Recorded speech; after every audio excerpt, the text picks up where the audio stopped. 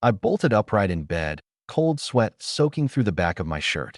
A flood of memories that weren't mine slammed into my skull, and the pain whited out my vision. I'd transmigrated into a novel, specifically Lord of 10,000 Beasts, the web serial I'd binged in my last life. I'd landed in the body of the second son of the captain of Linjiang City's Savage Tiger Mercenary Corps. Same name as me. Even. Chunimo tall, rich, good-looking. Money to burn, a face to match. One problem. I wasn't the protagonist. I was the villain. The cannon fodder who doesn't make it past chapter 100. I stared down at my own thick, muscled arm, sucked in a breath, and forced myself to stay calm. The memories were crystal clear. 300 years ago, a game called Lord of 10,000 Beasts fused with reality in some impossible, uncanny way. Demon beasts and dungeons poured out into the world, and humanity awakened the talent to tame beasts. From that day on, beast tamer became the most prestigious profession on Earth. The protagonist of the novel was a commoner prodigy named Lu Chun. Starting with one unremarkable stone monkey, he climbed all the way to the top and ultimately became the Lord of 10,000 Beasts. As for me, out of jealousy and arrogance, I mocked him at the awakening ceremony, and he never forgot it. Later, when we crossed paths again inside a dungeon, I ran my mouth one time too many. He set a trap, killed me, and my death was an ugly one. My father and my brother went to avenge me, and both of them died for it. The Savage Tiger Mercenary Corps, hundreds of people, became nothing but XP for Lu Chen's grind. A whole bloodline wiped out, all because of a single passing thought from the hero. No, my hand curled into a fist. I'm not accepting this script. I knew the plot. Steer clear of Lu Chun, don't walk into the slaughter, and I'd live. Tomorrow was the awakening ceremony. Every 16-year-old in the city had to report to the Awakening Plaza at Linjiang City, First High School, and use the beast steel to summon their bond beast. Beast aptitude ran low to high. F, E, D, C, B, A, S, SS, SSS, and above that, epic, immortal, legendary, mythic. Aptitude decided a tamer's entire life. An F rank stayed trapped at the bottom forever. An epic rank could ascend into a divine beast. The original Chun Mo would summon an S-rank shadow demon tiger at the ceremony, then strut around sneering at Lu Chun, who'd pulled a lousy F-rank stone monkey. Me? I planned to collect my shadow demon tiger quietly and never go anywhere near the protagonist. That was when it happened. Ding! A crisp chime detonated inside my head. GM authority activated. My whole body jolted. A panel of light, visible to no one but me, materialized in front of my eyes. Skill copy. Spend points to copy the skill of any observed beast, ignoring aptitude. Aptitude enhancement. Spend points to raise a beast's aptitude. No ceiling. Force contract. Spend points to forcibly contract any demon beast, ignoring slot and level limits. Eye of Insight. See every data point on any target. Heaven's Light. Kill invading demon beasts to earn authority points. Current points, 0. My breath hitched. Copy skills, ignoring aptitude. Meaning, however powerful a skill was, I just had to look at it once, and it was mine? Even a god's skill? Yes, as long as you have the points. I clamped down hard on the pounding in my chest. The protagonist's cheat in the original novel was also copying, but his had limits, on quantity, on rank. My GM authority? As long as I had the points, I could copy as much as I wanted, no cap. My mind raced and stopped on a single name. The Obsidian Dragon. In the source material, Lu Chun got an SSS plus aptitude Obsidian Dragon hatchling from the Trial Tower, his strongest early game trump card. Enforced contract meant I could snatch it before he did. How many points to contract a hatchling stage Obsidian Dragon? The Obsidian Dragon is epic rank. Forcibly contracting a hatchling requires 500 points. 500. The Trial Tower opened right after the awakening ceremony. Save up enough, and that dragon was mine. I shot to my feet, fire kindling behind my eyes. So what if he was the child of destiny? I transmigrated in with GM authority. Maybe I could be the protagonist instead. Morning. Linjiang City First High School. The Awakening Plaza. A sea of people. Dead center stood a black stone stele 3 meters tall, its surface dense with runes that glowed faintly in the early light. The beast steel, a divine artifact that had dropped out of thin air 300 years ago. Any youth who'd turned 16 could touch it and summon their bond beast. The tiered stands ringing the plaza were packed shoulder to shoulder. The Black Hawk Gang, the Sky Tyrant Society, the Beacon Fire Pavilion, and my own Savage Tiger Mercenary Corps.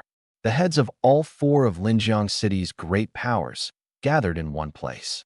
They'd come for one person. Lu Chun, old headmaster Wang Dihai, hair fully white, cleared his throat. Students, today the Beast Steel will grant you your bond beasts. This will decide the course of your entire lives. Pretty words. But everyone knew the gulf between SSS and F was wider than the sky. I stood in the crowd and activated Eye of Insight. Wang Biao /Spirit 20/Beast. None. Qin Ruashi /Spirit 20/Beast. None. Everyone's data laid bare in front of me. They'd all unlock a status panel today too, but they could only see their own. I could see everyone's. Whispers worked their way into my ears. Word is the commoner prodigy Lu Chun might awaken in S rank. The headmaster invited all four powers just for him. That Chun MO from the Savage Tiger Corps?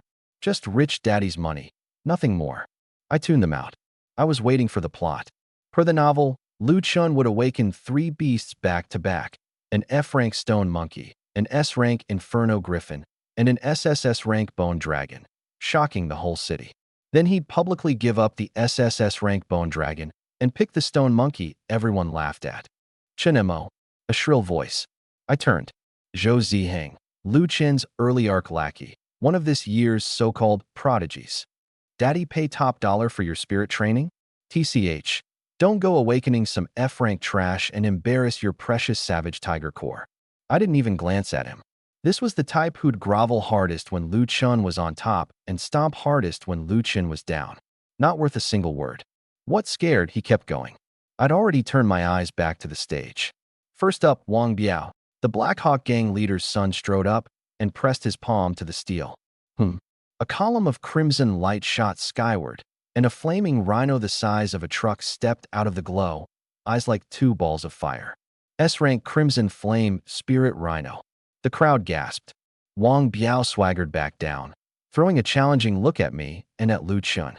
Neither of us reacted. Next, Qin Ruashi. A girl in a white dress stepped up, hair flowing like a waterfall, expression cool and remote. The school flower, heiress to the Qin group. A silver-white butterfly broke from the light, its wings shimmering with moonlight. S-rank moonlight butterfly. Then Su Yuro, A-rank flame fox. Then Zhou Ziheng, S-rank frost wolf, cold radiating off it in waves. On his way down, Zhou Ziheng made a point of shooting me a glance and smirking. My face didn't move. I had to admit, this class was riding the protagonist's luck. Normally 1 S-rank was enough to make the ancestors weep with joy. Now 4 had come out in a row. Next, Lu Chun. The whole plaza went dead silent. A youth with a straight back walked up. His school uniform was washed near white, his face stern. I opened Eye of Insight. Lu Chun /Spirit 30/Special Fate. Child of Destiny, Lord of 10,000 Beasts. There it was. He pressed his palm to the steel. First, gray light. A palm-sized stone monkey hopped out, scratching its ears, for a dull gray, utterly unremarkable. An F-rank stone monkey? Ha ha. The laughter exploded. Wang Biao laughed loudest. Commoner gets garbage. But before the laughter died, boom, silver flame roared upward, and an inferno griffin spread its wings in proud arrogance. Wingspan of full 3 meters. S-rank inferno griffin. The laughter cut off. And then, a column of dark gold light pierced straight to the heavens. The phantom of a pitch-black bone dragon coiled in the sky, its pressure crashing down like a mountain. The whole plaza choked. SSS rank bone dragon. Wang Dihai shrieked, shooting out of his chair. The plaza erupted. 3 beasts at once, one of them SSS. Linjiang City hadn't seen the like in a century. Everyone understood. If Lu Chun chose the bone dragon, his future was limitless. Instead, he walked straight up to that dingy little stone monkey. I choose it. Silence. Is he insane? Turns down SSS for trash? Wang Dihai's smile froze on his face. Wang Biao laughed until he couldn't stand straight. I was the only one not laughing. I watched him scoop up the stone monkey and walk off the stage, one thought in my head. The plot hadn't changed. The obsidian dragon was mine. Next, Chin Mo. Next, Chin Mo. Every eye in the plaza swung toward me. I stepped out of the crowd, neither rushing nor dragging. No excitement on my face. No nerves. Second young master of the Savage Tiger Corps. Heard his aptitudes average. B rank would be a good day for him. His old man dumped a fortune into spirit training. Maybe he pushes to A rank. How many of those does Linjiang City produce in a year? The chatter buzzed like a swarm of flies. I let it pass through me. On the main stand, my new old man, Shin Taizhan, sat ramrod straight, tiger eyes locked on my back. He'd put on a fresh brocade robe today, even trimmed his beard. Someone beside him needled. Hey, Chun, if your boy awakens a D rank, that's a serious loss of face. Shin Taizhan snorted. My son, so what if it's D rank? But the fingers gripping the armrest trembled faintly. I understood him. The original Chun Mo's aptitude was ordinary. The biggest hope of this man's life was for both his sons to make something of themselves. Down below, my brother Chinjan sat in the front row, eyes wide and unblinking. Go, second young master. The Savage Tiger boys hollered at the top of their lungs. On the far side of the crowd, Zhou Ziheng crossed his arms and sneered. Him? C-rank trash, tops. Wang Biao wore the same here for the show expression. He didn't believe I could pull an S-rank either. I walked up onto the platform and stood before the beast steel. I reached out, pressed my palm to the stone. Cold, like sticking my hand into a 1,000-year-old frozen pool. The next instant, my consciousness was ripped from my body and dropped into boundless darkness, endless darkness. Then, in that dark, a pair of eyes opened. Ghostly green, like two flickers of corpse fire. No goodwill in them. No hostility either. Only pure, primal wildness. It was sizing me up, weighing whether I was worthy to be its master. I knew exactly who it was. The Shadow Demon Tiger. S-rank. King of the Shadow Element. Born proud, bowing only to the strong. The original Chun Mo had contracted it on dumb luck. I wasn't relying on luck. You're choosing me. I stared straight into those eyes. I'm choosing you too. Come with me. I'll take you to the top of this world. The ghost green eyes flickered. Then the darkness shattered. A pitch-black radiance blasted out of the steel, forcing the entire plaza to shut their eyes. A black tiger 2 meters long stepped out of the light, fur like steel needles, fangs like blades. All 4 paws hit the ground, leaving faint black claw marks pressed into the stone tiles. S-rank Shadow Demon Tiger. Wang Dihai's voice shook. How many S-ranks is that today? The 5th. The plaza lost its mind.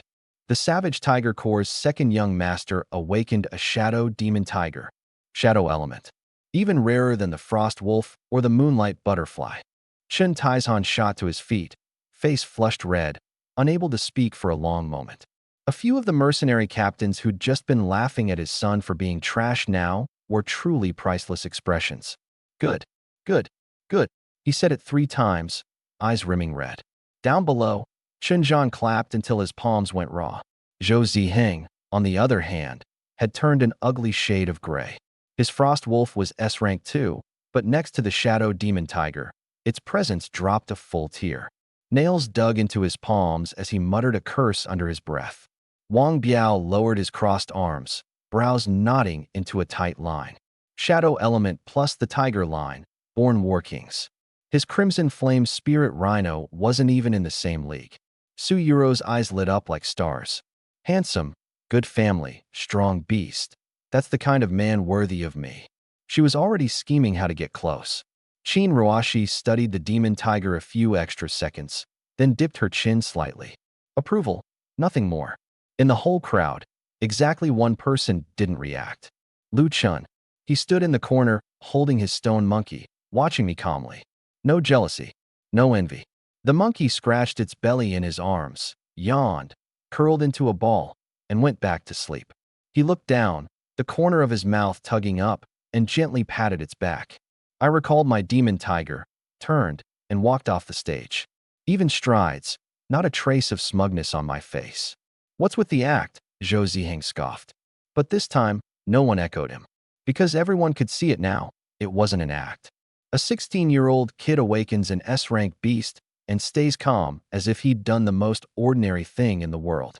That kind of composure was scarier than the demon tiger itself. Suyuro hurried over, smiling sweetly. Chinemo, congratulations. Your demon tiger is incredible. Can I get a look at it? It doesn't like strangers, I said coldly. Her smile stiffened, then she forced it back up. Then, want to train together sometime? My flame fox is A-rank too. No need. I walked off without looking back. Behind me, she clenched a fistful of her skirt. That face, never once snubbed by anyone, slowly darkened. I reached a corner, leaned against an old locust tree, and closed my eyes. The panel surfaced before me. Chunemo/realm. Beast Tamer Apprentice / level 1 Beast. Shadow Demon Tiger S rank.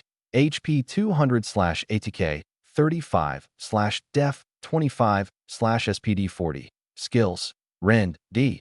Demon Flame Bolt C. Shadow Strike S. Authority points 0. Shadow Strike's S rank. That'll hold for now. Rend and Demon Flame Bolt. Need to upgrade those fast. I opened my eyes and looked toward the black tower rising deep in the campus. Tomorrow, the trial tower. 500 points. The obsidian dragon. I had to get it. The awakening ceremony broke up, and the whole campus was buzzing. Lu Chen had lost his mind, turned down an SSS rank bone dragon to pick an F rank stone monkey. That quiet Chinemo, on the other hand, had awakened an S rank shadow demon tiger with the highest attack stat of the whole class. I walked across campus, and the crowd parted to make way. The same classmates who'd looked down their noses at me yesterday now wore complicated expressions.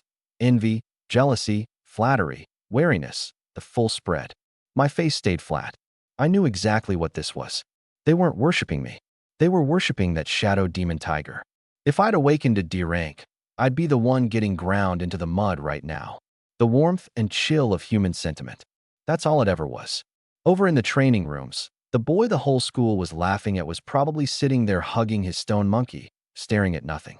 Soon, a gentle, beautiful teacher with an extraordinary background would push the door open, walk in, and softly say, "Are you okay?" Standard issue for every protagonist. Tang Wan'er, 24, a second-stage beast tamer, destined to become one of Lu Chen's love interests down the line. I didn't go watch that scene. I had my own road to walk. At the far end of the hallway, Tang Wan'er came toward me. "Chinemo," she called, stopping me. "Teacher Tang." I nodded politely. She looked at me, and there was something in her eyes I could read, unease.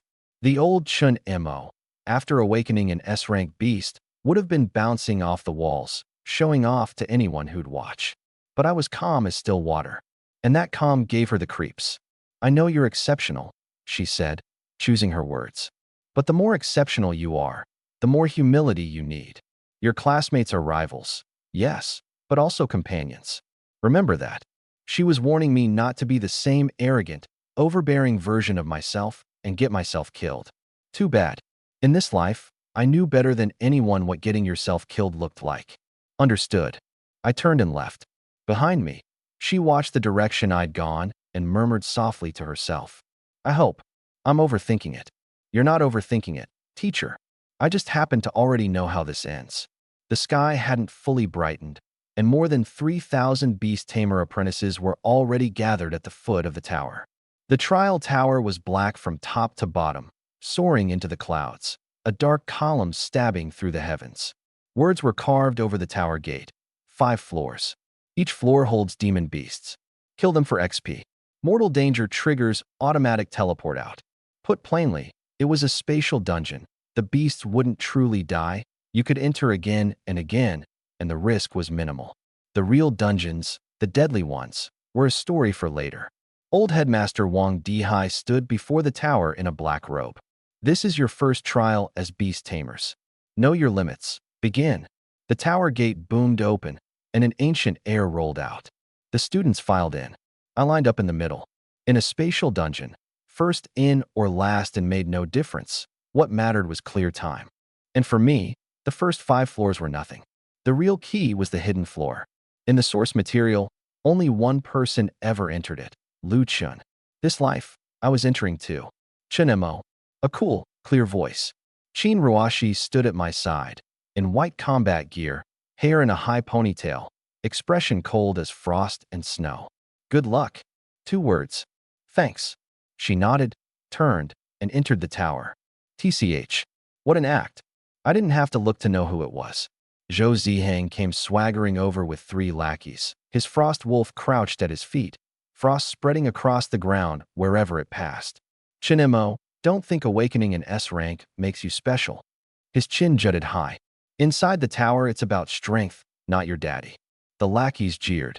Brother Zhou's frost wolf is the strongest. Careful you don't get washed out on floor 1. I gave him a single look. Calm, like looking at a stranger, or at a monkey leaping around, making noise. Then I withdrew my eyes, said nothing, and walked straight into the tower. Behind me, Zhou Zihang's face cycled through green and white, his fist creaking as he clenched it. He wanted me to argue, to fight back, to throw a punch, anything that would give him an excuse to come after me. I couldn't be bothered to give him a single word. That kind of dismissal stung worse than any slap. A flash of white light. Floor 1, Gloomwood. Clear by killing all the green-skinned orcs. Towering ancient trees blotted out the sky, a few threads of light slanting through. The undergrowth rustled. I released the shadow demon tiger. The black tiger hit the ground, a low growl rolling in its throat, front paws raking the dirt, killing intent bared. Easy, I said, patting its head. The next moment, 3 green-skinned orcs burst out of the brush, 1.5 meters tall, mold green skin, reeking of sour sweat. Go! The shadow demon tiger became a black blur, slamming into the first orc like lightning, fangs punching through its throat. -52. A jet of blood sprayed across its black fur. It didn't pause. It spun, pounced on the second, claws ripping open the chest, pale white ribs flipping outward. The third turned to flee. Its neck was bitten through before it took a step. 5 seconds. 3 corpses. Killed. Green-skinned, orc times 3.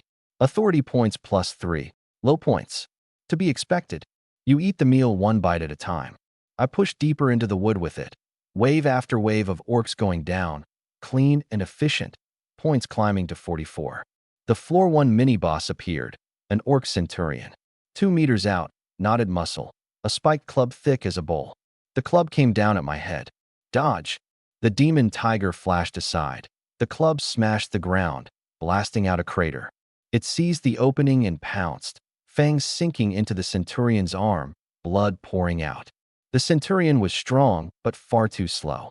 The tiger circled it, weaving, and the more the brute swung, the more frantic it got, its breath turning ragged. HP nearly bottomed out. It went berserk, clubs sweeping across in a wide arc. Shadow strike. The tiger dove into the shadows and vanished into thin air. The club whiffed through empty space. In the instant the centurion looked around in confusion, a black shape exploded out of the shadow behind it and clamped onto the back of its neck. -157. Critical hit. The massive body crashed to the ground, kicking up a cloud of dust. Killed. Orc Centurion Elite.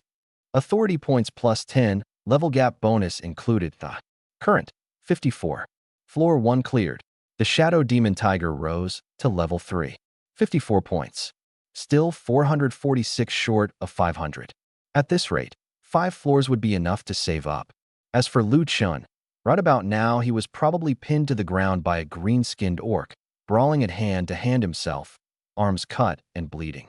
His stone monkey was still F-rank trash, attack in the single digits. But I knew that trash had the bloodline of an ancient divine beast sealed inside it. Once he ground through the early game. Still, that was his story. Next floor. Blue light wrapped around me, and I vanished into the wood. The teleport light scattered. Before me lay a stone cavern. Floor 2, rotting forest. Clear by defeating the undying Treant Elite. Warning, the Treant restores 10 HP per second. Insufficient damage output, and it will grind you to death. 10 HP a second, 500 HP total. Deal less than it heals, and it's a dead end. I glanced at the panel. Shadow Demon Tiger, level 3, attack 50. Rend, the D-rank skill, did about 65 damage. Subtract the heal and net damage was 55. Without a crit, I'd need 10 hits. But the Treant wasn't going to stand there and take it. Clear the field first. The words were barely out when the ground heaved and a dozen barbed black vines erupted from the earth, lashing in like serpents. Rend. The tiger flickered through them, severing one vine per swipe, a meat grinder in motion. Killed. Thorn vine times 15. Authority points plus 45. Current 99. But for every wave cleared, another sprouted. Endless. Can't grind this out. Have to hit the core. Tiger, clear the path. Man and tiger sprinted along the vines toward their source. The tunnel twisted like a giant python's gut, and the deeper we went, the thicker the vines grew. 10 minutes later, it opened up. In the center of an underground chamber, a colossal tree root coiled like an octopus, countless vines crawling from it across the cavern walls. On the root grew a human face a meter wide, features warped, as if asleep in agony. Undying Treant, Elite. HP 500. Rend. The tiger pounced, fangs biting into the root. Minus 57. The wound had barely opened when green light flickered, and it healed at a speed visible to the naked eye. Plus 10. Rend wasn't enough. I stared at the skill panel. Rend upgrade to C rank, 100 points. I had 132. But if I spent 100 here and then came up short of the 500 to contract the obsidian dragon, no, I couldn't take that risk. Switch it up. Tiger, Demon Flame Bolt. A dark red fireball gathered in the tiger's throat, then shot out and slammed into the Treant. Minus 135. Net 125, double the output. Keep it up. It circled the Treant. The vines couldn't keep pace with that speed. Bolt after bolt rained down. Minus 135. Minus 136. Minus 132. 500. 375. 250. 125. The HP bar sank steadily. The Trent's human face snapped its eyes open, dead white, no pupils, and let out an ear-splitting screech. The vines on the ground reared up like a net drawing shut. One wrapped the tiger's hind leg, one its waist, one its throat. Time. Shadow strike. The tiger became a black shadow, vanished, then burst out beside the Trent's throat, the killing blow. Minus 211. Critical hit. The massive root cracked apart inch by inch and crumbled to powder. Every vine in the cavern withered at once, raining down to the floor. Killed. Undying Treant, Elite. Authority points plus 30.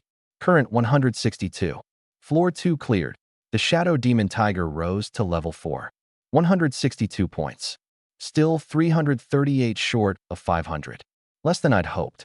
The next 3 floors, I couldn't afford a single bit of waste. In the gap between teleports, a live ranking lit up on the tower wall. First, Chun Mo, 12 minutes second.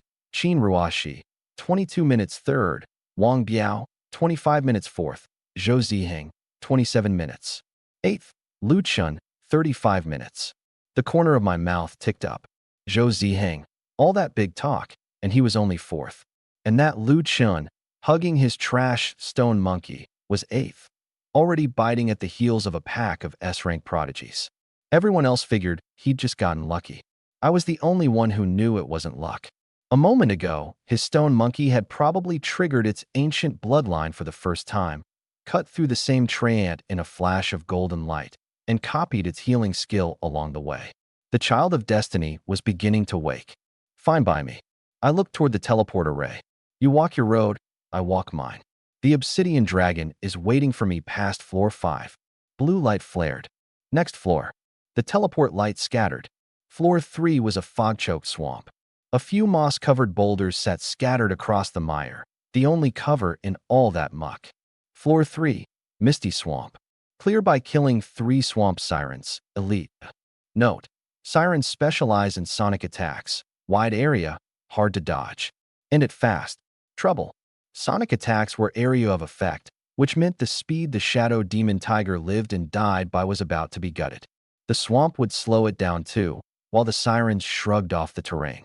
The moment I released the tiger, the mire churned and bubbled, and 3 snow-white figures rose out of the filth.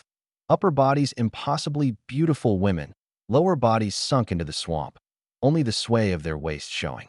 Another man might have gone weak in the knees. But I knew that face would open its mouth the next second and spit out sound waves that pulped your organs. Sure enough, 3 mouths opened at once, bearing sharp teeth, releasing a screech like glass scraping glass. The sound waves were formless, weightless, but like countless little knives, stabbing in from every direction. Go! I sent the tiger charging while diving for the nearest boulder. The sound waves hammered the spot where I'd just stood. Mud blasted 2 meters into the air, the ground caving into a half-meter crater.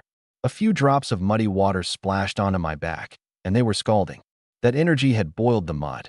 Tanking it head-on, I wouldn't last more than a few. The tiger lunged at the nearest siren but got dragged down by the swamp. A wave grazed its flank with a tearing rip, blood pouring out.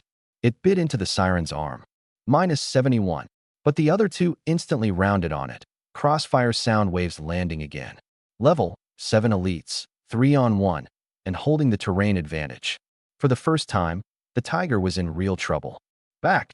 I poured a low-grade healing potion down its throat and shut my eyes against the rock. 3 sirens, sound waves blanketing the whole field, almost no blind spots. The road of crushing them with speed was closed. So I changed tactics. I charge out and draw fire. You hit from the flank, kill the nearest one first. One at a time.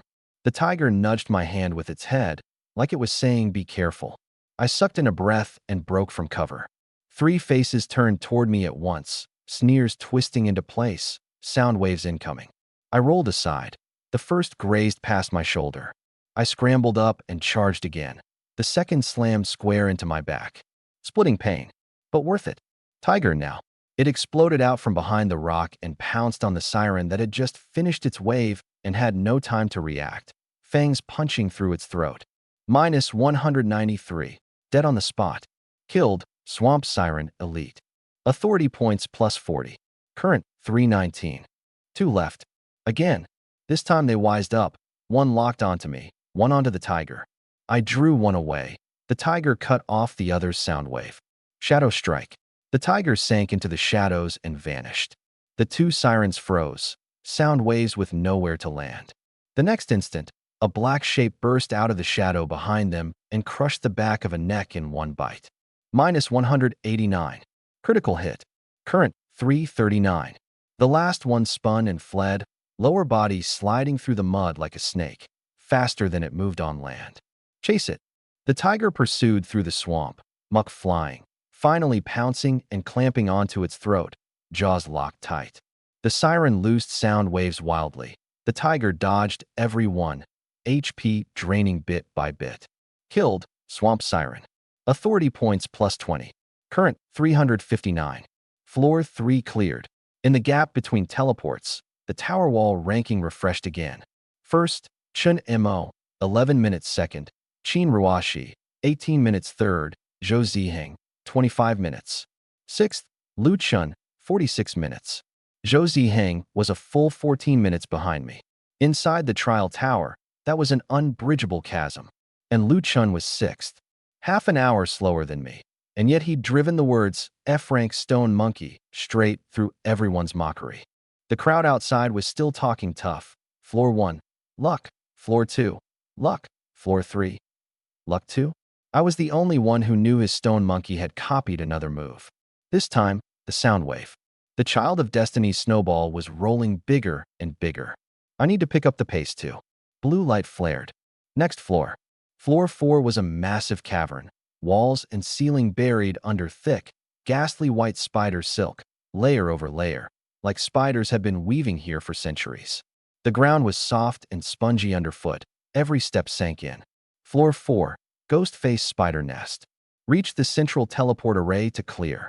No need to wipe the floor. Ghost-face spiders, LV, 6 to 9. Numerous, poison element. By the rules, I just had to reach the center. No reason to get bogged down fighting. But I was still short on points. Skip past, and I'd be walking right past a gold mine. Kill them. 10 steps in, the ceiling rustled. A dozen ghost-face spiders the size of wash basins dropped down on threads, the backs of their bodies marked with twisted human face patterns, 8 compound eyes glowing a dim green. Rend. The demon tiger blurred into a killing pounce, fangs punching clean through, green venom spraying across the floor. In the space of a few minutes, the whole dozen was wiped out. The deeper I went, the more spiders there were. On the walls, on the ceiling, behind the cocoons, a dense, crawling mass. The tiger killed until its paws went numb. Killed, ghost face spider times 10. Plus 20. Current 409. Killed, ghost face spider times 20. Plus 40. Current 449. Killed, ghost face spider times 30. Plus 60. Current 509. 1. My eyes lit up. Finally past 500. The threshold for force contracting the obsidian dragon had been crossed. Enough. This was the spider's den. There were tens of thousands, more than I could ever kill. Tiger, clear the way, straight for the center. Man and tiger carved a bloody path through the white sea of webbing, leaving a carpet of spider corpses behind. Thud. A giant spider the size of a round table crashed down from the ceiling, all 8 compound eyes blood red. Ghost face spider matriarch, elite, HP 1000. It kicked the tiger flying with one leg and spat a stream of gluey venom from its mouth. Dodge, demon flame bolt. The tiger wove and blasted at the same time, driving the matriarch back step by step. On the edge of death, the ghost faces all over its body flared bright, and a cloud of green poison mist erupted, blanketing 10 meters. Shadow strike. The tiger slipped into shadow and out of the mist's reach, reappearing as it cleared to bite straight through the matriarch's skull. Minus 191. Kill. Current 549. Move. A flash of blue light. Floor 5. A massive circular arena. Floor 5. The arena. Clear by killing the ironclad rage bear, black iron boss. 12 ironclad bear cubs stood guard beside the boss. Rend. The tiger charged in, fangs punching through armor. In under 10 minutes, all 12 cubs were on the ground. Killed. Ironclad bear cub times 12. Plus 240. Current 789. Plenty of points now.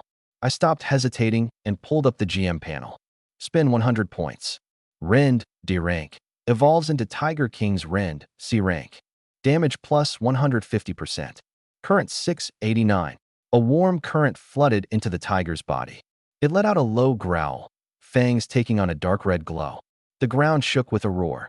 At the far end of the arena, a 3-meter-tall steel-furred bear slowly rose, claws sharp as blades, blood-red eyes locked dead on us. One bellow sent loose stone rattling down. Ironclad rage bear, black iron boss, HP 1500, skills, charge, earth-rending claw, iron body. Let's try the new teeth. Tiger King's Rend. The tiger blurred in and bit down. Minus 205. C-rank damage. A whole different animal. The rage bear went berserk, dropping to all fours and charging. The tiger rolled aside. The bear plowed headfirst into the wall, stone shattering everywhere. Back and forth they went, the HP bar sinking steadily. 1500, 1200, 1000. At half health, the bear's eyes turned dark crimson, black energy surging over its claws. Earth-rending claw. A vicious black claw image cut down through the air, unbelievably fast, crippling on contact. Shadow strike. The tiger slipped into shadow, circled behind, and exploded out for a 356 critical. After that I had it kite the bear flat out, grinding it down bolt by bolt with demon flame bolt. When the bear's HP bottomed out, an iron-gray aura sheathed its whole body. Iron body, defense doubled. But it had burned through all 3 of its skills. Hold steady. We've got this. Just a sliver of HP left. Final hit. The tiger slipped into the shadow behind the bear, fangs through the throat. Minus 312. Critical hit. The massive body crashed to the ground, the whole arena trembling. Killed. Ironclad rage bear. Current 789. Congratulations, host. First to clear floor 5. Enter the hidden floor. I drew a long breath. Enter. The hidden floor was nothing like the floors before it. The sky was a dead ash gray. A ring of valleys folded in all around, and the valley floor was paved with white bone. The bones of titanic beasts, of demon beasts, a grim expanse with no end in sight. Hidden floor, valley of white bones. The fall place of an ancient dragon. Countless adventurers came seeking the dragon clan's treasure. All were buried here. I was perfectly calm. This floor had no minor mobs. No fighting required. Because in the source material, the obsidian dragon had been captured by the military, stored in the tower, and left as the ultimate test for the very top prodigy. The conditions were so brutal that in the end only Lu Chen qualified. But this life, the first one standing here was me. Obsidian Dragon, I've come for you. I picked my way deeper across the bones, the cracking underfoot endless. A rustle ahead. I looked up. On the heap of white bone at the valley's center sprawled a colossal black shape, scales like ink, a small sleeping mountain. That was it. I softened my steps and approached slowly. I mean you no harm. I know you're trapped here. Come with me. I'll get you out. It didn't attack. It didn't shrink back. A pair of slit pupils simply studied me, quiet. Ding. Obsidian Dragon hatchling, epic rank, detected. Forced contract requires 500 authority points. Contract. Contract. Not a shred of hesitation. A mysterious power surged out from inside it, and an invisible bond quietly formed between me and this enormous creature. Contract successful. Congratulations, host, on contracting the epic rank Beast Obsidian Dragon Juvenile. 500 authority points spent. Current points, 289. Obsidian Dragon Epic Rank Hatchling. Level 1, HP 2000/ATK, 280/Def, 200/SPD, 140. Skills, Obsidian Scales, S. Dragon's Might, SS. Black Flame Dragon Breath, SSS. Dragon God's Descent, Epic. My heartbeat spiked. Level 1 and 2000 HP. 4 skills, each ranked higher than the last, the top 1 epic rank. No wonder Lu Chen could grind through enemies above his level in the original. Holding a card like this, fighting same-level opponents was just plain bullying. And now it was mine. I walked up beside the dragon's head, reached out, and stroked its ink-black brow, smiling. From now on, I'll call you Yao. The obsidian dragon let out a low rumble. No resistance. I tucked it into my beast space. If I walked out leading a dragon, I'd be front-page news across all of Dragon Nation by morning. And I'd only just awakened. I needed to stay low-key. I took one last look at this dragon burial valley and didn't linger. Stay too long on the hidden floor, and people outside would start to wonder. Let's go. Blue light wrapped around me, and I vanished into the bones.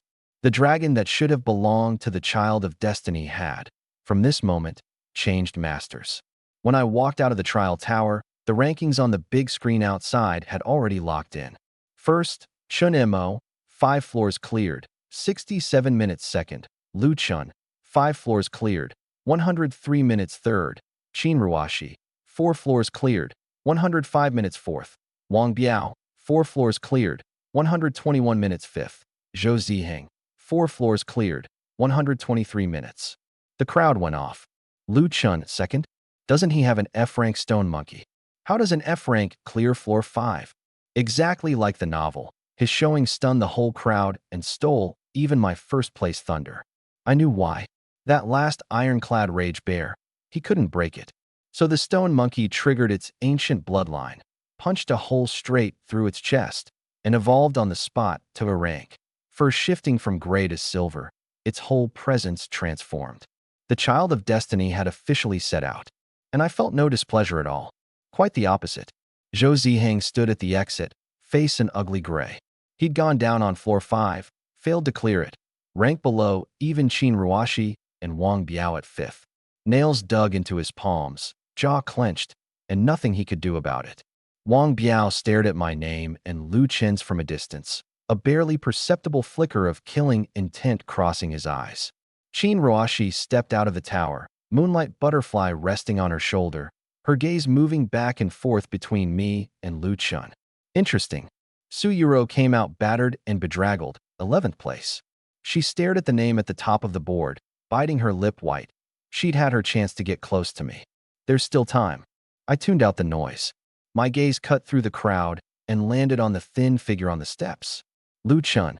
He'd just left the tower, covered in wounds, uniform in tatters. Blood he hadn't wiped clean still streaking his face. The silver-gray stone monkey cradled in his arms. And everyone could see it. There was hardly a single mark on me, like I'd been out on a day trip instead of cutting through 5 floors of a trial tower. So that's the power of an S-rank shadow demon tiger. Look at Lu Chen. The gap's just too wide. Lu Chen's eyes and mine met briefly in the air. He'd probably never know. The obsidian dragon that should have been his was lying quietly in my beast space at this very moment. I looked away, turned, and left. Behind me, he suddenly clutched his chest, face going pale, as if something important had slipped away forever before he ever got a grip on it. Tang Wanner hurried over. "What's wrong?" "It's nothing, just tired, probably." In the end, he wrote it off as his imagination and followed his teacher away. But I knew. It wasn't his imagination. It was fate, for the first time, swerving out of his hands. The moment the trial tower closed out, the school announced the rewards. I was first, 5 million dragon coins, a pair of bronze-grade defensive bracers, and an A-rank skill book, Shadow Barrage. Dragon coins were this world's hard currency. Gear, skills, beasts, everything ran on them. 5 million was a fortune for a freshman. I barely glanced at the skill book before feeding it straight to the Shadow Demon Tiger. The pages dissolved into motes of light and sank into its body. It growled low, its aura suddenly a notch stronger. Shadow Barrage, a rank instantly chained 3 strikes, dealing an extra 110% damage. Not bad. Then came the recruitment signings from the major powers. Wang Biao and I both came from the 4 great powers, so naturally we each went home. The other 2 S ranks, Zhou Ziheng got signed personally by the Sky Tyrant Society's vice-chairman, with 5 million a year to spend at his own discretion. Qin Ruoshi joined the Beacon Fire Pavilion. At the signing, Zhou Ziheng made a point of flashing me a smug little smile. The Sky Tyrant Society was Linjiang City's 3rd largest power, stronger even than my family's Savage Tiger Corps. The only one in the whole place nobody wanted was Lu Chun, the idiot who'd given up an SSS rank bone dragon for an F rank stone monkey. No power would take him. The school gave everyone a day off. Everyone collapsed to rest. Not me. Before dawn, I took the tiger out of the city and dove into low-level dungeons to farm points. Verdant Plains, the abandoned mine, the South Mountain ruins. I swept all 3 in one morning, killing over 100 small mobs. Current authority points, 845. A mosquito's small, but it's still meat. I was about to move to the next spot when my comm buzzed. Qin Ruoshi. "You hear about the tomb of the Lulan King?" Something stirred in me. The tomb of the Lulan King, one of Lu Qin's most important early-game windfalls in the original. A level 20 real dungeon buried beneath the desert outside the city.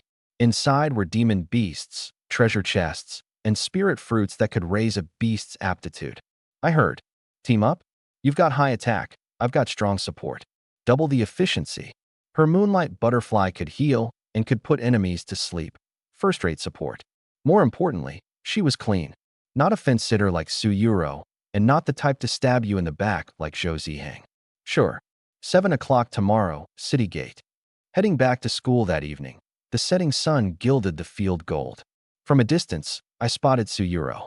She was in a pale pink dress today, face tilted up, eyes bright as if she'd set stars in them, gushing at Zhou Ziheng. "Ziheng, you were amazing today. Your Frost Wolf is way stronger than Wang Biao's." Zhou Ziheng floated on the flattery.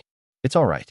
If Chun Mo hadn't pulled some clever trick, first place should have been mine." My face stayed flat. I knew her whole routine. Stick to whoever's worth something. Stomp whoever's fallen. She'd licked Lu Qin's boots early on, was buttering up Zhou Ziheng now, and would go fawn over Wang Biao next. Just everyone taking what they needed. I turned and left. Passing the training grounds, I ran straight into Lu Chun practicing his fists alone. Stone monkey, left side. The silver-gray monkey slammed a punch into a wooden post, leaving a shallow dent. Lu Chun frowned, crouched, and taught it move by move how to turn its waist and drive power through. Just then Tang Wanner came over carrying a food box, a meal she'd made herself. She sat to one side watching him train, broke off a piece of fruit to feed the monkey, and said softly, "No matter what anyone says, I believe in you." Lu Chun lowered his head, voice rough. "Thank you, teacher." That scene, Wang Biao, passing by, caught the whole thing. His face went black in an instant. He strode over and circled Lu Chun, dripping with contempt. "F rank is trash. Teacher Tang's nice to you? That's pity. Don't like it? Then fight me. I'd love to see what waves one garbage monkey can make." Lu Chin's fist clenched until his knuckles went white, but he didn't move. The stone monkey was only E rank. He'd lose for sure. Wang Biao had deep pockets and good gear. Lu Chin had nothing. Wang Biao left with a sneer, tossing one last line over his shoulder. Stay away from Teacher Tang. A pauper like you isn't fit to fetch her shoes.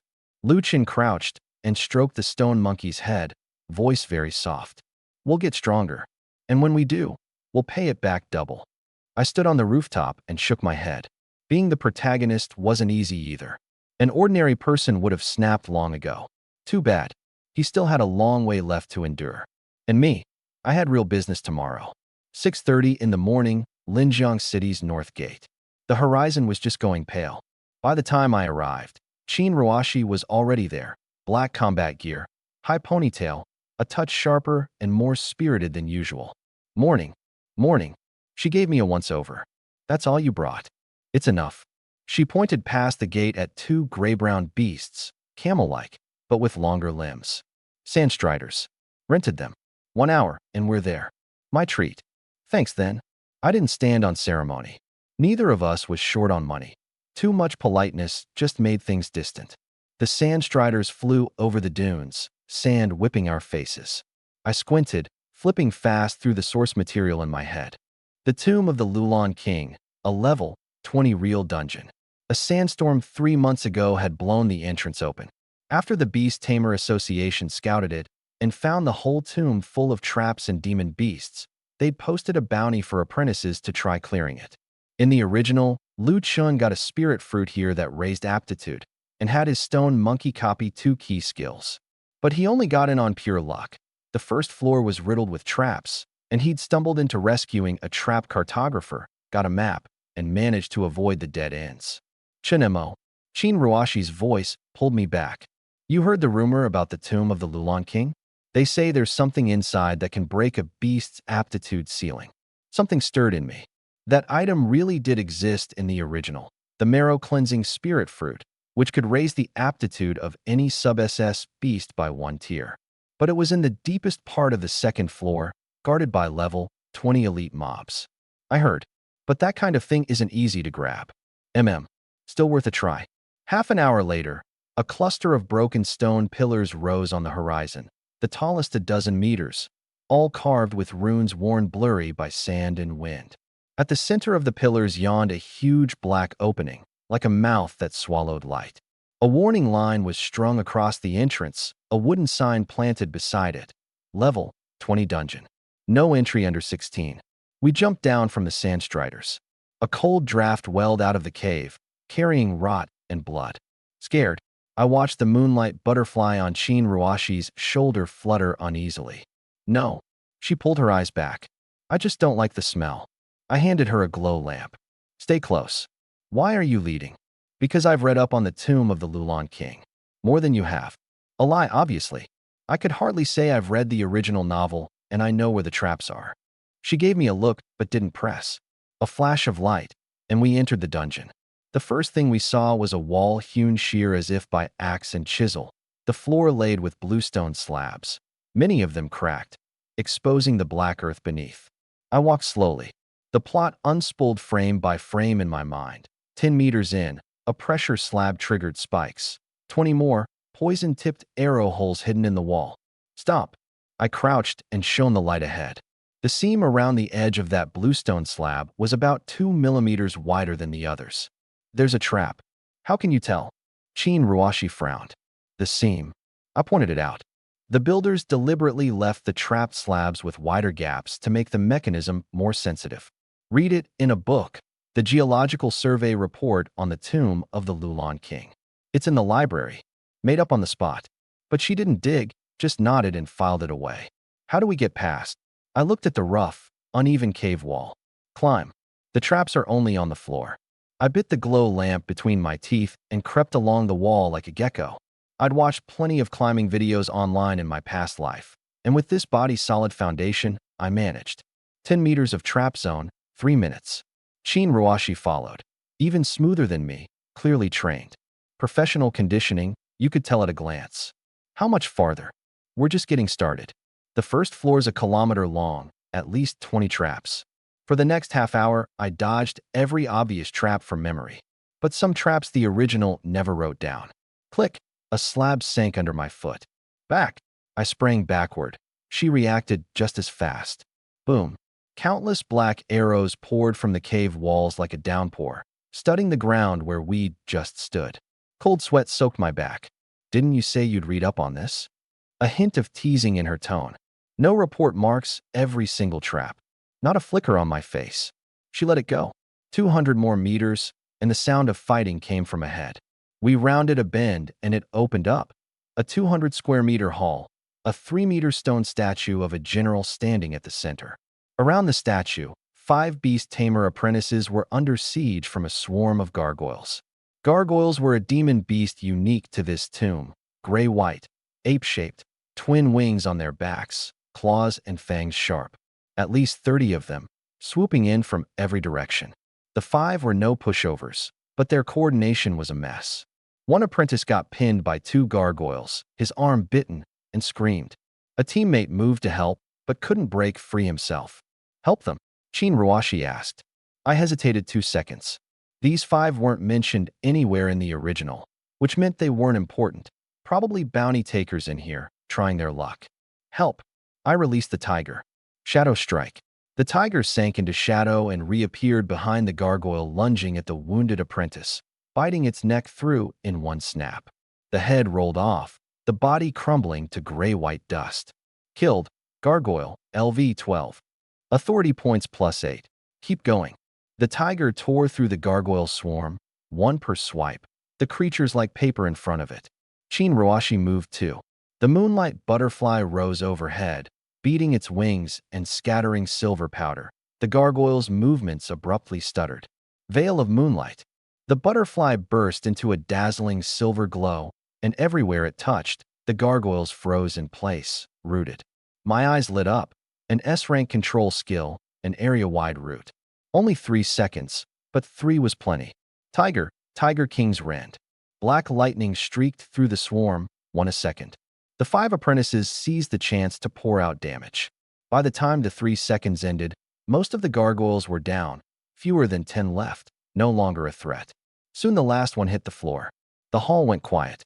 A short-haired young man stepped forward and bowed deeply. Thank you for saving us. His name was Zhao Taiju, captain of a no-name mercenary corps. He'd brought 4 brothers in to take a bounty and nearly left his life here. Did you run into anyone else on the way in? I asked. Yeah, a gray-robed explorer with a backpack, moving fast. Wouldn't answer when we called him. The cartographer. Which way did he go? Zhao Taiju pointed to the left passage. I turned to leave. Shin Ruashi left them one line. You'd better exit the dungeon. This place is beyond what you can handle. Then followed me. You know this place well? She said suddenly. Not a question. A statement. I told you. I read up on it. A report won't tell you where the traps are, or which path is the right one. Then I guess I'm lucky. She was quiet a moment. You don't want to say, I won't push. But I'll warn you. The tomb of the Lulan King isn't an ordinary dungeon. Whatever you're hiding could get us both killed. I stopped and turned. Moonlight lit her face. No interrogation, no suspicion, just a calm statement of fact. Relax, I said. I don't gamble with my own life. She nodded. 10 minutes later, a man's frantic cursing came from ahead. Around the bend, a man in his 40s, gray robe, wild hair, face streaked with blood, was hacking at a wall like a madman with a short knife. There was a circular pattern on the wall, an oddly shaped groove at its center. Behind him, the floor slabs were sinking one by one, exposing a bottomless black abyss. Who are you? He spun, knife pointed at me. Someone here to save you. He looked us over. Your students? Linjiang First High? You, Sun Zheng. Cartographer. It was him. I was elated inside, nothing showing on my face. In half an hour these slabs sink, and I fall to my death. He pointed at the abyss behind him. I can save you, I said. On one condition, the map you drew. However precious a map, it didn't beat your life.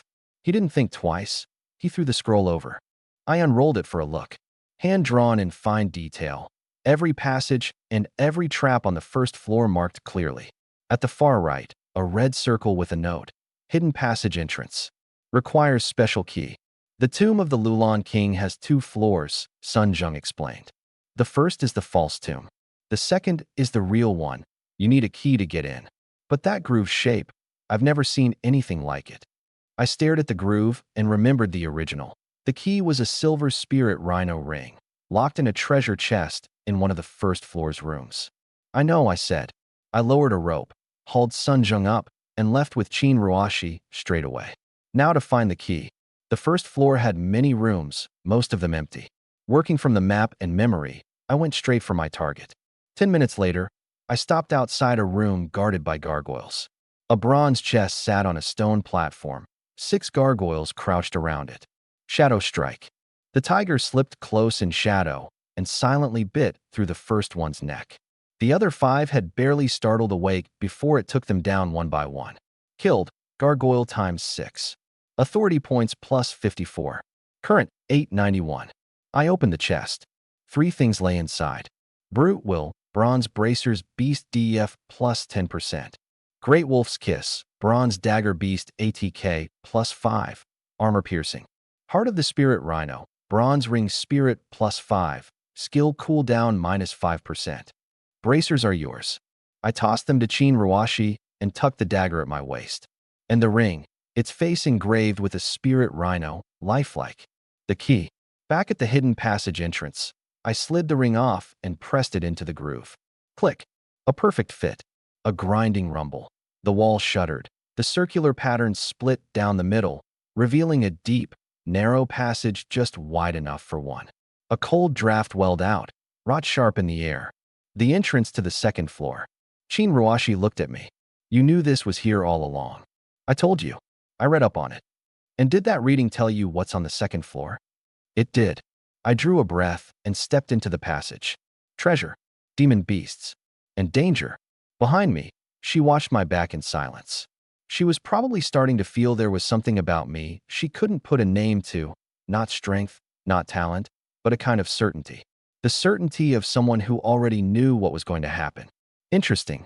She followed me in. The hidden passage twisted and turned, the glow lamp lighting only a few meters ahead. You smell that? Chin Ruashi said suddenly. A faint reek of blood. Something's here. I slowed. 100 meters more and the passage opened wide. An underground space 3 times the size of the first floor, 1,000 square meters at least. Dead center, a 3-meter stone platform, a stone coffin shimmering with gold light atop it, a dozen-odd bronze chests scattered around its base. The tomb of the Lulan King, second floor. I released the tiger. The moment it landed, it let out a low growl, slit pupils locked dead on the coffin. The coffin lid was slowly sliding open. Boom. The lid crashed down, dust flying up. A 3-meter black-scaled humanoid rose from the coffin, twin horns sprouting from its head, eyes like 2 burning balls of blood flame, a great axe glinting cold in its grip. Lulan Guardian Elite, LV, 18, HP 2500, Skills, Whirlwind Slash, Heavy Strike, Iron Wall. It vaulted down, the ground shuddering as it landed, and a roar slammed into us like something solid, my eardrums aching. Tiger Go. Tiger King's rend bit into its arm, the scale armor cracking open, black blood pouring out, minus 127. But it didn't flinch. The great axe came down at my head, splitting ground and stone. Veil of Moonlight. The butterfly beat its wings, scattering powder. The Guardian's movement stuttered. Shadow Barrage. The tiger split into 3 after images, 3 strikes hammering the same spot, minus 98, minus 101, minus 112. The Guardian flew into a rage, the great axe flaring with black light. Heavy strike. Its speed surged, the axe cutting down in a strange diagonal. The tiger couldn't dodge in time. Its flank took the hit, and it was knocked flying into the wall. My chest tightened. A level, 18 elite, tough as expected. Healing light. The butterfly sprinkled gold powder, and the tiger's wounds knitted before my eyes. Can you still fight? It rose, growled low. No fear in those slit pupils, only fury, burning hotter. Good. This time, kite it. Demon flame bolt. Don't let it close. Fireball after fireball blasted out. The Guardian couldn't catch the tiger's speed. I watched and found the weakness. High attack, thick defense, but slow to turn. Every time the tiger circled behind to strike, it took a second or 2 to come around. A second or 2 was enough for 2 rounds. Hit its back. Demon flame bolt, Tiger King's rend, shadow barrage in rotation, the HP bar sinking steadily. 2500, 1900, 1600. Suddenly it spun in place, the great axe sweeping a full circle, whirlwind slash. Back off. We dodged it, but I couldn't keep dragging this out. I glanced at my points. 891. Enough. System, copy its skill. Lulon Guardian skill, heavy strike, B rank, requires 150 points. A second's hesitation. Copy. Copy successful. Heavy strike, B rank, a charged blow, plus 70% damage, 5% chance to stun. Black light gathered at the tiger's claw tips. Heavy strike, a claw smashed into the back of the guardian's head. Minus 289. Critical hit. Its frame rocked violently, the red light dimming. The stun triggered. That 1 second. Shadow barrage, Tiger King's rend, heavy strike, everything. The tiger unloaded, 3 blows hammering the same spot. Minus 112. Minus 118. Minus 276. The guardian crashed to the ground. Killed. Lulon Guardian, elite. Authority points plus 80. Current 821.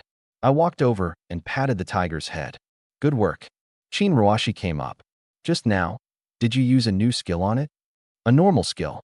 Learned it ages ago, just never used it. Not a flicker on my face. She gave me a look but didn't press. Though her eyes said it plainly. I don't believe you. I went through the chests around the coffin one by one. Gold coins, ordinary gear, and 2 good things. Gale boots, bronze SPD plus 10, movement speed plus 10%. I put them on. Tiger's roar, C rank, unleash a daunting roar, 30% chance to stun nearby enemies. An area control skill, exactly what the tiger had been missing early on. I tossed it over. Learn it. The skill book dissolved into light and sank in. The tiger threw back its head and roared. The sound shook dust loose all over the chamber, and Chin Ruashi covered her ears. Now the tiger carried 6 skills: Tiger King's rend, Demon Flame Bolt, Tiger's Roar, C, Heavy Strike, B, Shadow Barrage, A, Shadow Strike, S. Mostly C rank, but with single target damage and area control all covered, it was shaping into a little all-rounder. As for the biggest prize, the marrow-cleansing spirit fruit, I'd have to kill the final boss to get it. No rush. Tomb of the Lulon King, first floor. Lu Chun, the silver-gray stone monkey in his arms, stepped alone into the dark passage.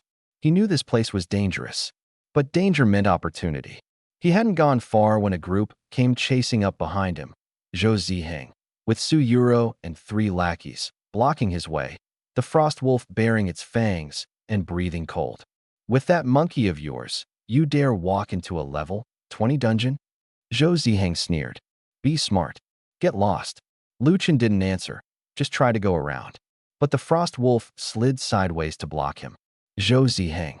A gentle, brook-no-argument voice came from the cave mouth. Tang Wanner walked in, white combat gear, a slender sword at her waist. The school had sent her to patrol the dungeon. When you talk, do you need to send out a beast to block the way? Whether he goes in is his own choice. You've no right to interfere. Zhou Ziheng's face went ugly gray. He sullenly recalled the frost wolf, throwing one vicious line over his shoulder as he left. Lu Chun, don't let me run into you in there. Tang Wanner looked at Lu Chun with worry. You're really going in? I have to get stronger. He hugged the stone monkey tight, eyes firm. Only by getting stronger can I make everyone shut up. Go then, she said softly. I believe in you. Lu Chen drew a breath and walked into the deeper dark. The final boss wasn't an easy kill. The Lulon Corpse General. A gold boss, level 20, 5,000 HP. In the original, even Lu Chen only got the Gold War Saber and the Een Tiger Talisman, and his big power spike, by burning a pile of cannon fodder to tie it up. What are you thinking about? Chin Ruashi asked. How to kill the boss? Just the 2 of us? That's a gold boss. Of course not just the 2 of us. I dusted off my hands. We need cannon fodder too. The 2nd floor passage is open now. Sooner or later someone walks in. And whoever walks in becomes my help. Sure enough, before long Zhou Ziheng came charging in with Su Yuro and the others. The moment he saw me blocking the passage, his face fell. Chinemo, what are you doing in the way? Looking to cooperate, I said. There's a gold boss on the 2nd floor. Kill it, and it drops at least 2 gold grade items. The words gold grade made his pupils shrink. In all of Linjiang City, gold-grade gear numbered no more than 100 pieces. Terms: I kill the boss. You hold aggro and keep stray nobodies out, so no one snipes the loot. When it's done, I take 2 pieces of gear, the rest is yours. Stray nobodies. Like who? Like Lu Chun. Zhou Ziheng blinked, then laughed. You're actually afraid he'll snipe the boss? He pulled second in the trial tower. You really think he can't take it from us? That landed. He gritted his teeth and nodded. Deal. Beside him, Suyuro gave me a complicated look but said nothing in the end. At the stone coffin, I sent Zhou Ziheng and his people off to intercept Lu Chun. How do you know he'll come? Qin Ruashi asked. Look behind you. At the passage mouth, a thin figure cradling a stone monkey stood there. Lu Chun. Zhou Ziheng clenched his jaw and led his people to meet him. I didn't watch that standoff. I only heard the Frost Wolf's low growl, Suyuro's cold sneers, and Lu Chun's flat, I don't want to fight. A moment later, he seemed to turn and walk off. But I didn't relax. He was the child of destiny, carrying enormous fortune. He wouldn't fold that easily. Ruashi, watch the perimeter. He'll be back. I drew a breath and laid my hand on the stone coffin. Boom! The lid heaved open, rot gushing out. A 3-meter dark gold armored corpse general rose from the coffin, skull-faced, green fire burning in its eye sockets. The giant blade in its grip rusted, but its edge cold and grim. Lulan Corpse General, Gold Boss. LV. 20. HP 5000. Skills. Corpse Miasma Wave. Undead Summon. Armor Breaking Slash. Berserk. Ruashi, lock it down. Veil of Moonlight. Silver Powder rained. The Corpse General stuttered. Tiger, full power. Tiger King's Rend and Shadow Barrage hammered down in a chain. -89. -92. -187. Its HP had barely dropped 300 when the Corpse General roared and swung, slicing apart one of the tiger's afterimages. Zhou Ziheng, Suyuro, go. The Frost Wolf bit its leg, -35. The Flame Fox spat fire, -28. Pitiful damage, but better than nothing. With the 3 of them stacking on, the HP bar sank slowly. 5,000, 4,600, 4,400.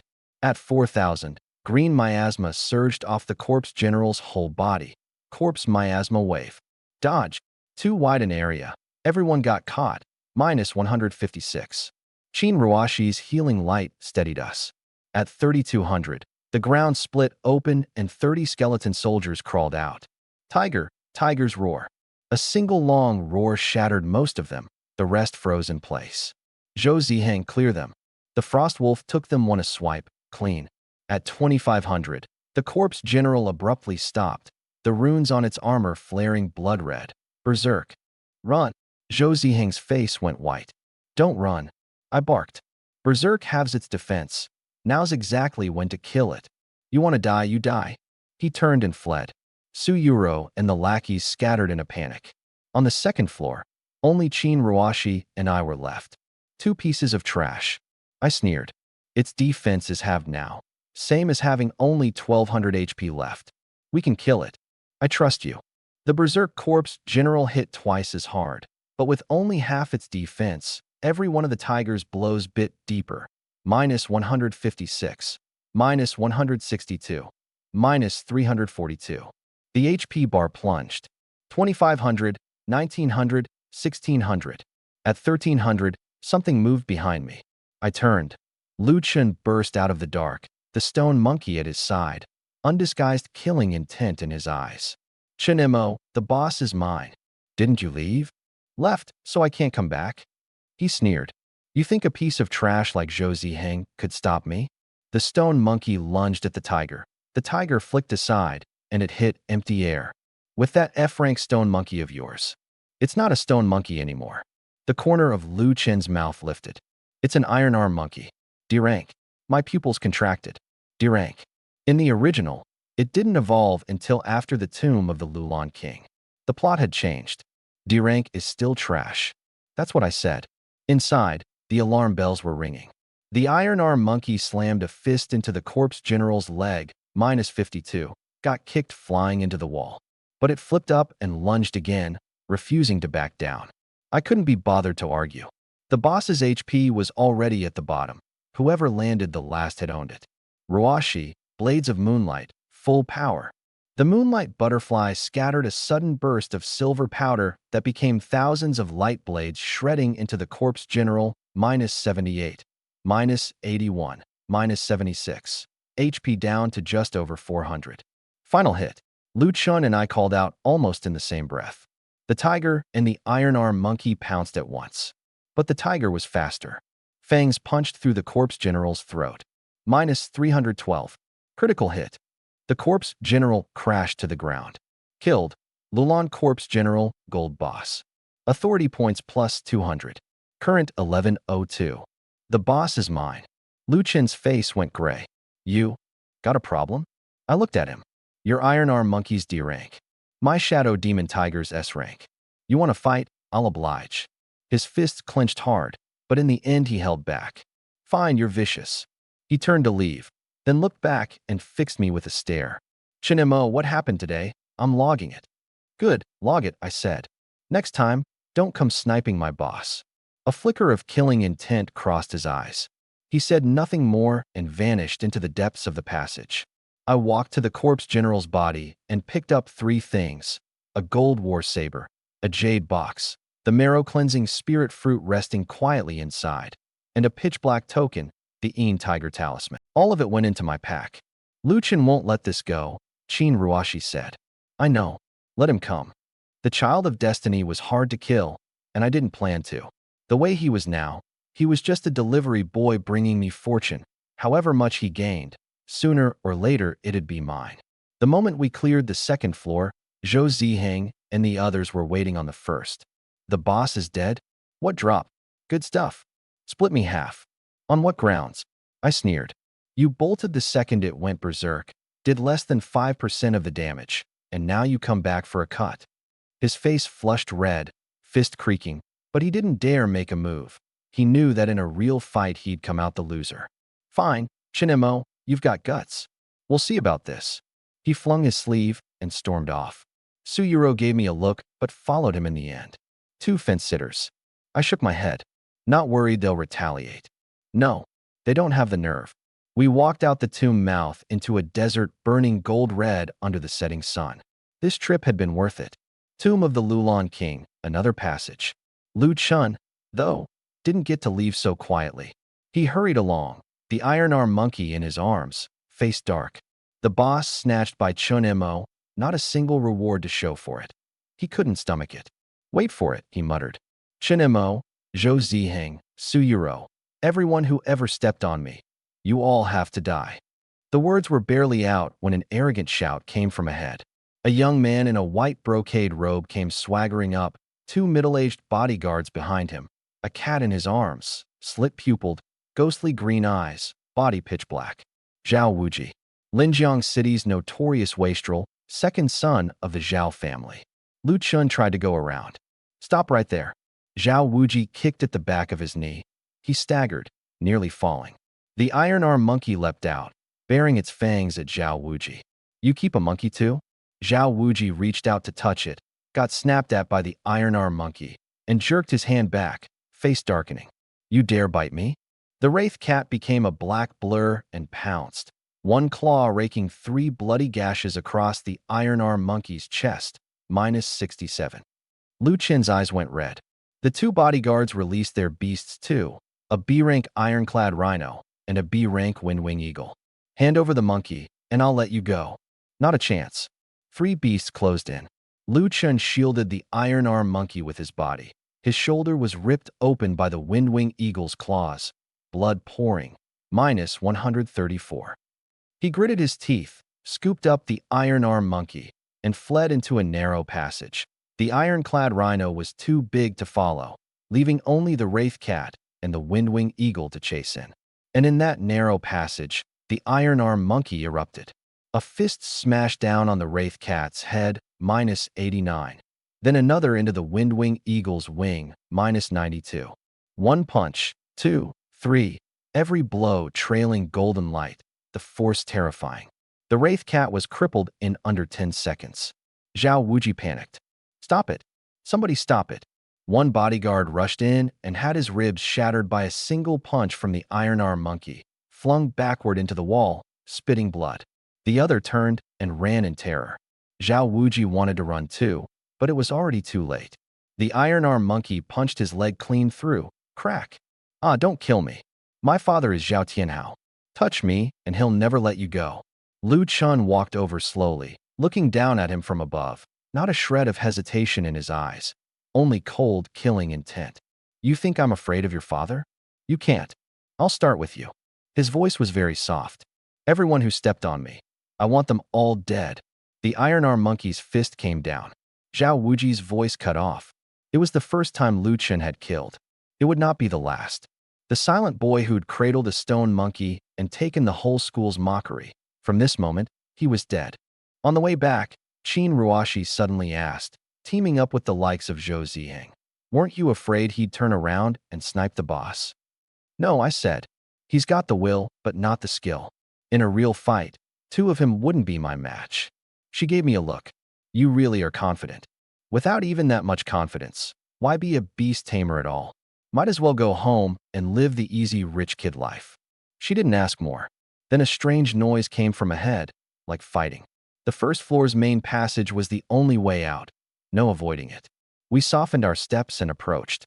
Around the bend, a young man in white brocade lay in a pool of blood, his head beaten beyond recognition. Beside the corpse stood a youth drenched in blood, his tattered uniform speckled red, his eyes cold as the dead of winter. Lu Chun. He saw me, his gaze frosting over. "You're still here." I glanced at the body on the ground. "Did you do this?" He answered flatly, like reporting what he'd eaten. "He stepped on me, so I killed him." So Comet sent a chill up the spine.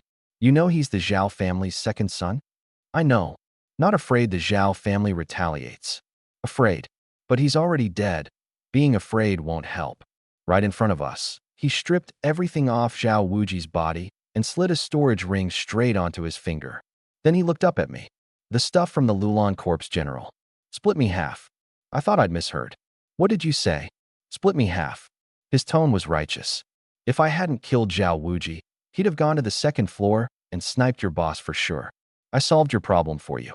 Behind me, a flicker of disgust crossed Qin Ruashi's eyes. Murder and robbery weren't enough. He had the gall to come asking for a cut? I laughed, very cold. "First, Zhao Wuji came in to run the dungeon, not to help you.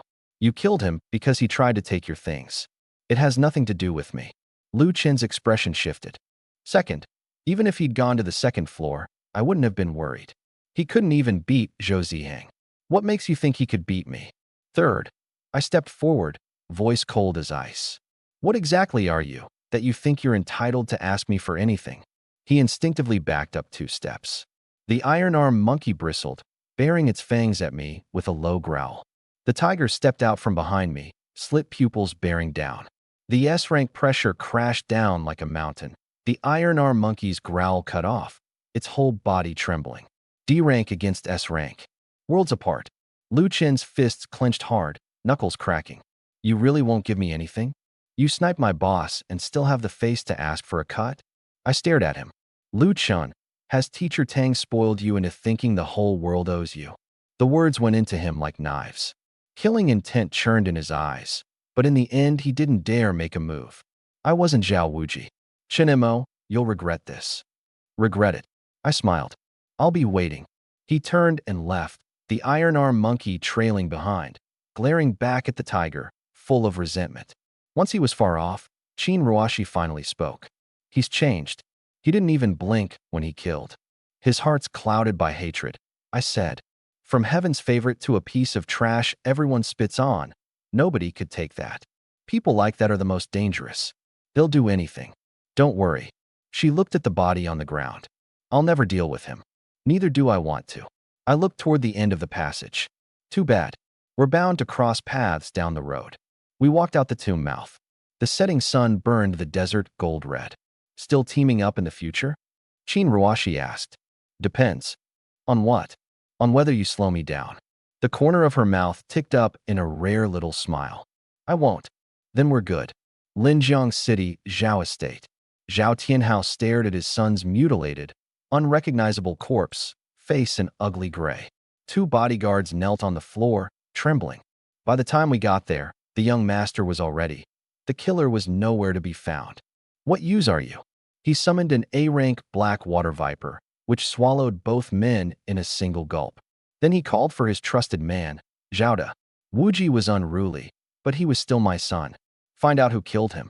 A moment later, Zhaoda reported back. Someone had seen Lu Chun, a student at Linjiang First High, wearing the young master's storage ring. Lu Chun, that idiot who turned down an SSS rank bone dragon to pick an F-rank stone monkey? Zhao Tianhao sneered. The Zhao family's going legit, washing our hands clean. Keep the dirty work to a minimum. Post a bounty, 1 million dragon coins for his head. And his voice went colder. Find out who else was in that tomb that day. Don't let a single one slip away. The slums. Lu Chun curled up in a rundown rental room. He dug a marrow-cleansing spirit fruit out of Zhao Wuji's storage ring and fed it to the iron arm monkey. A flash of gold light, and the iron arm monkey grew a size, its fur taking on a dark copper sheen. A bronze-skinned monkey, Sarank. Almost there.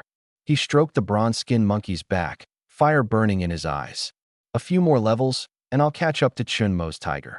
He walked to the window, gazed up at the moon, and slowly pulled his mouth into a smile. Chunmo, wait. I'll show you who the real trash is. The moonlight stretched the shadows of boy and monkey long, and the shape of that shadow looked neither like a man nor a monkey. It looked like a snarling, clawing beast. By the time I got home, the sky was already dark. I shut my bedroom door and took 3 things out of my pack. First, the gold war saber. Lulan war saber, gold ATK plus 50. Skill, armor breaking slash. Good stuff. Equipped it straight away. Then the marrow cleansing spirit fruit, gold all through inside the jade box, a faint clean fragrance. Marrow cleansing spirit fruit, consumed to raise a beast's aptitude by 1 tier. Limited to SS rank and below. No hesitation. The tiger was S rank now. Eat this, and it became SS rank. In all of Linjiang City, you couldn't dig up more than a handful of SS rank beasts. Tiger, come out. It sprang out and nudged my hand with its head. I fed it the spirit fruit. The next instant, black light blasted off its whole body, brighter and brighter until I had to squint. 10 seconds later, the light faded.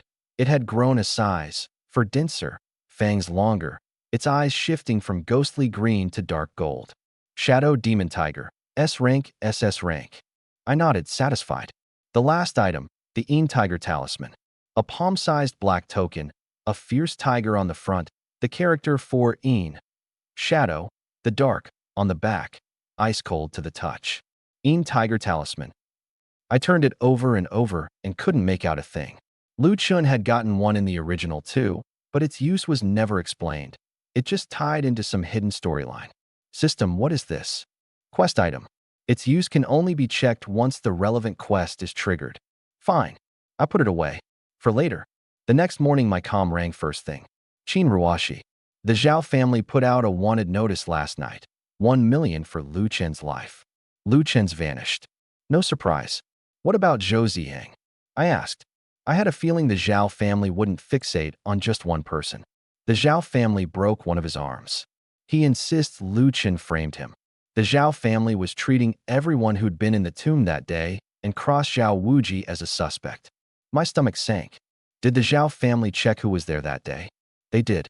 A list of 15 names. You and I are both on it. She paused. You're last.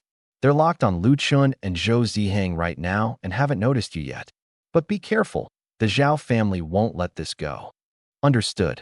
Thanks. I hung up and walked into the courtyard. Qin Taizhan was practicing his fists. He stopped when he saw me. Heard you went to the tomb of the Lulan King yesterday? Glad you got back safe. He clapped my shoulder, his expression turning grave. You hear about the Zhao family? Zhao Tianhao's son died in that tomb, and he's gone rabid. Stay clear of them. Don't get dragged in. Understood, Dad. The words were barely out when a mercenary ran up. Young master, captain, the Zhao family sent someone. They're in the main hall. In the hall, a middle-aged man in black brocade with a sinister face sat upright. Zhao Tianhao's younger brother, Zhao Tianfu. My nephew Wuji was killed yesterday. The murderer is a student named Lu Chun. He cupped his hands to my father. I'd ask Captain Chun to keep an eye out for this person. Any word, inform the Zhao family at once. Catching a murderer. Shouldn't that be the city lord's manor's business? My father didn't show a thing. The family head can't wait. My father was quiet a moment. Fine, I'll keep an eye out. Zhao Tianfu rose to take his leave, turned, and came face to face with me as I walked in. And this is my son, Chinemo. He looked me up and down, his gaze roving over me. The one who awakened the S-rank shadow demon tiger? Yes. Something odd flickered through his eyes, gone in an instant, replaced by a piled-on smile. A hero born young, indeed. Captain Chun is a fortunate man. He cupped his hands and led his people out. I watched his back, brow furrowing slightly. That look, something was off. My father came over. Keep an eye on the Zhao family. I'm afraid they don't mean well. Understood. I went back to my room and shut the door. Time to help you grow up, I murmured. Come out, Yao. Black light welled out from inside me, and a dragon hatchling coiled in the room. Obsidian Dragon, Epic Rank Hatchling. LV1. HP 2000/ATK 280/Def 200. Level 1, and already this terrifying. Come on, let's go level up. Linjiang City Lord's Manor. Zhao Tianhao sat upright in the hall, while Zhao De bowed and presented a list of names. There were 15 people in the tomb that day. Besides the young master and the 2 bodyguards, 12 remain. Zhao Tianhao read down the rows, his gaze stopping on one name. Chun Mo, son of the Savage Tiger Mercenary Corps' captain, awakened an S-rank shadow demon tiger. Chun Tieshan's son? Anything unusual about him? Nothing for now, Zhao De said carefully. But this subordinate feels this one isn't simple. The young master may not have been his match. A cold light flashed in Zhao Tianhao's eyes. Then kill them together. He rose slowly, walked to the window, and looked out into the heavy dark. Anyone under suspicion, don't let a single one slip away. Wuji, your father will avenge you. The sky was just going pale, few travelers outside the north gate, and I'd already left the city. No Sandstrider today. On foot. Yao needed to level. Epic rank potential was limitless, but at this level it might not even take a level 10 demon beast. Destination, the Gale Graveyard. A level 25 dungeon, packed with undead demon beasts, ideal for grinding. Less than a mile past the north gate, footsteps sounded behind me. I didn't turn, but the hand forming the summon sign moved a little faster. 3 men in black flashed out from a bend ahead. Second young master of the Savage Tiger Corps, Chun Mo? The leader's voice was hoarse. Who sent you? You don't need to know. He called out a Windrunner hound. The other 2 each released one, flanking me left and right. Be smart, don't resist. I'll make it quick. I laughed. 3 dogs, and you think I'll just hand myself over? Get him. 3 hounds lunged at once, well-coordinated, trained assassins. I released the tiger. The black tiger landed, SS rank pressure crashing down like a mountain. All 3 men froze at once. The intel said I'd only just awakened and wasn't high level, but this tiger before them looked nothing like that. What are you afraid of? He's 1, we're 3. Too bad. They were fast, the tiger faster. A streak of black lightning flashed by, claws sweeping across. The 3 Windrunner hounds couldn't take even one exchange, slamming into trees and dropping dead. The 3 assassins turned to run. The tiger flickered after them and finished every one. I crouched and searched them, fishing out a black token with the character Zhao on it. Zhao Tianhao, your son's death had nothing to do with me, and yet you struck first. It was my first time killing, but I felt not the slightest discomfort. In this world, if you don't kill, you get killed. Decisiveness in slaughter was the first rule of staying alive. Tiger, come back. I kept walking toward the Gale Graveyard. Behind me, 3 corpses slowly stiffened in the morning light. The Gale Graveyard, 20 miles north of the city, a stretch of rolling hills. 300 years ago, it had been an ancient city, wiped out in a beast tide. Tens of thousands of vengeful souls never dispersed, weaving together with the cataclysmic changes of the world to breed this undead dungeon. By the time I arrived, the sky was fully bright. The moment I entered the graveyard, cold air rushed my face, the fog so thick I couldn't see clearly past 50 meters. Broken steels and white bones littered the ground. This time, what I released wasn't the tiger. It was Yao. Black light welled out, the dragon hatchling landing, dark gold slit pupils glowing dimly in the fog. Today's mission is one word: kill. I patted its head. Kill until you can't level anymore. It growled low, like it understood. A few steps in, a dozen skeleton soldiers clawed out of the mud, bone blades, green fire in their eye sockets. Go! Yao smashed a claw into the first one's skull. Minus 412. Critical hit. The skull exploded into fragments on the spot. The rest swarmed in, bone blades clanging off its scale armor. Minus 1, minus 0, minus 2. Laughably low damage.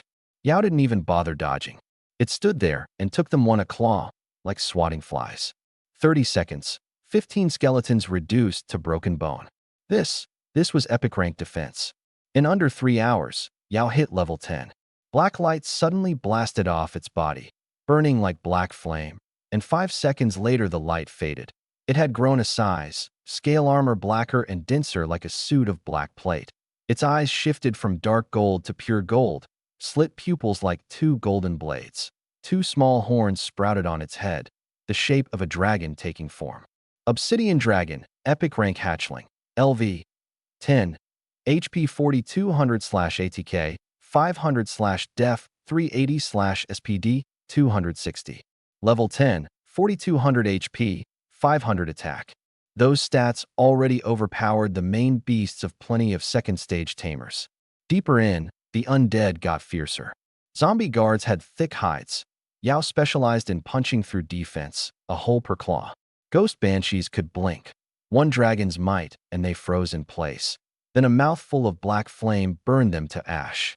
Level 20 elite death knights charged on skeletal horses. In front of Yao, 3 claws and done. It fought drenched in blood, growing stronger the longer it went, not a hint of fatigue. That was the Dragon Clan. Astonishing stamina, fighting for hours on end without flagging. I followed behind and saw the trick of it. It had a combat instinct carved into its bloodline. When to attack, when to defend, when to fire off a skill, never needing to be taught. Epic rank, no question. Ahead, things suddenly turned noisy. Voices, beast roars, the sound of fighting. Surround it. Don't let it run. This ghost banshee's too hard to catch. Wasted half an hour on it. Alive. Sell it to the research institute. 500,000 at least. Beast catchers. I softened my steps and approached. Where the fog thinned, in a clearing, 5 figures in gray uniforms with black scorpions stitched on their chests were closing in to kill a ghost banshee. The Black Scorpion Mercenary Corps, a small to mid gang outside Linjiang City's 4 great powers, specializing in the beast-catching trade. I'd meant to go around, but my foot came down on a dry branch. Snap. Who's there? A bald man whipped around. I just walked out, passing through. 5 pairs of eyes fell on Yao at once, and the bald man's pupils shrank. That's a dragon? A Dragon Clan beast. Never mind Linjiang City. Even the provincial capital found them rare. Greed flared in his eyes instantly. Little brother, this turf belongs to us Black Scorpions. Operate here, you pay protection. He slapped the scorpion on his chest. I'm the captain's brother-in-law, Lu Haizi. Protection? Protection from what? My smile went cold. Don't pay, and you don't walk out of this graveyard alive. His face darkened, the 5 of them closing in, 5 beasts forming a ring. Lowest C rank, highest B rank, all around level 22. Hand over that dragon, and I'll let you go. You want my dragon? My eyes went truly cold. Won't take the toast, take the forfeit. Get him. Cripple him. Take the dragon. 5 beasts pounced at once. I didn't move. Yao moved. It stepped forward, shielding me, and a low dragon roar ground out from deep in its bloodline. Dragon's might. An invisible, crushing force pressed outward with it at the center. All 5 beasts froze at once. This was dragon's might, a natural suppression over any beast not of dragon blood, and the lower their level, the harder it pressed.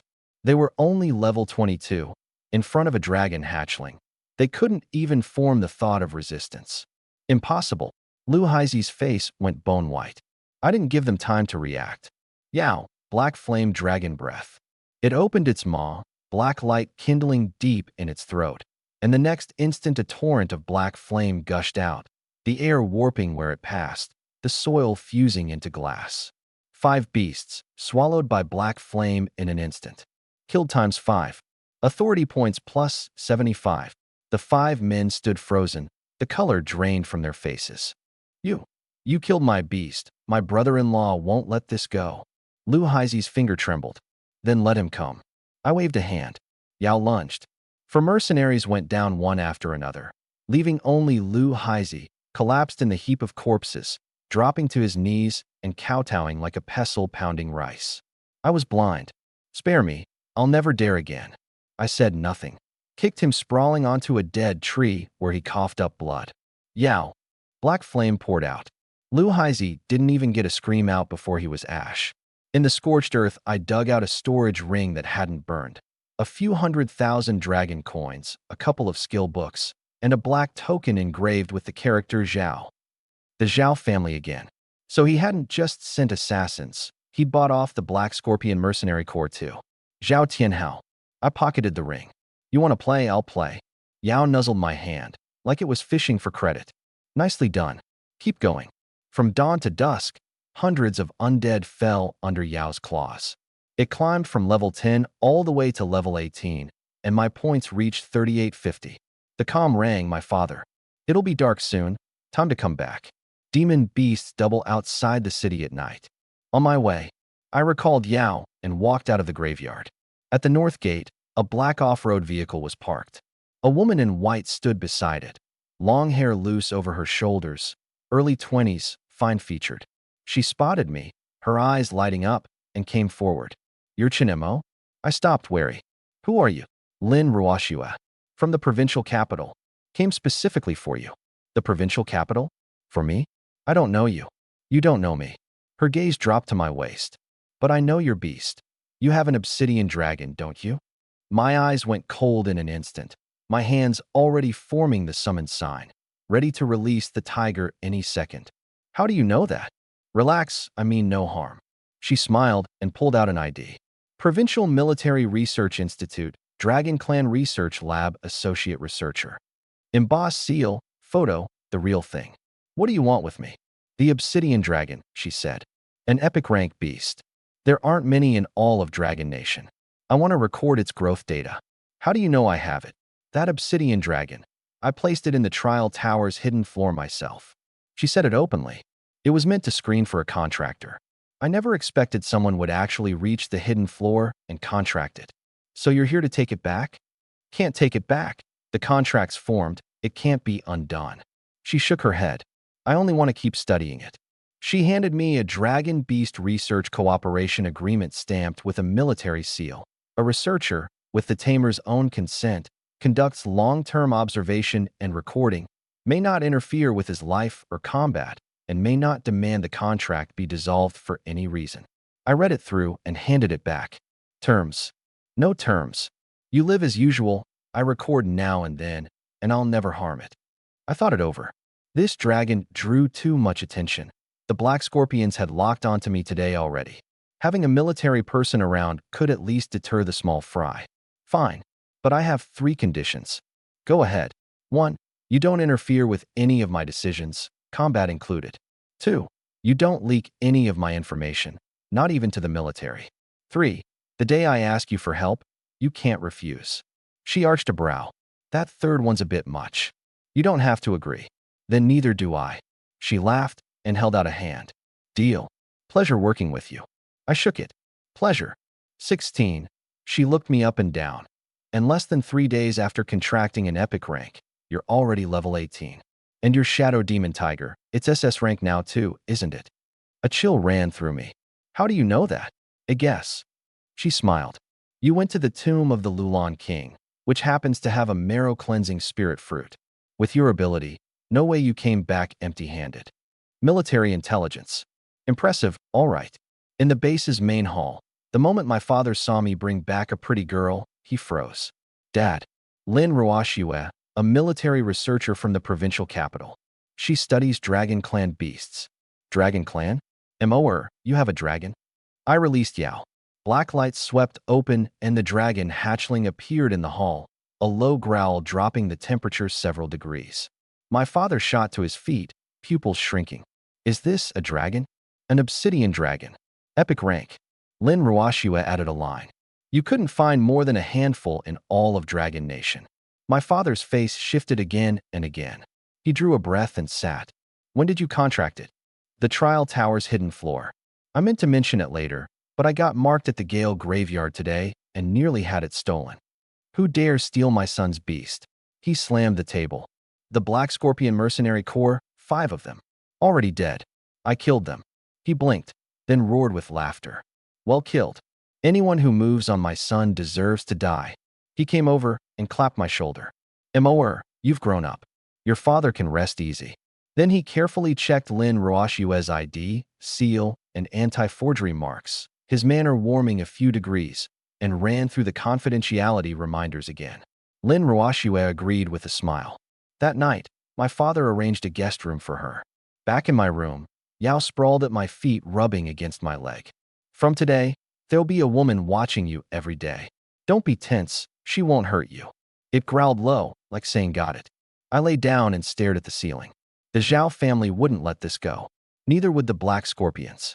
Come on, then. I shut my eyes. Come one, I kill one. Come a pair, I kill a pair. The next morning, a commotion in the courtyard. I went out and saw, standing beside Lin Ruoxue, a massive eagle, pure silver white all over, gold eyes sharp as blades, iron-hooked talons gouging deep furrows in the ground. Silverwing Wind Eagle, LV, 75, S rank, skills, Wind Blade, A. Eagle strikes the sky, S. Hurricane Wings, S. A level, 75 S rank beast, in Linjiang City, the level where you walk wherever you please. This is Silver. He's been with me 5 years. Silver shot me a glance, no hostility in those gold eyes, no warmth either, and coldly turned his head away. Proud as anything. She recalled the eagle and turned to Yao. Can I take a look at it today? I released Yao. The moment it appeared, it eyed her warily and growled. Don't be afraid. She crouched, hand held in midair, waiting for it to come to her. Yao hesitated a few seconds, leaned in for a sniff, then, surprisingly, narrowed its eyes and let her stroke its head. It trusts you, she said, standing. Dragons are sensitive to a person's aura. That's a good sign. She took out a device like an oversized thermometer and pressed it to Yao. Beep. She read the data, brow knitting slightly. A normal level, 18 Obsidian Dragon has around 400 attack. Yours is already 560. Is high good or not? High means it's developing faster than a normal dragon. She paused. But too fast isn't necessarily a blessing. Its bone and scale strength may not keep pace. She handed me a white bottle. Dragon Vitality Tonic, made by the Institute. One a day, to consolidate its foundation. Free, call it payment for the research. I tipped one out and fed it to Yao. It smacked its lips, snorted, and rubbed my hand, like saying tasty. Leveling again today? Yes. Take me along. I want to record its combat data. I nodded. Fine. Fair warning, my leveling method is rough. It can get dangerous. With me there, no danger. She patted the recalled eagle. A level, 75S rank. Not many in this city can beat me. True enough. The strongest in Linjiang City were just third-stage tamers of my father's generation. Their main beasts around level 100, and they rarely lifted a finger. Everyone else didn't measure up in front of Silver. Let's go. We left the courtyard and headed for the north gate. Behind us, my father stood at the hall door, watching us go, shaking his head with a smile. This kid, his luck really is something. On the way to the Gale graveyard, Lin Ruoxue suddenly asked, why do you level up? How else do you get stronger? And get stronger for what? I thought about it. To protect myself. To protect my family. That's all. Isn't that enough? She glanced at me, something complicated in her eyes. You're only 16, and you're thinking this far ahead. 16 isn't young, I said. In this world, 16 is old enough to face life and death. She was quiet a moment. You're right. Deep in the graveyard, I picked a fiercer route. Undead ranging from level 20 to 25, and thicker XP. Yao led the way, won a claw. Killed, Skeleton Champion, LV, 22, plus 25. Killed, Ghost Banshee, LV, 25, plus 35. Killed, Death Knight, LV, 23, plus 30. Obsidian Dragon, 1819. By noon it hit level 20, grew another size, and was starting to look distinctly dragon-shaped. Lin Ruoxue ran a scan with her device and nodded, satisfied.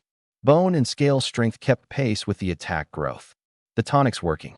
She took 2 lunch boxes out of her storage ring and handed me one. Rice, braised pork, greens, still steaming. You made this? The stuff out here isn't clean. I tried a bite. Not bad at all. She gave a small smile. The afternoon got even crazier. From noon to dusk, 5 hours without a break. Yao climbed from level 20 to 22, and my points rose to 4250. I was about to call it when heavy footsteps came from ahead. Boom, boom, boom, the ground shaking. Out of the fog, a 5-meter colossus of bones slowly took shape. Countless white bones assembled into a giant ape, blood-red ghost fire for eyes, a barbed bone club in each hand. Skeletal giant ape, LV, 25, a gold boss, HP 8000, skills, bone club sweep, undead summon, berserk. A level 25 gold boss. Lin Ruoxue was surprised. How does something like this end up in the graveyard? But my eyes lit up. A gold boss, 10 times the haul of a normal mob. Kill it, and Yao would gain at least another level. Yao go. It lunged, ducking the overhead bone club, and spat black flame. Minus 289. The ape flew into a rage and swept the club sideways. Yao couldn't dodge in time and got knocked rolling, minus 320. But with over 5,000 HP, that bit of damage was nothing. It shook off the dust and pounced again. Dragon's might. A low dragon roar bore down, and the ape stuttered. Circle behind. Hit the back of its head. A claw smashed into the back of its skull. Minus 512. Critical hit. The ape swayed, nearly toppling. Under Dragon's might it turned painfully slow. Yao circled it claw after claw, the HP bar plunging. 8,000, 6,000 for 1,000. At 4,000, it howled at the sky, and 50 skeleton soldiers crawled out of the splitting ground. Clear them first. Yao spun. One a claw. The field wiped in under a minute. Plus 100. The ape seized the gap to sweep its club, too wide an arc to dodge. Tank it. Yao crossed its arms to block, a dull thud, staggered back a few steps, and steadied, minus 480. With over 4,000 HP, it could take it. Black flame dragon breath. Chain them. 3 black flames blasted in succession, hammering the ape's HP down to 3,000. It went fully berserk, bones swelling with a series of cracks, ghost fire turning dark crimson. It's berserk, Lin Ruoxue warned. Attack doubled. I wasn't worried. Berserk doubled attack, but have defense. Circle behind, heavy strike.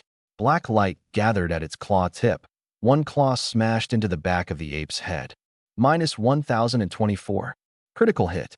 3,000 HP dropped straight to 1,900, the stun triggering. That 1 second. Full power. Yao unloaded. Every claw carrying the lingering force of heavy strike. Minus 523. Minus 498. Minus 512. Then bit through the ape's neck. Minus 612. The massive skeleton came apart with a crash. Killed. Skeletal giant ape. Gold boss. Plus 200. Current 4550. Obsidian dragon. 2223. I walked to the remains and picked up 3 things. Skeletal essence. Rare material strengthens the bones of undead element beasts. Bone armor. A-rank skill book coats the body in bone plating. Def plus 30%. Lasts 30 seconds. Necro pearl. Rare item. Another thing with no readable use. Pocket it for now. Lin Ruoxue scanned Yao and nodded. Level 23, 6,000 HP, 700 attack, 520 defense. These numbers are tougher than a lot of level 40 beasts. Epic rank. Hardly ordinary stock. It was deep night by the time we got back to the base. After dinner, I went to my room and pulled up the panel. Beasts, Shadow Demon Tiger, SS, LV, 18, Obsidian Dragon, Epic, LV, 23. Authority points, for 1,550. 4,500 points. Enough to copy quite a few skills. System, recommend a skill for Yao. Suggests supplementing defense and speed. Recommended, Dragon Shield, SS. Gale Wings, S. Yao's attack and defense were both fine. Only its speed lagged. 380, not slow, but a step short of speed-type beasts. Speed first. Copy Gale Wings. Spend 2,000 points. Gale Wings, S rank, copied successfully. A warm current surged in. Two bulges rose on Yao's back, then snapped open. A pair of black wings, 2-meter span. One beat stirring up a hard wind. Gale Wings, S rank flight speed plus 100%. Lasts 120 seconds. 5-minute cooldown. It beat its wings and rose, circled the room twice, then landed back at my hand and rubbed against me, excited. From now on, if you can't win, you run. Run fast enough and no one catches you. It growled low, like protesting I'm not running. I smiled and closed the panel. Outside, moonlight like water. The light in Lin Ruoshue's room was still on, throwing the silhouette of her bent over the desk, recording. I pulled my eyes away and turned in. This chapter follows the rival's storyline, third person. The Zhao mansion blazed with lights, the mood oppressive as the air before a storm. Zhao Tianhao smashed a tea table beside him with one palm. 3 days, and you can't even find one wet behind the ears kid. What do I keep you for? Zhao knelt on the floor, face ashen. Every gang in the city's been mobilized. There really is no trace of Lu Chun. He may have already left the city. Left the city? A 16-year-old student. Where could he run to? Zhao Tianhao sneered. Tear Linjiang City apart and find him for me. Enough. No need to search. A low voice came out of the dark beyond the door. A man with a scar slashing across his left eye, reeking of blood, sauntered into the hall. The Viper, real name Xia Kuan, captain of the Viper Mercenary Corps, a high-tier second-stage tamer. His main beast was an A-rank venom-tail serpent, level 82. In Linjiang City's underworld, his name ranked second only to the Zhao families. Heard you're looking for a kid named Lu Chen? My people saw him yesterday, a monkey at his side. No mistake. He rubbed his fingers together. 2 million, and I'll deliver him to you in one piece. Zhao Tianhao stared at him a few seconds, then nodded. Fine. Bring back the body intact. I want his head to honor my son. Generous. We move tonight. The Viper turned and vanished into the night. North of the city, the abandoned mine. Lu Chun huddled in the deepest part of the cave, the bronze-skinned monkey in his arms. Since the day the bounty went out, he'd been like a rat in the street, dodging all the way here. Stone, are we going to hide here for the rest of our lives? He murmured. A jumble of footsteps suddenly sounded outside the cave. A dozen people. Captain, the kid's in there. Lu Chen's face changed. He ran deeper in. But the mine was a dead end, narrowing as he went, until all that was left was a cold stone wall. Nowhere to retreat. Firelight closed in. The Viper walked in with a dozen men in black. He looked Lu Chen up and down and scoffed. A brat who isn't even first stage is worth 2 million? Zhao Tianhao's got more money than sense. He waved a hand. Get him. Gently. Don't cripple him. I need the body intact. 2 twin-tail snake beasts lunged. The bronze-skinned monkey leapt out to block, slamming a fist into a snake's body. -5. Laughably low damage. C rank. But only level 10. It couldn't break a first-stage beast's defense. A tail swipe sent it crashing into the wall, screeching, blood at the corner of its mouth. Stone. Lu Chun rushed over and got kicked sprawling by one of the men. That's it. The man sneered. And they made a whole production of it. The ropes closed in. Lu Chen lay on the ground, shaking all over, nothing but despair in his eyes. It was over. He hadn't made the ones who'd mocked him pay yet, hadn't yet. I won't accept it. He forced his head up, looking toward the bronze-skinned monkey in the corner. In that moment, the bronze-skinned monkey's eyes went from black to gold. A shrill cry burst from its throat, not loud, but carrying an ancient, desolate ape howl, as if from the depths of time and space. Gold light exploded out of it, so bright no one could open their eyes. When the light faded, it had surged from 1 meter to 3, fangs grim, gold flame dancing in its eyes. A pressure ground out from it. Not level suppression, but bloodline suppression, from the bloodline of an ancient divine beast.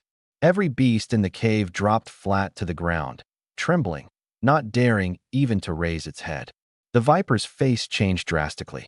What the hell is this thing? Even his level, 82 venom tail serpent was pinned, unable to move. Lu Chun was wild with joy. I knew it. You're no ordinary monkey.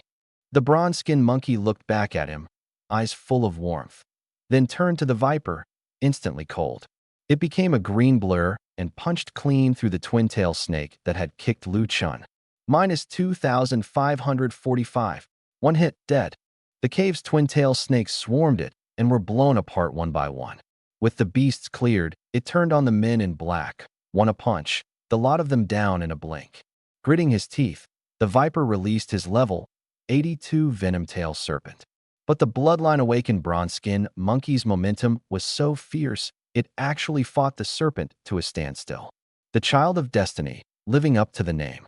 Still, bloodline power couldn't hold for long. The bronze-skin monkey's level was too low. Its energy was visibly running dry, and the danger closed in again. Just then, a muffled thunderclap roared from the mine's ceiling. The ground shuddered violently. The walls split, loose stone crashing down. Not a natural collapse, as if something deep in the earth was moving, shaking the whole mine. A boulder slammed down. The viper hurried back to dodge it. The bronze-skin monkey seized the chance, leapt, caught Lu Chun by the collar, and bolted for the entrance. Behind them the mine caved in with a roar, smoke and dust blotting out the sky. A boulder crashed down in front of the viper, cutting off his path. Damn it, he watched, helpless, as boy and monkey burst out of the entrance. Lu Chun, next time, I won't give you another chance. Boom. The entrance was sealed completely by falling rock. In a ruined temple, daylight came faint. A night of bloodline awakening had pushed the bronze-skin monkey's aptitude up another tier, into an A-rank golden fur monkey, its level surging to 20. That kind of strength, among Linjiang City's students, was top tier now, second only to Chen Mo. But to take on the Zhao family, it was nowhere near enough. He needed greater power, more beasts. The thought hadn't finished when a low roar came from outside the temple. A giant leopard padded in, pitch black all over, dark red magma veins flowing beneath its skin, crimson slit pupils like two burning blades, the temperature spiking a dozen degrees wherever it passed. Crimson Flame Demon Leopard SS rank, LV, 20, HP 4000/ATK, 770/SPD, 680. Skills, Flame Claw, A. Inferno-S. Demon Flame Aegis, SS. Lu Chun's pupils shrank. SS rank. How could something like this turn up here? But he had no contract slot. A beast tamer apprentice could only contract one, and had to break through to first stage before contracting a second. Was he supposed to just watch it go? Right then, the leopard's gaze fell on the jade pendant at his chest, and a flicker of fear crossed those crimson eyes. It was the jade pendant his mother had left him. He thrust the pendant up at it. Black light blazed off it, like a black sun. The leopard went rigid all over, as if rooted. Contract. The pendant became black light and sank into the leopard's brow. It let out a wail, shaking violently, then went quiet, the ferocity in its eyes fading into docility. Contract successful. Lu Chun stared, then erupted in joy. An SS-rank Crimson Flame Demon Leopard. A second beast, and without even breaking through to first stage. Ha ha ha, heaven hasn't forsaken me. He crouched and stroked the leopard's head. From today, your name is Blaze. The leopard growled low, as if in assent. Lu Chun rose slowly, killing intent churning in his eyes. The Zhao family, wait for it. The day Lu Chun takes his revenge is almost here. Linjiang City, Lu Chun's side. In the days that followed, Lu Chun didn't sit idle. He took the golden fur monkey and blazed the demon leopard and ground levels furiously in low-tier dungeons outside the city. The two beasts quickly hit levels 24 and 25, their coordination growing tighter and tighter.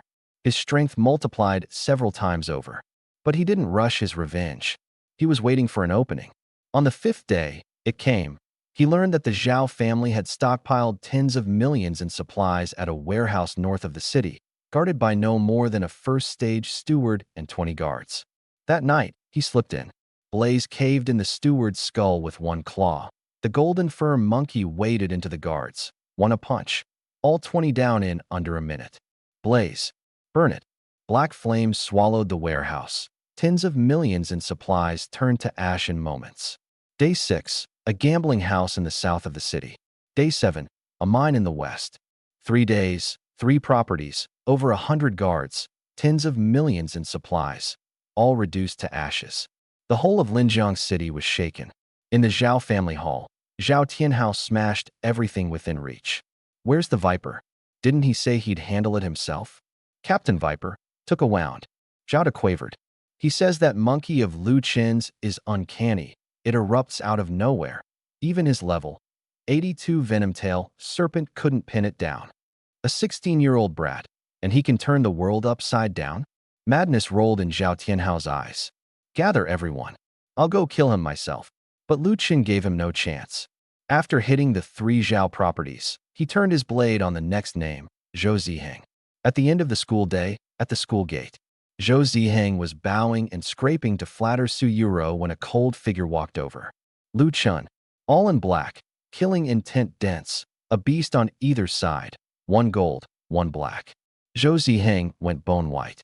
Lu Chun, what are you doing here? He braced himself. This is the school gate. I'm with the Sky Tyrant Society. You touch me, the society won't let you go. The Sky Tyrant Society?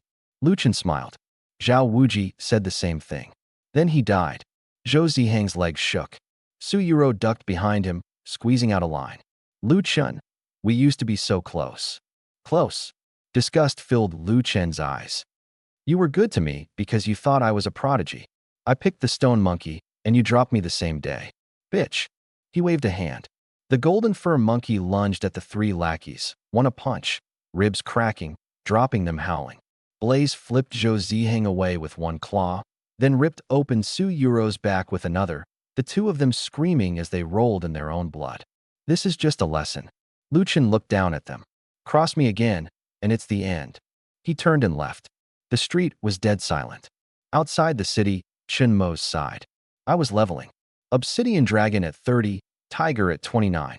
No deep runs today, just farming small mobs on the outskirts while Lin Ruoxue recorded data.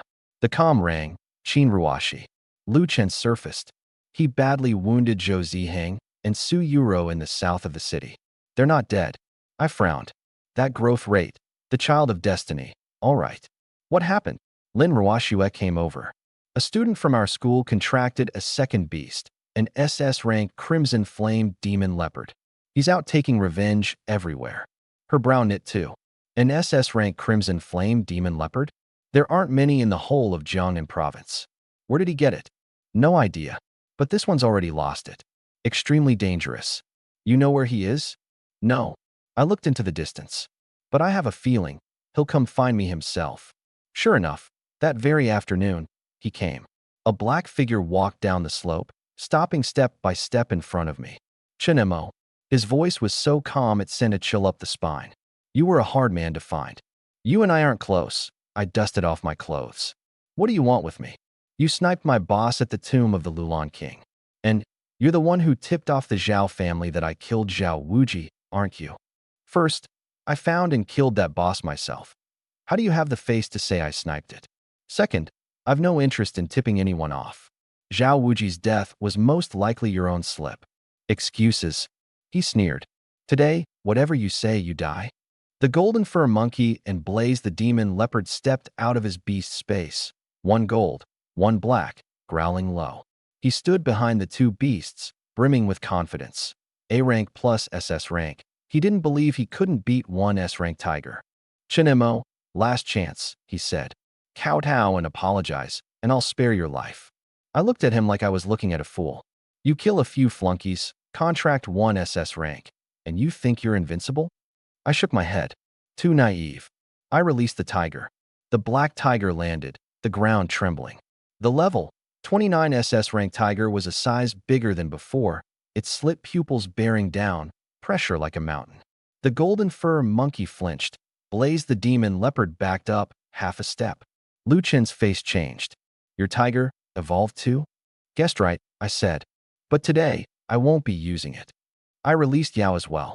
The level, 30 obsidian dragon, for meters long, dark gold slit pupils locking onto the 2 beasts, let out a dragon roar. Dragon's might. An invisible, crushing force bore down. Blaze was SS rank, but only level 25.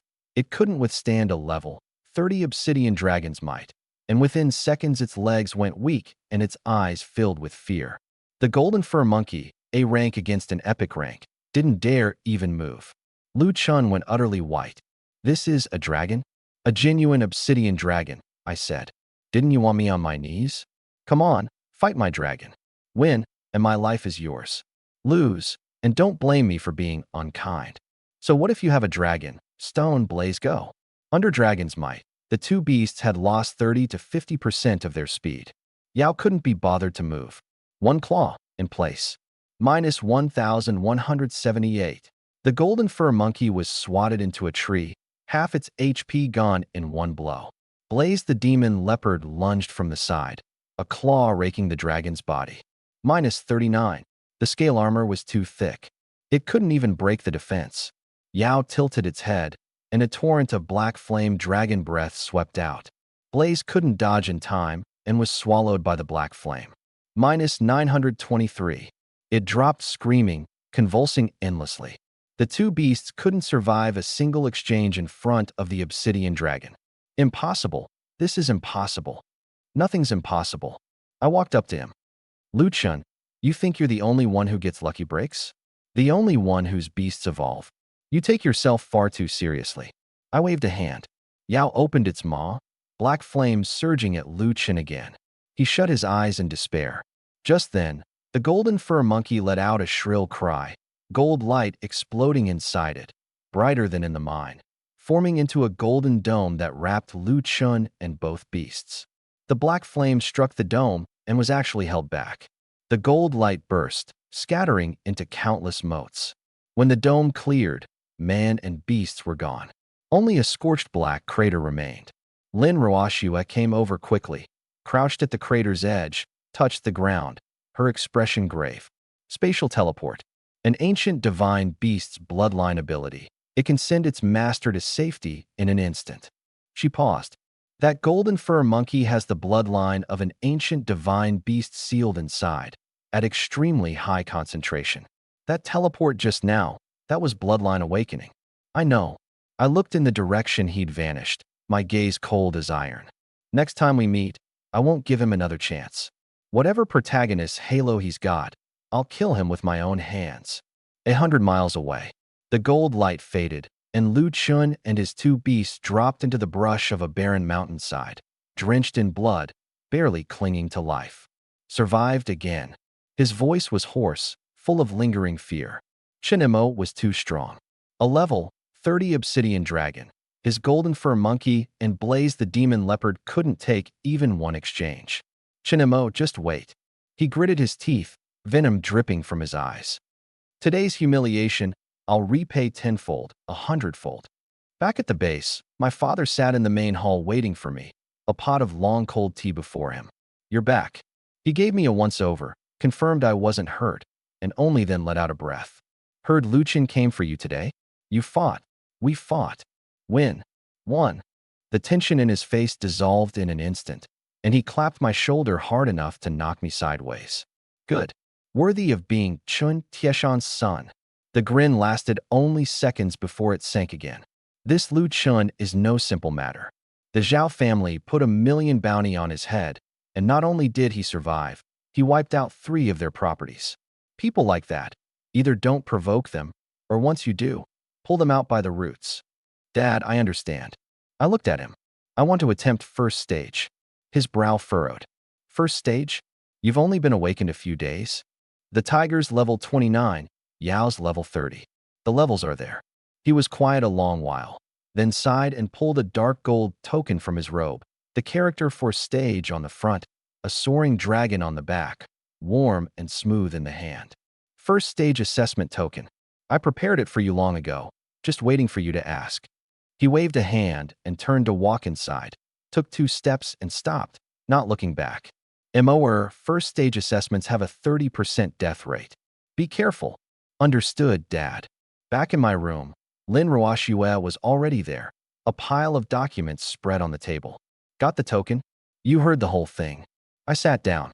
The first stage assessment. How much do you know? I went through it myself, back then.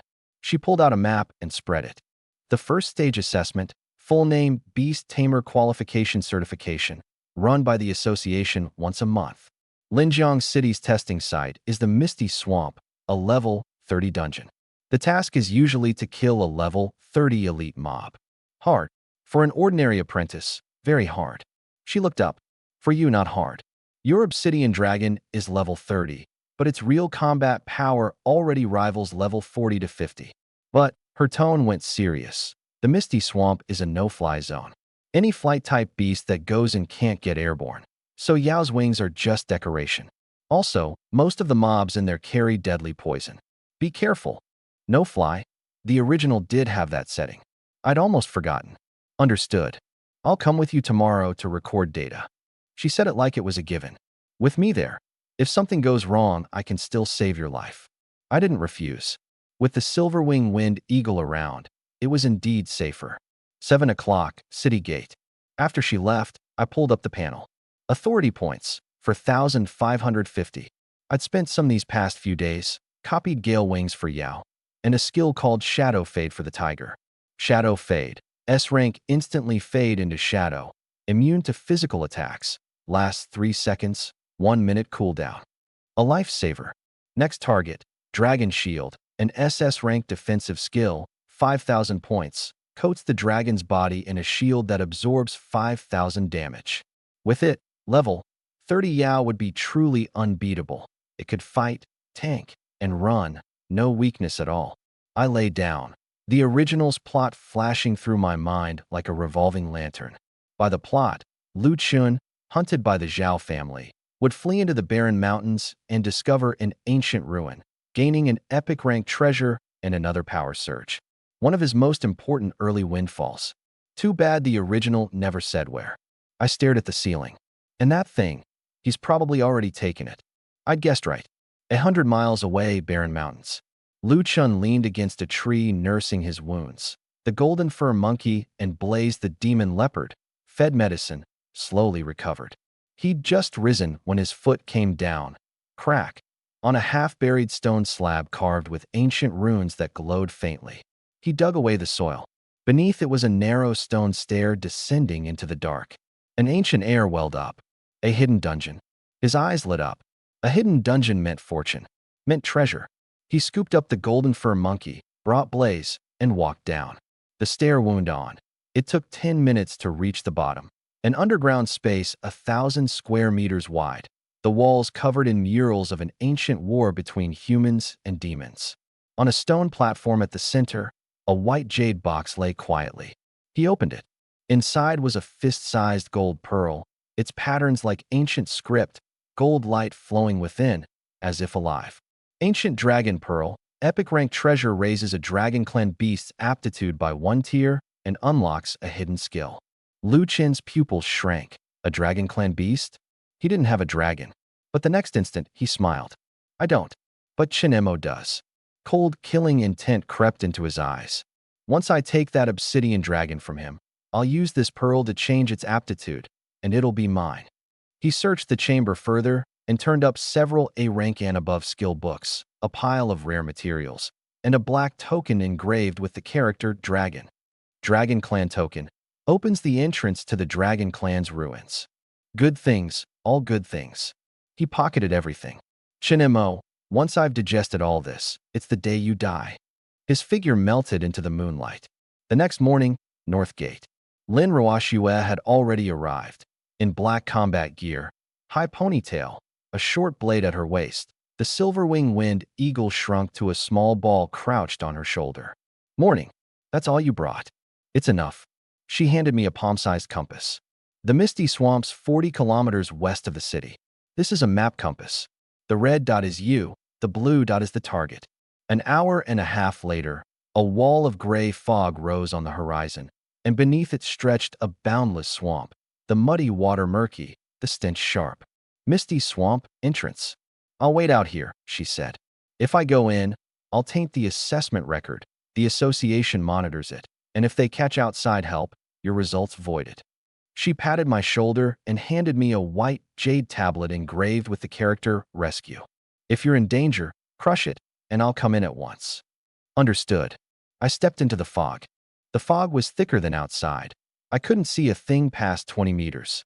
The ground was soft and rotten, sinking and gurgling with every step. The air reeked of mud mixed with rotten eggs, enough to make you gag. I released Yao. The moment it landed, it frowned, clearly uncomfortable. Bear with it. We kill the croc and leave. I checked the compass, blue dot a kilometer dead ahead. In the original, this assessment's target was a level 30 venom bog crocodile. Thick hide, have damage from basic attacks. Its only weakness, those small eyes always hidden in the mud. Hard, but not impossible. Move. Man and dragon headed into the deep fog. Less than 100 meters in, the muddy water under our feet suddenly churned, and a gray-brown python burst out. 5 meters long, thick as a barrel, scales the color of mud, impossible to spot without looking closely. Meyer python, LV30. Yao reacted fast. The moment the python's head broke surface, it had pounced, a claw smashing into the python's head. Minus 689. The python whipped its head back to bite, venom fangs glinting green. Yao flicked aside and breathed black flame, the scales hissing as they burned. Minus 892. Most of the python's HP gone, it turned to flee back into the mud. Chase. Yao caught the python's tail and dragged it back, then slammed down a claw. The python went limp. Killed. Meyer python, LV30 plus 30. Current 4580. Along the way, I cleared a few more pythons and venom toads, points climbing to 4,700. 20 minutes later, a 50-meter-wide mud pool appeared ahead, too murky to see the bottom. The blue dot on the compass sat at its center. The venom bog crocodile's in there. Yao, force it out. Yao swept a line of black flame across the pool's center. The muddy water boiled, white steam rising. A 6-meter crocodile burst from the water, its dark green scale armor crawling with moss and silt. Like a moving boulder, 2 rows of 10-centimeter teeth grim, its small pale eyes fixed dead on me. Venom bog crocodile, LV, 30 elite. Skills, death roll, venom tail sweep, bog stealth. Dragon's might. The dragon roar bore down, and the crocodile stuttered. Hit the eyes. Yao circled to the side and clawed. The crocodile instinctively turned its head, the claw landing on its cheek. Minus 1,212. It opened its jaws in a rage. Yao backed off to dodge. Its tail swept in like a whip, venom tail sweep. Jump. Yao leapt. The tail swept past beneath its feet. Midair it twisted and slammed a black flame onto the croc's back. Minus 923. The crocodile tried to burrow into the mud and hide. Don't let it get away. Black flame, chain it. Several black flames hammered down in succession. Minus 698. Minus 812. Minus 787. The HP bar plunging. 6,500, 5,300, for 1,800. With just over 1,000 left, it went fully mad, jaws charging straight at me. Death roll. Biting empty air, its massive body rolled through the mud, kicking up a spray of muck. My eyes lit up. Mid-roll, those eyes were exposed. Now black flame. A pillar of black-red fire shot straight into the eye socket. Minus 1,024. Critical hit. The crocodile crashed into the mud, throwing up a 2-meter wave of muck. Killed. Venom bog crocodile, LV, 30 elite, plus 100. Current 4,800. First stage assessment complete. Congratulations, first stage qualification obtained. I recalled Yao. Easier than I expected. I turned to head back.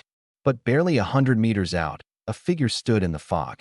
Black-clothed and masked, only a pair of cold eyes showing. A pitch-black scorpion the size of a calf at his side, tail hook raised high, glistening with green venom. Black venom scorpion, LV, 55, HP 8,000. Level 55, at least a high-tier first-stage tamer. I wore out my boots looking, and here you are. The man's voice was hoarse. You're Chinemo? Who are you? The one who's here to take your life. The black venom scorpion charged. I released Yao. Dragon's might. The giant scorpion stuttered, but didn't freeze solid like those low-level beasts. Level 55 meant it could be pressed, but not pinned dead. The man sneered. A Dragon Clan beast? No wonder the family head said to be careful. But you think a level 30 hatchling can beat me? The scorpion's tailhook stabbed in. Yao flicked aside and a claw shattered a piece of its back armor. Minus 623. How is that possible? A level 30 hatchling. Where does it get attack that high? He didn't know Yao was epic rank. Its attack far outstripped its level by nature. The scorpion flew into a rage, tailhook stabbing fast. Yao couldn't fully dodge and took it in the flank, minus 515. But with over 8,000 HP, it didn't feel a thing, and it only got angrier. A gust of black flame dragon breath swept out. The scorpion couldn't dodge. Minus 1,172. Critical hit. A good chunk of its HP gone in one blow. The man's face changed completely. He pulled a dagger and rushed me. You think I'm an easy mark? I sneered and released the tiger. One claw swatted him into a tree, blood spraying from his mouth. You actually have two beasts. There's a lot you don't know. I walked over and ripped off his mask, a man in his 30s, a knife scar from forehead to chin. I searched him and found a token with the character Zhao. A Zhao family man. Zhao Tianhao really is persistent. Can't kill Lu Chun, so he comes to kill me. You can't kill me. The Zhao family won't let you go. The Zhao family stopped being willing to let me go a long time ago. I waved a hand. One more of you makes no difference. Black flame poured out, and he was ash. At the dungeon entrance, Lin Roashua leaned against a dead tree reading her files, and looked up at the sound. Done. Done. Killed a Zhao assassin on the way out. Her brow knit. You're not hurt. I'm fine. Come on, let's head back. She watched my calm face and nodded to herself. Linjiang City, Zhao Estate. In the main hall, the leftmost soul tablet, carved with Zhao Hu, cracked clean in two with a sharp snap. Zhao Hu, high-tier first-stage tamer, main beast level, 55 black venom scorpion, deputy captain of the Zhao family's assassination squad, dead. Zhao Tianhao stared at the shattered tablet, fingers tapping the armrest one beat at a time, dull as a drum, until the 24 core members filling the hall didn't dare breathe. Zhao Hu, how did he die? Zhao Tianfu stepped forward. Lost contact in the misty swamp. And Chen Tieshan's son, Chen Mo, took his first-stage assessment there. The word comes from the association, absolutely reliable. Zhao Tianhao shut his eyes and was silent for a full 5 minutes. When he opened them again, there was no anger in those eyes, only cold, heavy killing intent. Gather everyone. He rose slowly. Today, I level the Savage Tiger Mercenary Corps. Brother, reconsider. Zhao Tianfu paled. Chen Taizhan is a third-stage Grand Beast Tamer, and the Corps has over 300 men. If it comes to a real fight, my son is dead. Zhao Hu is dead. The Zhao family's face has been ground underfoot for half a month. Zhao Tianhao cut him off. Am I supposed to keep swallowing it? We move in 15 minutes. If Chen Taizhan dares shield his son, kill him too. The Zhao family march. Half an hour later, before the Zhao mansion gates, over 200 people stood massed in a dark wall. First stage at the lowest, a third of them second stage, two third stage, Zhao Tianhao and Zhao Tianfu. Hundreds of beasts released, an overpowering presence. Zhao Tianhao's three main beasts, black water viper, gold-armored giant scorpion, thousand-leg centipede, all above level 100. Move out. The column, long as a dragon, bore down on the Savage Tiger Mercenary Corps, pedestrians shrinking aside wherever it passed, whispering. The Zhao family was going to war with the Savage Tiger Corps. When the news reached the base, I was in the courtyard. My brother Qinzhan rushed in, face pale, to report.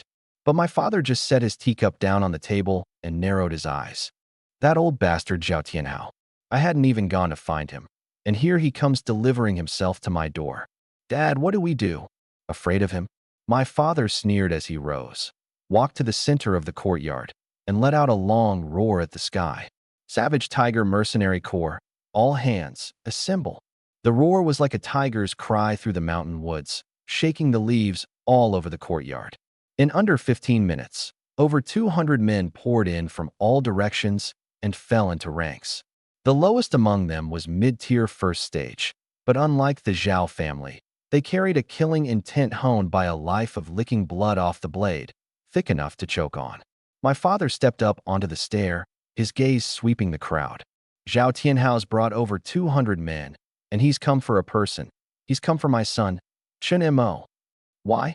Because his son Zhao Wuji died in a dungeon, and he's too incompetent to catch the real killer.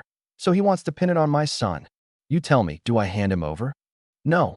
Over 200 voices answered as one, the sound wave shaking the ground.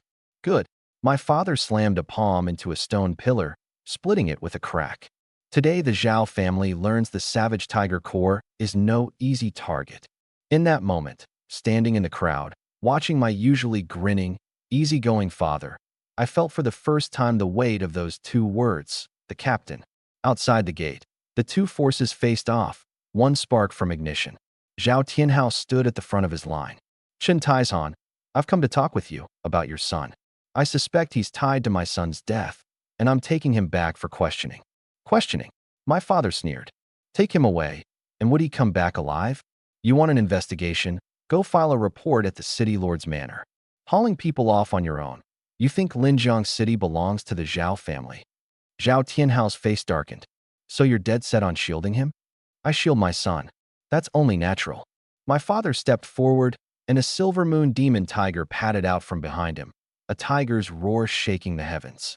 Silver moon demon tiger, S rank, LV 112.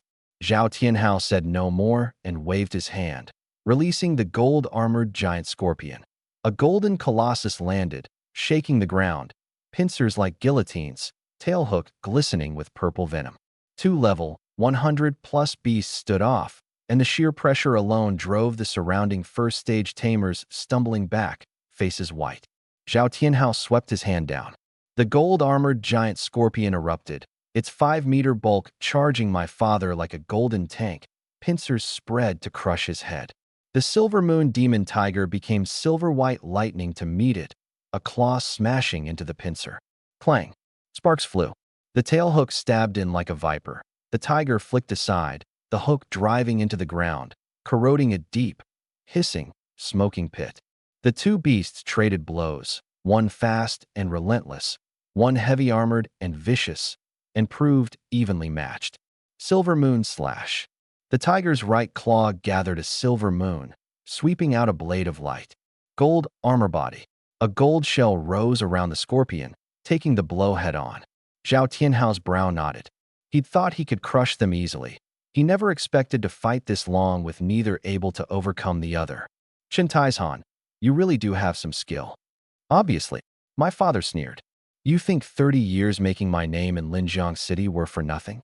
The fighting blazed hotter, the gates smashed apart, sections of the wall collapsed, the ground pocked with craters. My brother clenched his fists to one side, but couldn't break in. A third-stage battle was no place for second stage to even touch. If it kept on like this, even if my father won, it would be a Pyrrhic victory. And the one who'd truly profit was the Lu Chun hiding in the dark. No. Stop. I walked out. My voice wasn't loud, but the whole field went quiet. I walked straight to the space between the two lines and stood before Zhao Tianhao. The tiger followed at my back, a low growl. My father frowned. Moer, get back. I didn't. Family head Zhao. I hear you're looking for me? Zhao, who you killed him? I did. I answered cleanly. He came to kill me. Was I supposed to stand there and let him? Family head Zhao. Your son is dead. You grieve. I understand. But you can't make the whole city die alongside him just because you're in pain. What do you mean? I mean, you've got the wrong man. Zhao Wuji wasn't killed by me. It's not so just because you say so. I have proof. I tossed out Zhao Hu's token. This was on him. He came to kill me on your orders, and I killed him instead. Besides him, I've never touched a single member of the Zhao family.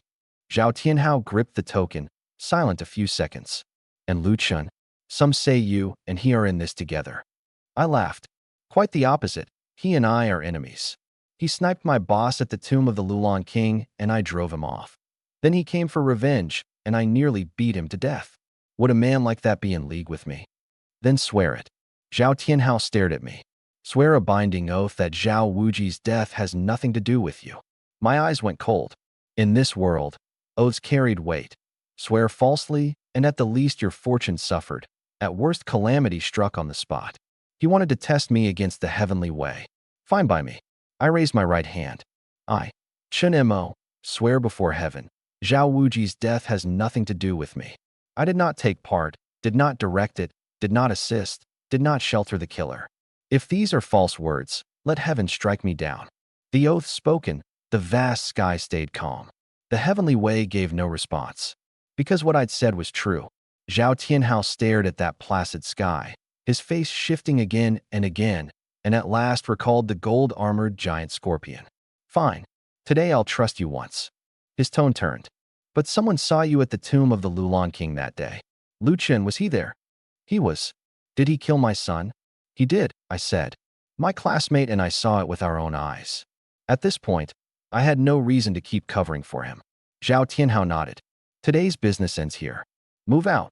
The Zhao family recalled their beasts and withdrew. On his way out, he didn't look back. Chen Taizhan, this isn't over. Your son may not have killed mine, but he killed a Zhao.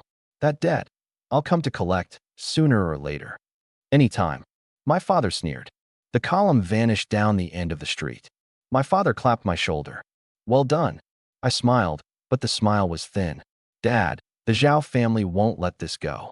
I know, but at least today they backed off. I watched the direction the Zhao family had gone, my eyes cold beneath the surface. It looked like a retreat today, but the grudge was sealed for good. Zhao Tianhao repaid every slight. He hadn't backed off because he believed me. He'd backed off because he wasn't sure he could beat my father. Once he was sure, he'd be back. And then it wouldn't be a talk. It would be real war. And the source of all of it was a single name. Lu Chun. He'd killed Zhao Wuji and turned the disaster onto the savage tiger core. I'd cleared myself with an oath, but the Zhao family wouldn't let me go for it. After all, Zhao Hu was killed by me. Killing intent flickered beneath my gaze. Lu Chun, given the chance, I will not let you live. Back in my room, the comm rang. Qin Ruashi. Heard Zhao Tianhao took people to your home? Are you all right? We fought. He didn't win, so he left. He repays every slight. He pulled back today, but sooner or later he'll come after you. What's your plan? Wait. Wait. Wait for my third stage. I said. By then it won't be him coming for me. It'll be me coming for him. Third stage Grand Beast Tamer. How many people in Linjiang City spend a lifetime never reaching it? But for me, it was only a matter of time. And not much time at that. I hung up. A knock came at the door. Lin Ruoshua walked in with tea. The Zhao family came? Your information's sharp. It was a big scene. She crossed her legs. I wouldn't have guessed it. You've actually got some nerve, standing right in front of Zhao Tianhao. It started because of me. I couldn't very well hide behind my brothers and let them fight for me. Besides, Zhao Tianhao's an old fox. He won't take a mutually destructive fight. At most he'll stab from behind. Guessed right. She nodded. He's already reaching out to a few mercenary corps outside the city. Black Scorpion, Viper, the Black Hawk Society, planning to join hands against you. Those three plus the Zhao family far outmatch the Savage Tiger Corps. They don't dare move inside the city. The City Lord's manor is watching. Whoever strikes first is in the wrong. They don't dare inside the city. Outside, that's another story. I was quiet a moment, then asked something unrelated. Have you ever seen a beast tied? She blinked.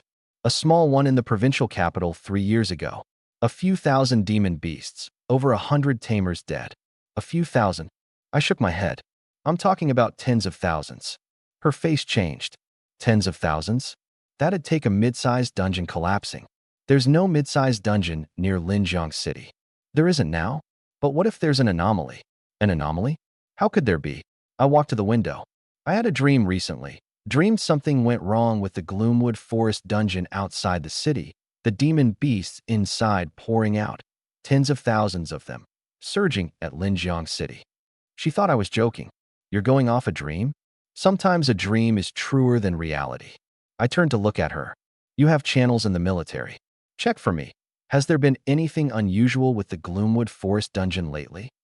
She stared at me a few seconds, found not a trace of a joke on my face, then picked up her comm and stepped out. I leaned back in the chair, recalling the original. The novel had a subplot. The Gloomwood Forest dungeon, destabilized by an anomaly, suddenly collapsed one day. Tens of thousands of demon beasts swarming out to form a mid-sized beast tide that bathed Linjiang City in blood. Many powers were wiped from existence in that battle. And Lu Chun, he'd risen precisely amid the chaos of that beast tide, contracting his third beast. If the plot hasn't changed, it's within the next few days. Lin Ruoshua pushed the door open, her expression grim. I checked. The spatial fluctuations inside the Gloomwood Forest dungeon are getting more violent. 3 days at most, and it'll be promoted to a mid-sized dungeon and collapse. The beasts inside, Rough estimate, 30,000.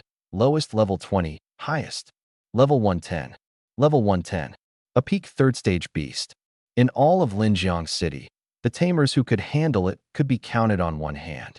It's been reported up, she added. The provincial capital says they'll send reinforcements, but 5 days at the soonest. Collapses in 3, arrives in 5. I sneered. By the time reinforcements get here, the city will already be flattened. She fell silent. She was just a researcher. There was nothing she could change. Miss Lin, I said, I'm going to see the city lord.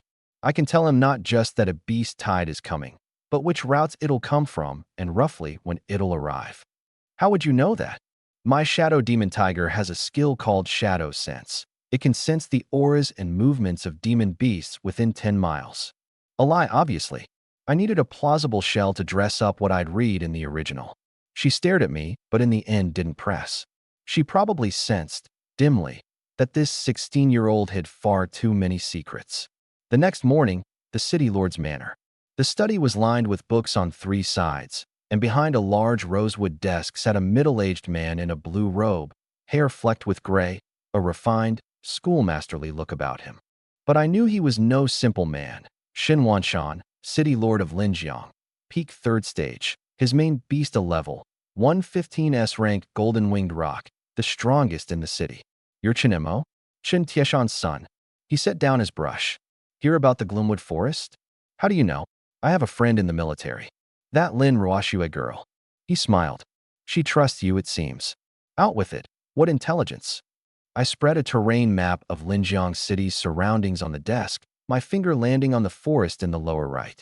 The Gloomwood Forest collapses within 3 days, at least 30,000 demon beasts pouring out at Linjiang City. But what the military doesn't know is, I drew 3 red lines. The beasts will come in 3 waves.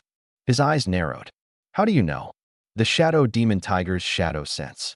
3 days ago, I sensed the anomaly on the dungeon's outskirts. I tapped 3 points. First wave, up the valley to assault the north gate.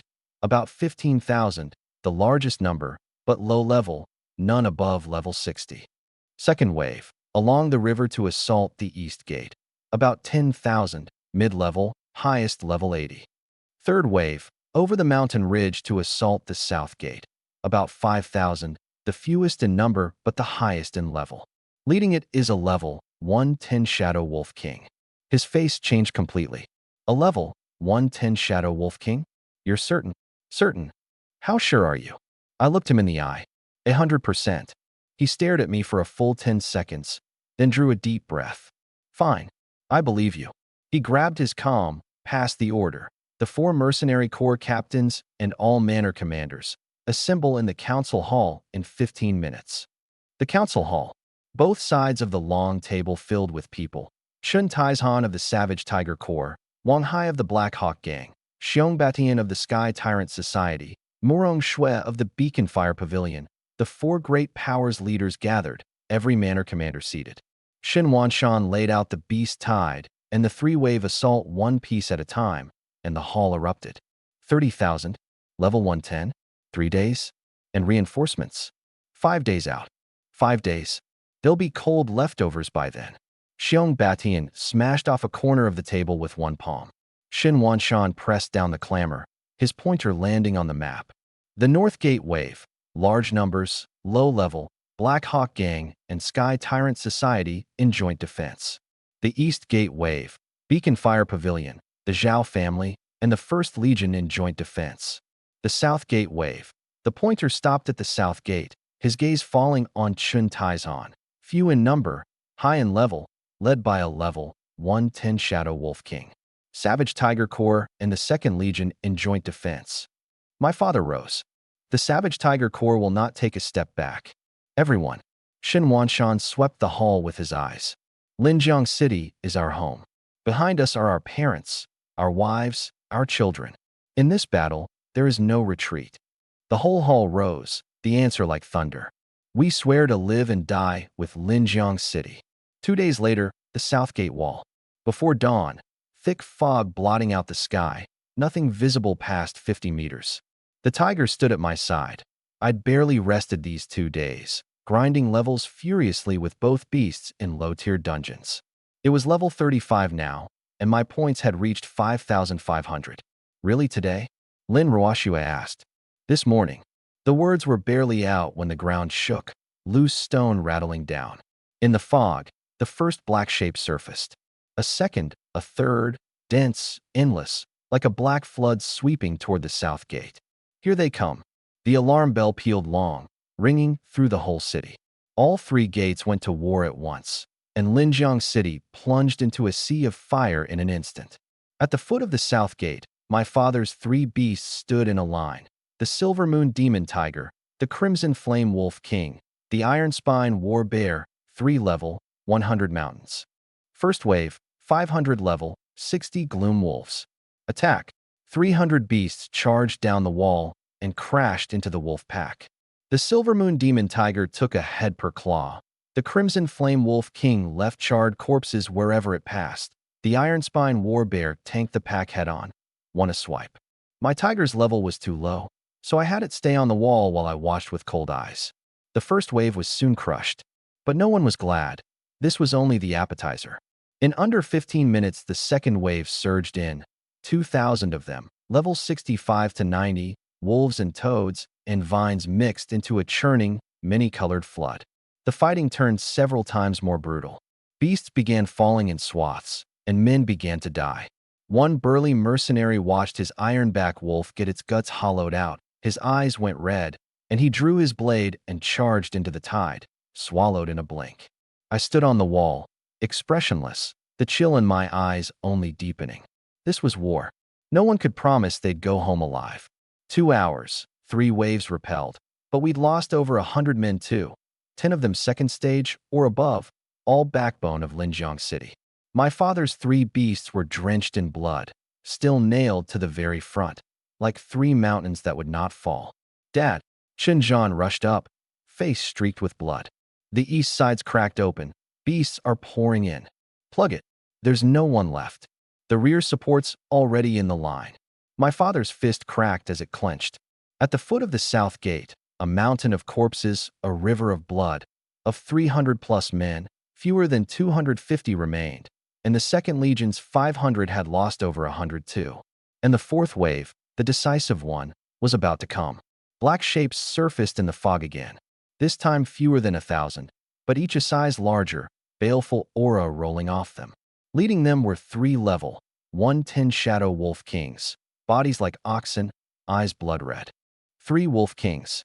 Dad, how do we fight this? Chen Zhan went bone white. My father drew a breath. Of his 3 beasts, only the Silver Moon Demon Tiger was still in decent shape. Leave the Wolf Kings to me. Behind us are the families of Linjiang City. Hold, even if it kills us. He was about to charge when I pressed a hand to his shoulder. Dad, wait. Someone's coming. Down the eastern street, a troop came galloping, the man at the head riding a level 95 ironclad war rhino. It was Zhao Tianfu, with over 200 Zhao family tamers. Isn't the Zhao family defending the east gate? My father frowned.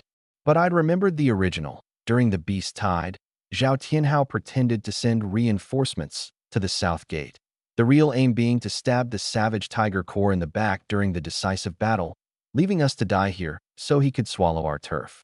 Of the 4 great powers, the savage tiger corps was the weakest, the easiest meat to bite.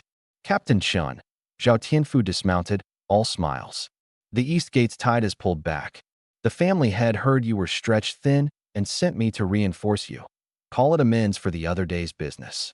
My father naturally didn't buy it, but right now he was genuinely short of men. Then defend the east section of the wall. Leave it to me. Zhao Tianfu slapped his chest and led his people up the east section. I watched them. Their main strength wasn't placed at the front. Instead, most of them crowded along the line where they met the savage tiger corps. This wasn't defense. This was being ready to stab us at any moment. The comm rang, Qin Ruashi. Everything's normal at the east gate. But Zhao Tianhao just passed word that the city lord's manor ordered us to split off people to reinforce the north and south gates. The first legion went to the north gate, the Zhao family to the south. I understood in an instant. The reinforcement was fake, the pretext real. Pull our people away, slot his in. This was meant to push the savage tiger core into the grave. Well played, Zhao Tianhao. I leaned to my father's ear and quietly laid out the Zhao family's scheme. His face went ugly gray, and he smashed a wall brick with one fist. That animal. Does he not know what happens if a gate falls? Don't worry, I have a plan. I murmured a few more words in his ear. His eyes lit up. You're sure? Sure. Good. Leave this to me, you go. 15 minutes later, the fourth wave hit the wall. 3-level, 110 Shadow Wolf Kings led, 1,000+ level 70 to 80 beasts behind them. Fireballs, ice blades, lightning poured down like a storm, the beasts climbing over the corpses of their own kind. Melee. The Silver Moon Demon Tiger leapt down first, the 3 beasts holding the front line by sheer will. The fighting entered its most brutal stage, someone falling every second. I stood on the wall and didn't move. I was waiting for Zhao Tianfu to move. Sure enough, brothers, the family head's order, 100,000 for every savage tiger man you kill. At Zhao Tianfu's command, over 200 people suddenly lunged at the savage tiger core's flank and rear. Zhao Tianfu, you son of a... Xinjiang cursed, but had no men to spare. Just as they were about to cut in, a troop in red rode out from inside the city, lining up squarely between the two forces, the words "beacon fire" stitched on their chests. At their head was a young woman in a red robe, all alluring grace, yet radiating cold, killing intent. The mistress of the beacon fire pavilion, 3rd stage tamer Murong Shui. Pavilion Mistress Murong? Why are you here? Chen Zhan was shocked and overjoyed. Chen Mo asked us. Murong Shui waved a hand, and 200 people sealed off the Zhao family's path. Zhao Tianfu's face flickered through light and shadow. Pavilion Mistress Murong, what is the meaning of this? That's my question to you. She sneered. Harming your own countrymen on the battlefield is a grave crime.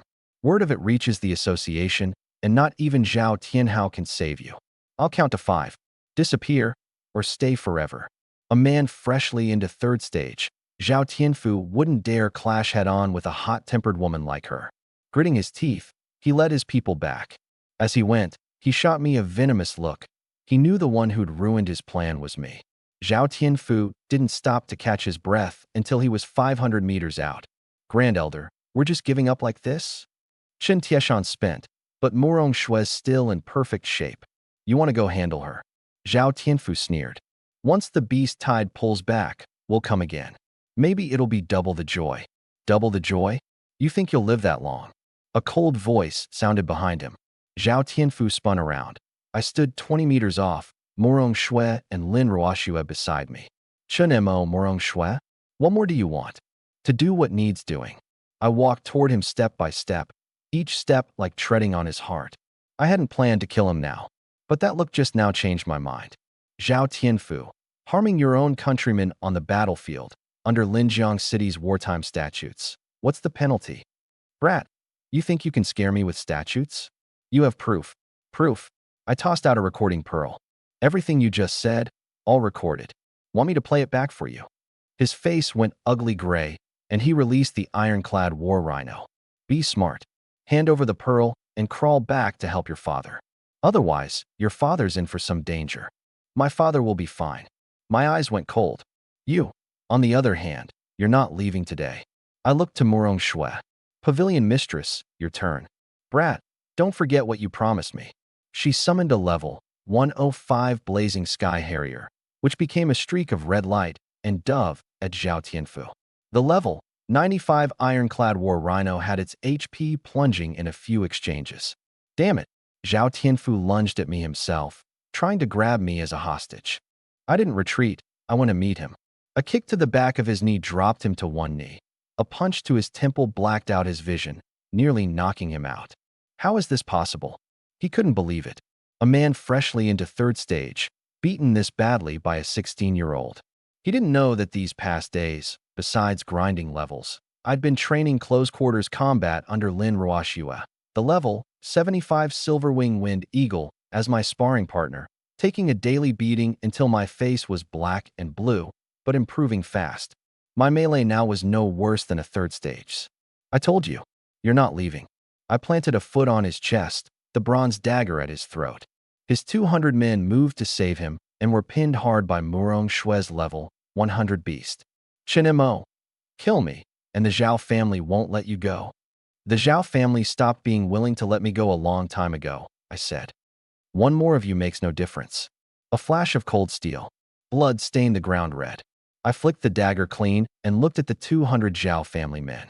Two choices, get lost or stay and avenge him. No one dared move. Then get lost. The 200 fled as if pardoned, not even daring to collect the body. Back at the south gate, the battle was near its end. With the beacon fire pavilion's help, 2 of the 3 Shadow Wolf Kings were dead, 1 gravely wounded. But the cost was brutal. Of the Savage Tiger Corps' 300 plus, fewer than 200 could still stand. Of the Second Legion's 500, under 300 remained. The last beast fell at the foot of the wall. We won. Someone slumped down in a pool of blood, tears and blood streaming together. We won. No one cheered. No one had the strength to cheer. When I rushed back, I saw my father, drenched in blood, still nailed to the very front, like an upright pine that would not fall. Dad, are you all right? Small stuff. He waved a hand. And your side? Zhao Tianfu's dead. I killed him. He gave me a look. No reproach, no surprise, and just nodded. Well killed. A man like that doesn't deserve to be mourned. But Zhao Tianhao won't let this go. I know. He clapped my shoulder. That's a problem for later. Right now, clean up the battlefield first. I nodded and turned to make the arrangements. Once the battlefield was cleared and the beast materials all stored in storage rings, I went to see my father. His left arm was wrapped in bandages, his face pale, but his spirit steady. Process the beast bodies fast. That's the brother's compensation money. Can't let it wait. Don't worry, I said. Double compensation for the fallen and the wounded who can't fight. We support to the end. He smiled, gratified. Good.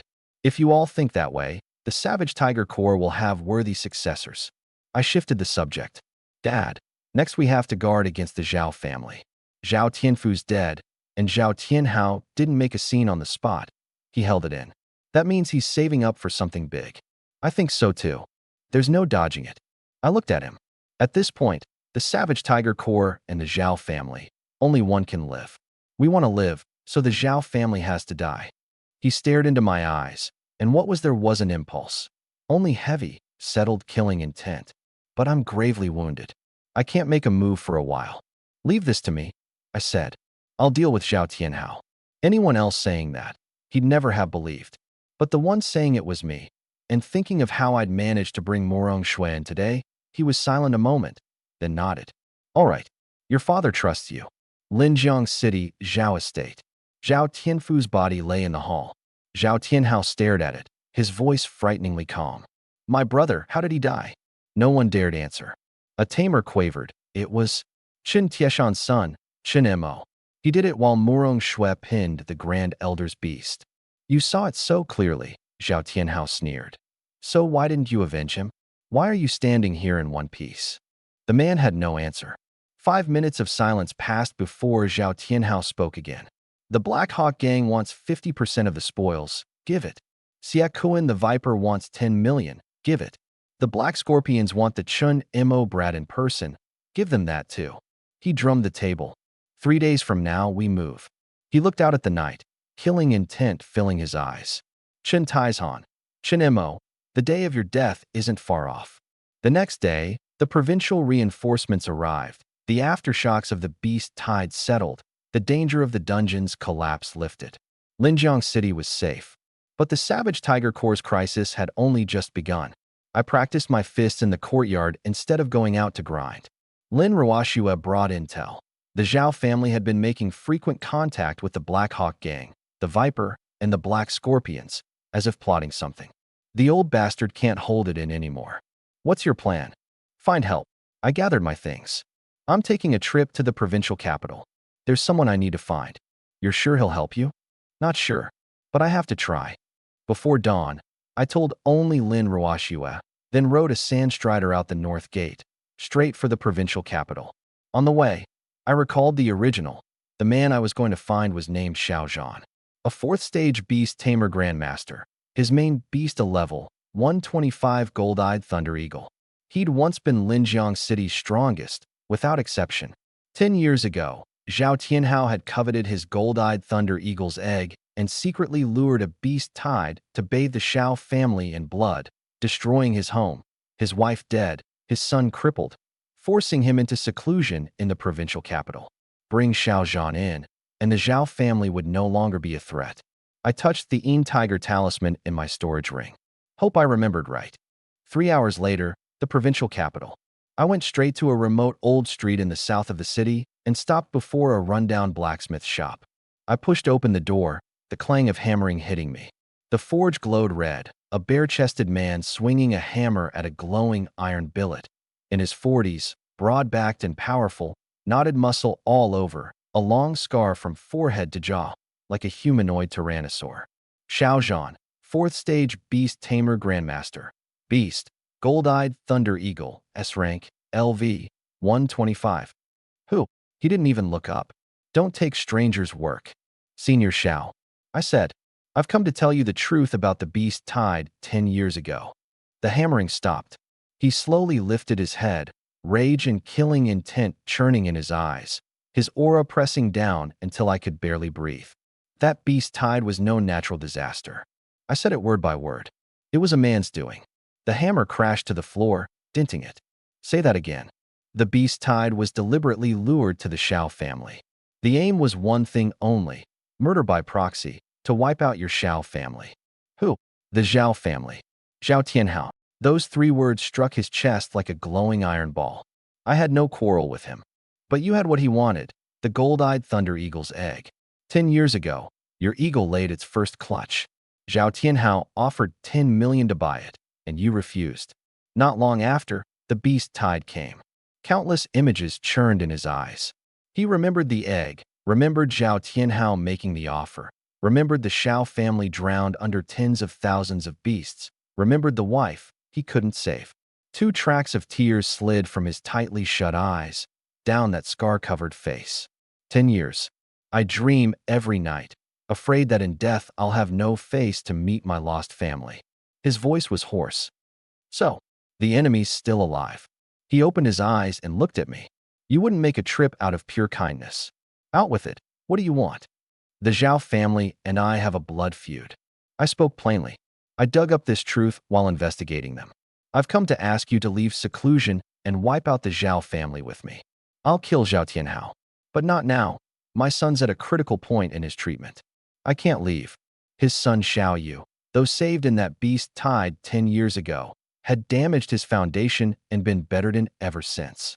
I took the Yin Tiger talisman from my storage ring and laid it on my palm. Which is why I brought this. What is it? The Yin Tiger talisman. The key to the tomb of the Lulan Emperor. His brow furrowed. The tomb of the Lulan Emperor? That real dungeon deep in Jiangnan province. A level 125 real dungeon, burial place of the ancient Lulan Emperor and his undying Luan bird.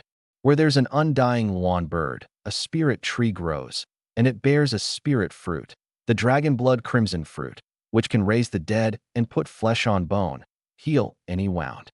His breath went ragged, and he snatched the Yin Tiger talisman, turning it over and over. He recognized it. The talisman was genuine, and the legend of the dragon blood crimson fruit, he'd heard it too. Why help me? Because I need you. Zhao Tianhao's joined with several powers, and they're about to move on the savage tiger core. I need you to act, to wipe him out. He stared at me a long while, as if to find a lie in my face. But he found none. Fine. He let go, his voice calm, and beneath the calm was killing intent like magma. Give me the talisman. I'll make the trip with you and twist Zhao Tianhao's head off. He walked into the inner room.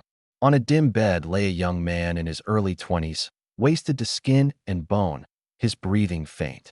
He touched his son's face, eyes rimmed red. Your father's found a way to save you. Wait for me. He turned, took a suit of armor down from the wall and pulled it on, and released the gold-eyed thunder eagle. The giant eagle, wingspan over 10 meters, landed steadily before us. Get on. Ride my eagle. And we're back in Linjiang City in an hour. I didn't stand on ceremony and leapt up. I really couldn't wait any longer. Same time, Linjiang City Savage Tiger Mercenary Corps. The night was ink black. Zhao Tianhao stood outside the base gates, 1,000+ people massed dark behind him. The Zhao family, the Black Hawk Gang, the Viper, the Black Scorpions, sealing the base off with no way through. Chen Taizhan, come out and die. The gate opened. Chen Taizhan walked out with Chun Zhan and the brothers, but two unexpected figures stood at his side, Morong Shui and Lin Ruoxue. Family head Morong, thank you for your aid. Don't thank me, Morong Shui said coldly. That brat promised to get my daughter an SS rank undying Wan bird egg, and there's still no shadow of it. If he dies, who do I collect from? For all her words, she'd already released 3 beasts. And Miss Lin, you too. You're too kind, sir. Lin Ruoxue cut him off. I've been freeloading these past days. The least I can do is pitch in. Zhao Tianhao looked across with a sneer. These 2 women think they can stop me? Get them. 1,000+ people surged forward like a tide. 200 against 1,000, a 5-fold gap, the savage tiger line giving way inch by inch. Morong Shui's harrier was tangled in the air by the Black Hawk Gang's Wang Hai and his shadow eagle. Lin Ruoxue's silver-wing wind eagle was pinned by the Viper's python, barely holding. The rest of them couldn't take it. Captain, we can't hold, a blood-soaked mercenary roared. The siege, desperate straits.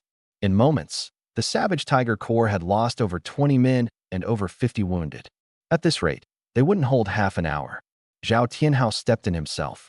The gold-armored giant scorpion swept the field, sending mercenaries and beasts flying like straw wherever its pincers turned. One stab of its tail stinger dissolved a second-stage tamer into pus. A level 115 beast on the battlefield was a meat grinder.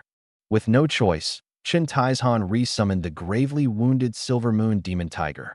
The tiger lunged at the scorpion. On a normal day, it would have had the upper hand. But now, with only half its combat strength left, the scorpion caught its opening and a pincer blow sent it flying into the wall. Minus 18,190. A third of its HP gone. Tiger. Chen Tieshan's eyes went red. The tiger crawled out of the rubble, drenched in blood, and still held its ground in front of him, not retreating a step. Chen Taizhan still won't surrender? Zhao Tianhao sat astride the scorpion, looking down. Kneel, and maybe I'll spare your life. Chen Taizhan spat out a mouthful of blood. Chen Taizhan would rather die right here than beg a snake like you. Won't take the toast. Zhao Tianhao raised his hand to give the final kill order. A bolt of golden lightning split down from the night sky. Boom. The ground blasted open into a 3-meter crater, the shockwave hurling everyone nearby into the air. The gold-armored giant scorpion was driven back several steps, and Zhao Tianhao nearly toppled. Out of the smoke, Xiao Zhan and I landed at the crater's edge. Behind him, a level 125 gold-eyed thunder eagle crouched with spread wings, its golden eyes sweeping the field, the pressure of a 4th-stage beast crashing down like the sky falling. The whole field choked. Xiao Zhan. Zhao Tianhao's pupils shrank, his face white as paper, lips trembling. No, impossible. Xiao Zhan lifted his eyes, that gaze cold as a blade fresh from the sheath. 10 years, and you still remember me. Zhao Tianhao shook all over. He feared Xiao Zhan, feared him 10 years ago, and feared him more now. The beast tide was a natural disaster. It had nothing to do with me. A natural disaster? I spoke up. Family head Zhao, the only way no one knows is to never do it. You really thought you'd left no seam. He opened his mouth and couldn't get a word out. I didn't come to reason with you today. Xiao Zhan's voice was ice. Eagle. The gold-eyed thunder eagle became a streak of gold and dove. Talons raking across the scorpion's pincers, sparks flying, the great pincers cracking open with a deep fissure, green blood seeping out. One strike, and the scorpion was crippled. This was a 4th-stage beast. Continue. The eagle dove again, a talon tearing open the scorpion's back armor. Minus 27,123. Green blood gushed. Xiao Zhan gave it no breath. A bolt of purple lightning fell from the heavens, piercing straight through the scorpion's body. It died on the spot. No time even to convulse. Zhao Tianhao's face changed drastically. He hurriedly released the black water viper and the 1,000-leg centipede. Xiao Zhan didn't even glance at them, throwing out a summoning seal. A frost jiao and a crimson serpent emerged together. The frost jiao bit into the black water viper, frost spreading from its head until it shattered into a dozen pieces with a crack. The crimson serpent coiled around the thousand-legged centipede, venom fangs through its head. When it came to poison, it was the centipede's ancestor. 3 beasts wiped out in under 3 minutes. The tide had turned. Zhao Tianhao slumped to the ground, begging over and over. Xiao Zhan, spare me.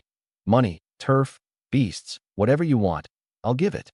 Xiao Zhan walked up to him, looking down from above. Spare you? 10 years ago, did you ever think of sparing my Xiao family? Zhao Tianhao had no answer. You didn't. Xiao Zhan hauled him up by the front, his voice shaking, his eyes red. Back then, I watched my family die in front of me and could do nothing. He slammed Zhao Tianhao back to the ground and pinned his chest underfoot. Don't worry. I won't let you die too quickly. He raised his hand. The gold-eyed thunder eagle dove, 1 talon. This one for my wife. Another talon. For my son. A third. For all 18 souls of my Xiao family. Zhao Tianhao's screams had long since stopped sounding human. Xiao Zhan bent down and dropped one last line beside his ear. Before you die, know this. This time, your Zhao family, every last one, I leave none alive. Zhao Tianhao's eyes went wide, a rattle in his throat, but he couldn't spit out another word. A heaven bolt fell. Zhao Tianhao, and all his sins with him, were blasted to powder, not a bone left. The night wind carried off the ashes. This siege was over. Zhao Tianhao was dead.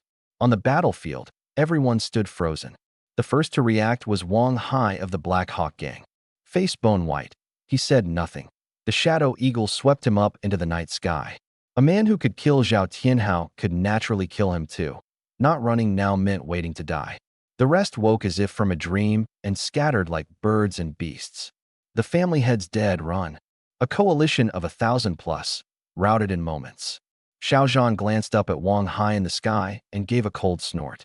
I've business today. I'll spare your dog's life. He didn't give chase. The gold-eyed thunder eagle landed behind him, golden eyes sweeping coldly over the fleeing men, and made no move either. He turned and walked toward the Zhao mansion, his step steady, each one planted heavily. 10 years. At last, he could give those who died unjustly an answer. My father watched his receding back.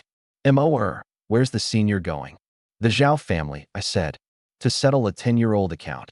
He's going alone? Alone is enough. I turned my head. Dad, let's clean up the battlefield and treat the wounded. The Zhao family business, that's none of ours. He opened his mouth, then nodded in the end. Lin Ruoxue came to my side. You're not going to help? No need. That's his own business.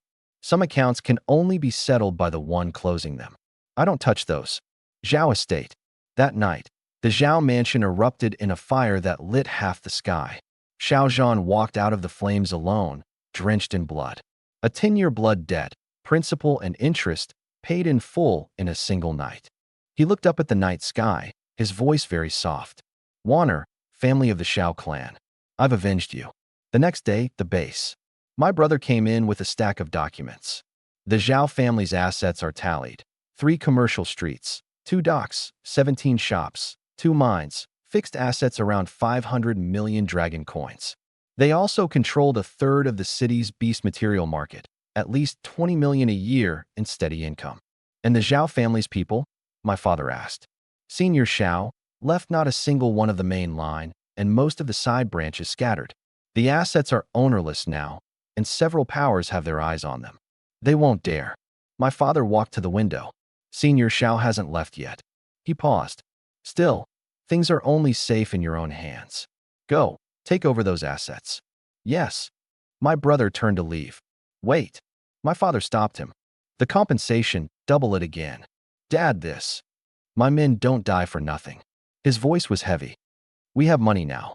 The least we can do is let their families live a little better. My brother nodded hard and went. In 3 days, the Savage Tiger Corps took over all of the Zhao family's turf. Once we'd absorbed it, we'd vault into the largest power in Linjiang City. My father looked at the string of figures in the ledger, silent a long while. This time, we owe it to you. I'm your son. I didn't look up. It's what I should do. He smiled and clapped my shoulder. 3 days from now, we go to the tomb of the Lulan Emperor. Be careful. Don't worry, Dad. 3 days later, the North Gate. Xiao Zhan had changed into clean clothes, the scar on his face stark in the daylight. Murong Shui, in white combat gear, radiating cold. Lin Ruoxue arrived earliest. I arrived last. Everyone's here. Xiao Zhan summoned the gold-eyed Thunder Eagle. The tomb of the Lulan Emperor is in the desert 500 miles north of the city. Ride my eagle, and we're there in 2 hours. No one objected. A level 125 speed was more than twice as fast as anyone else's beast. Gold light shot skyward. Everyone vanished from where they stood. 2 hours later, the dungeon. An ancient stone-built tomb rose from the desert, vast as a mountain. The desert wind stung where it hit my face. Xiao Zhan walked up to a stone pillar carved with Lulan script. Murong Shui leaned in and read it aloud. Tomb of the Emperor. Those who enter, leave your lives behind. Doesn't sound auspicious, Lin Ruoxue muttered. Epitaphs are all scare tactics. Xiao Zhan paid it no mind, pulled out the Yin Tiger talisman, and aimed it at the crooked steel at the center. Black light shot out. The earth split open, revealing a 10-meter square opening breathing cold air, an abyss below, mercifully, with steps. I take point, Chinimo behind me, Lin Ruoxue in the middle, Murong Shui rear guard. Xiao Zhan arranged it. Strongest leads, second strongest brings up the rear, Lin Ruoxue, and I. The weakest, protected in the center. The stone stair descended, the walls covered in murals, wars, sacrifices, burials of the living. This emperor was ruthless, killing this many to be buried with him, Lin Ruoxue said. The dead have no hell. Xiao Zhan didn't look back. Only the living do. 10 minutes later, the stair ended. Before us lay an absurdly large underground space, a 5-meter-wide bluestone road running dead straight, no end in sight. Stone statues the size of real men and beasts lined both sides, soldiers, officials, demon beasts. These statues. Lin Ruoxue frowned. Why do I feel like they're moving? I activated Eye of Insight. Stone Statue Guardian, Undead Puppet. LV, 110, Skills. Petrifying Gaze, Heavy Strike, Crushing Blow, Self-Destruct. Sharp Eye, I said. They're alive. Stone Statue Guardians, Undead Element, Level 110. The words were barely out. Crack. The nearest one opened its eyes, 2 flames of blood fire kindling in the sockets, and swung its sword at Xiao Zhan. Faster than that frame should be able to move. Xiao Zhan didn't even raise a hand. The gold-eyed Thunder Eagle swept out from behind him, one talon clamping the stone sword, the other raking 5 deep grooves across the statue's head. Minus 27,891. But the statue felt nothing, and its great sword cut back. A blow that, landed on an ordinary beast, would have killed in one hit. Eagle, evade, talents. The eagle beat its wings, became gold light, and raked down, blasting a crater in the floor. Undead Element is the worst. Thick hides, hard to kill. Xiao Zhan frowned. Then I've got bad news, I said. There's more than one. Crack, crack, a rapid-fire crackle like popping beans. 1, 2, 3, at least 30, all level 110. I can hold 5 at most. Murong Shui released 3 beasts. I can only hold 1. Lin Ruoxue said quietly. Leave the rest to me. Xiao Zhan's tone was firm. To save his son, never mind a crowd of statues, even a full-grown dragon, he'd cut down all the same. There may be an easier way. I stared into the dark at the end of the bluestone road. Run through. These things aren't fast. Charge inside, and they probably won't follow. You're sure? Not sure. Let's try. Xiao Zhan nodded. The eagle dove and crushed a statue's head. Run. The 4 of us sprinted hard along the bluestone road. 200 meters on, the statues thinned, replaced by rows of pillars thick as a man's embrace, carved with runes glowing a faint blue. Lin Ruoxue's face changed. Sealing runes. Before she finished, 7 black-robed figures stepped out ahead. At the head was a one-eyed, bald man, face full of vicious flesh, a bone chain around his neck, a blood-red skull stitched on his chest. Murong Shui recognized him at a glance. The Blood Skull Mercenary Corps, the biggest tomb-raiding gang around Linjiang City. The one in front is called the Butcher, Ma Kuei, mid-tier 3rd stage, main beast level, 115 blood-eyed demon wolf. He's killed over 100 tamers, 3 years on the association's wanted list and never caught. Pavilion Mistress Morong, long time no see. Ma Kuei grinned, a tooth missing, his gaze falling on the tiger talisman in Xiao Zhan's hand. If I'm not wrong, that's the dungeon's key, isn't it? For the pavilion mistress's sake, hand it over and I'll let you go. The 6 behind him had already fanned out to flank, clearly meaning to surround and slaughter. And if I don't, Xiao Zhan sneered, then stay and be buried with the Lulan Emperor. Ma Kuei waved a hand, 6 beasts emerging at once, weakest level 85, strongest level 115. The ones being buried will be you. Xiao Zhan couldn't be bothered to waste words. The eagle became gold light and tore in. A bolt of purple lightning struck the blood-eyed demon wolf. Minus 15,789. Ma Kuei's face changed sharply. Who in the world are you people? The one who's here to take your life. 6 beasts swarmed to gang up. The eagle flicked aside and was 100 meters off, leaving them to lunge at empty air. Thunder sea. The eagle cried out at the heavens, and over 100 bolts of purple lightning poured down, crashing as countless lightning serpents. When the purple sea of thunder cleared, of the 7 beasts only the blood-eyed demon wolf clung to a breath. The other 6 were dead on the spot. A 4th stage. Beast Tamer Grandmaster. Tomb Raiders know their limits best. Who can be provoked and who can't. A Beast Tamer Grandmaster could found a whole sect. A 4th stage fighting a 3rd stage was an adult beating a child. Fall back.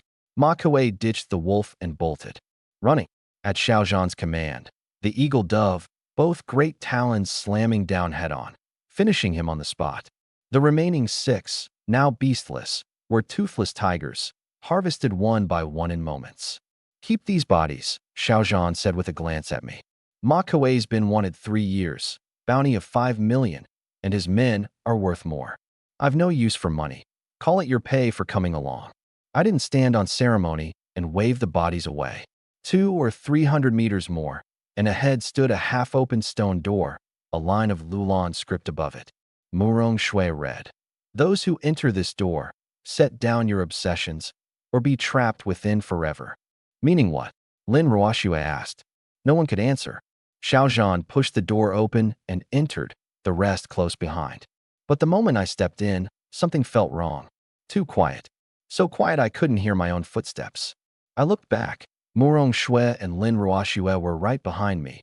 Yet when I called out, no one answered. I turned again. The people were gone. White fog filled the air, thick as milk, hand invisible before my face. Senior Xiao? Pavilion Mistress? Ruoxue? No answer. My stomach sank. I tried walking forward. A few steps in, the fog cleared. Before me was a room. Not an ancient tomb, the kind from my past life. White walls, wood floors, blue curtains, sunlight pouring in warm. A book lay open on the desk, its cover reading 5 years of college entrance exams, 3 years of practice tests. My home from my past life. I walked over and picked up the book. Every page, I turned countless times. Chinemo. A voice behind me. I whipped around. A woman stood in the doorway, apron tied on, spatula in hand, smiling at me. Mom. My eyes went red in an instant. This woman, in my past life, I hadn't seen her in many years. Before I transmigrated, she'd already been gone for several. Studying at dinner time? Go wash your hands, she said with a smile. I opened my mouth and couldn't speak. I knew this was an illusion, but the realness of it was so real I couldn't bear to shatter it. I followed her into the living room. On the table were several of my favorite dishes: braised pork, sweet and sour ribs, tomato and egg. My father came out of the study in his reading glasses, a newspaper in hand. What are you spacing out for? Sit and eat. The tears fell. I knew it was fake, but I just wanted to stay a little longer. System. I called inside. What's going on? Host has fallen into an illusion. This realm is driven by a residual soul in the tomb, reflecting the deepest obsession in the heart of whoever enters. How do I get out? Host may spend points to leave at any time, but companions have not yet escaped. Forcibly waking them may harm their souls. Where are they? Xiao Zhan, Murong Shui, and Lin Ruoxue have each fallen into an illusion of their own regrets. Xiao Zhan's is the deepest. Without help, he may be trapped within forever. I drew a breath and looked once at my mother's smiling face. Can I save them? Spend 2,000 points to have the Obsidian Dragon learn the SS rank skill Dragon's Roar, which carries illusion-breaking effect and can shatter this realm. I closed my eyes. My mother was still calling me to eat. I'm sorry, Mom. I checked my points. Enough.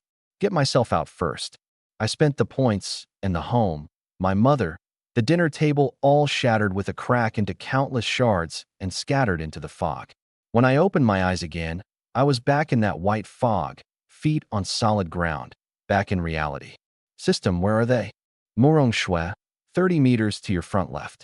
Lin Ruoxue, 40 meters to your front right. Xiaozhan, 20 meters dead ahead. I went for Xiaozhan first. Through several layers of fog, I saw that 6'3" powerhouse, broad-backed and brawny, crouched on the ground, crying like a child, eyes red, repeating over and over, "I'm sorry. You. Wanner. I'm sorry." I'd never seen Xiaozhan like this. I patted his shoulder, no response. As I thought, me alone couldn't wake them. I summoned Yao. System, learn Dragon's Roar. Spend 2,000 points. Obsidian Dragon learns the SS rank skill, Dragon's Roar. Yao, Dragon's Roar. It threw back its head and roared, an impassioned dragon cry shaking the whole tomb chamber. The three of them jolted, their eyes shifting from blank to clear. We fell into an illusion? Xiaozhan reacted fastest. In truth, with his fourth stage power, he shouldn't have been caught at all. It was only that touching the heart demon from 10 years ago, even slightly, was more than he could hold down. Less that the illusion was clever, and more that he simply couldn't get past that hurdle himself. That line over the door, that's what it meant, I said. He glanced at Yao, then thought of the dragon roar that had yanked him back to reality. This dragon, it's yours? It is. That was you pulling us out just now, wasn't it? Got lucky. Tried it. Didn't expect Dragon's Roar to actually break illusions. Then I, Xiaozhan, owe you a favor. He said nothing fancy, just that one line. But I knew a fourth stage beast tamer grandmaster's favor was heavier than gold. Just look at what happened to the Zhao family. Murong Shui, meanwhile, was too stunned to speak. This black dragon, it's really Chun Mo's? I can vouch for it. He contracted it in the trial tower. Lin Ruoxue pulled a face at me. The way Murong Shui looked at me changed completely. She probably understood that with this dragon, in under 20 years the name Chun Mo would ring across all of Dragon Nation. It's getting late. Let's go. Further in was a tomb chamber the size of 3 football fields. At the center, a tall bluestone platform. Atop it a stone coffin carved with runes, gold light flowing through it, ringed by a dozen bronze chests. But the most striking thing was the tree at the chamber's deepest point. Several stories tall, dark brown old bark, leaves a glossy emerald, a few fist-sized red fruits hanging from its branches, covered in golden dragon scale patterns. It's the dragon blood crimson fruit. Xiaozhan's voice shook. 4 of them, Murong Shui added. Xiaozhan's eyes went red on the spot. His son had lain in bed a full 10 years. He'd begged everyone, and all said there was no cure. And now, hope hung from that branch. But he didn't charge forward. Because beneath the tree, a bird lay sprawled. A giant bird the size of a small mountain, azure feathers, several tail feathers trailing on the ground like an azure river. Its eyes were shut, as if dozing, but the pressure it gave off, everyone could feel. I quietly activated Eye of Insight. Undying Lawn Bird, SS rank.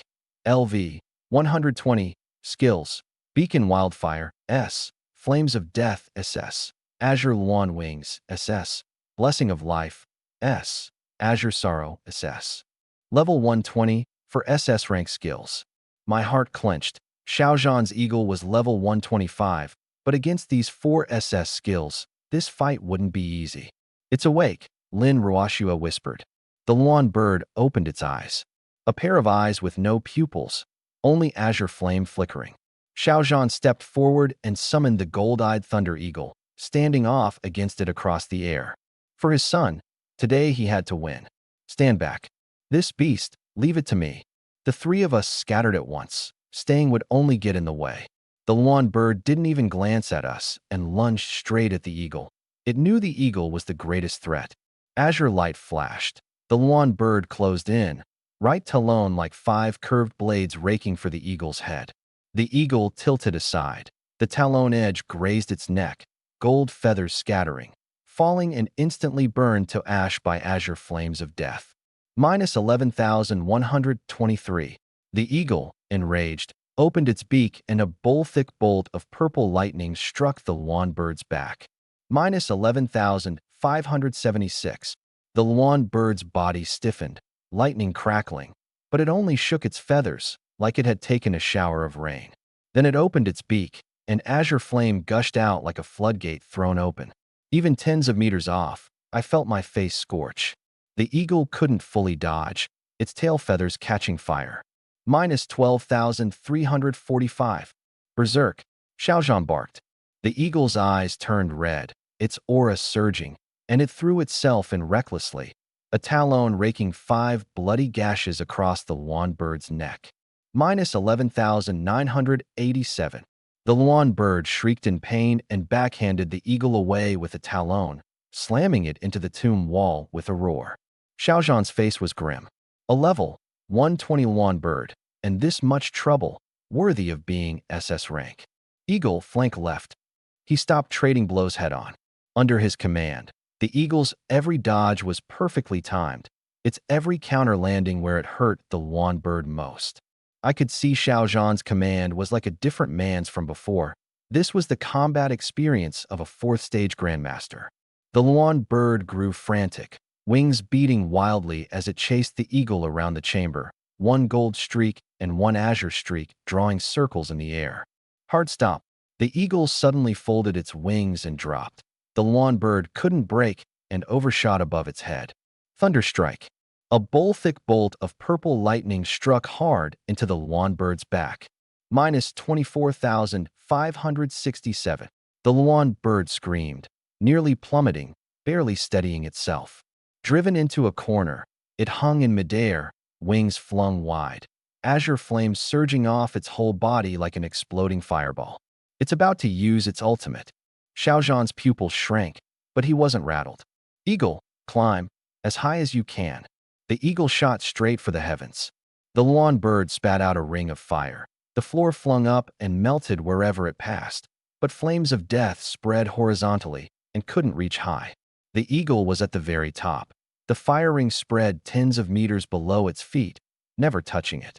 The fire ring stopped after 3 or 4 seconds, and the lawn bird's aura had clearly weakened a notch. Now dive. The eagle folded its wings and crashed down like a golden meteor, a long tail of light trailing behind. Thunder Talon. Its 2 talons gathered twin masses of lightning, one clamping the neck, the other the wing root. Minus 18,765.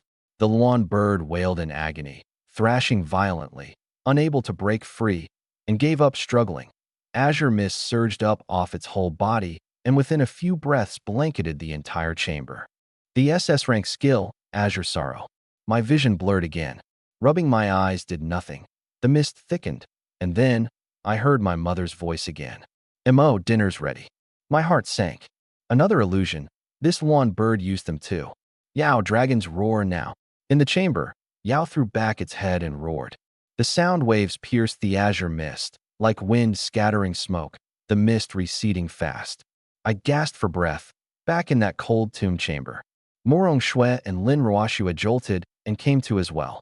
But where dragon's roar hit hardest was on the lawn bird. Its mind struck as if by a hammer, the illusion collapsing on the spot. Xiaozhan had been caught too, but borrowing that roar, he snapped clear in an instant. One look at the lawn bird's state, and he understood at once. Eagle finishing move. The eagle flew to the chamber's highest point, lightning surging wildly all over its body. Thunder Judgment. Heaven's execution.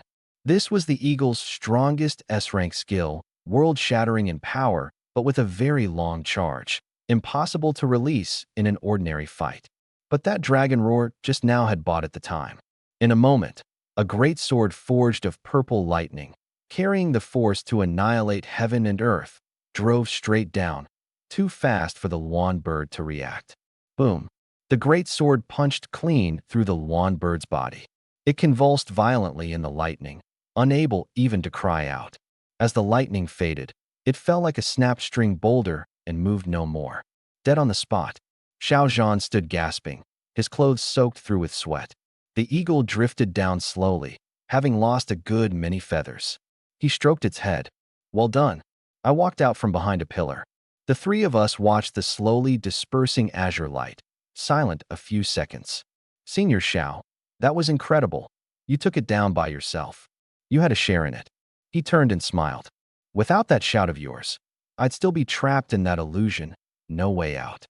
I just played support. He said no more. This dragon drew too much attention, and saying too much would only bring me trouble. Murong Shui crouched where the Luan bird had dispersed and fished a basketball-sized azure egg out of the azure light, gold patterns flowing across it. Undying Luan bird, SS rank, beast egg. Take it, I said, as promised. She bit her lip, said nothing fancy, and tucked the egg into her storage ring. We walked to the crimson fruit tree. The 4 red fruits brimmed with spirit energy. Standing beneath the tree, a warm current poured down from overhead, washing away all the exhaustion and pain in our bodies. Xiaozhan picked 2 and carefully stored them in a jade box. 1 to save my son, 1 in reserve. And the other 2?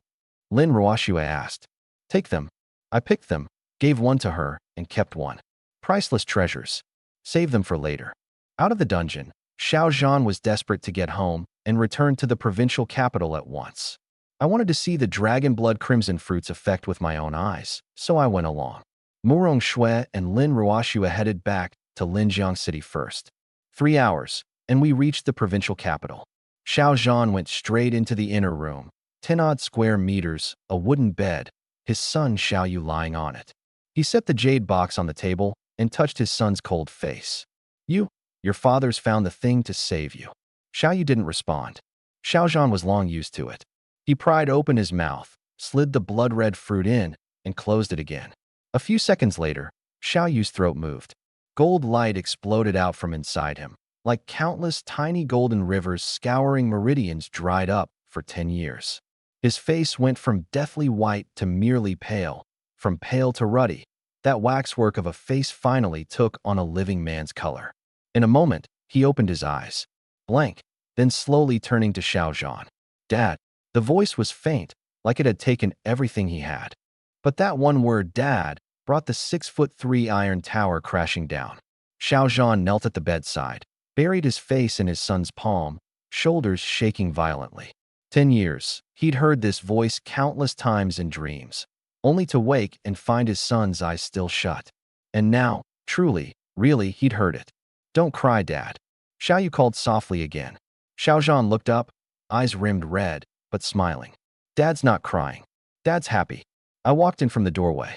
My steps were light, but Xiaoyu heard, his gaze passing over his father to land on me. And this is the one who saved you. Xiaozhan rose. Chen Mo, from Linjiang City. Without him, your father couldn't have gotten the dragon blood crimson fruit. Xiaoyu looked at me, his lips moving. Thank you. Very quiet, but in earnest. He struggled to sit up. Xiaozhan hurried to support him. Don't move. You just woke. He didn't listen, gritting his teeth, pushing himself up bit by bit, veins bulging at his temple. I went over and pressed his shoulder. Don't get up. He lifted his eyes to me, a stubborn light in those black eyes. The Xiao family aren't people who forget a kindness. He sat up anyway, leaning against the headboard, breathing hard, then slowly bent forward and pressed his forehead to the edge of the bed. Brother Chen Mo, the kindness of saving my life. Xiaoyu won't forget it. I looked at the back of his head, silent a few seconds. Your father already thanked me. You rest and recover well. That's the best thanks there is. He straightened, said no more, but I could read that gaze. It said I owe you a life. Watching the scene from the side, Xiaozhan drew a breath, his voice as heavy as a hammer on an anvil. Chen Mo. I looked at him. From today, your business is Xiaozhan's business. Word by word, like carving in stone.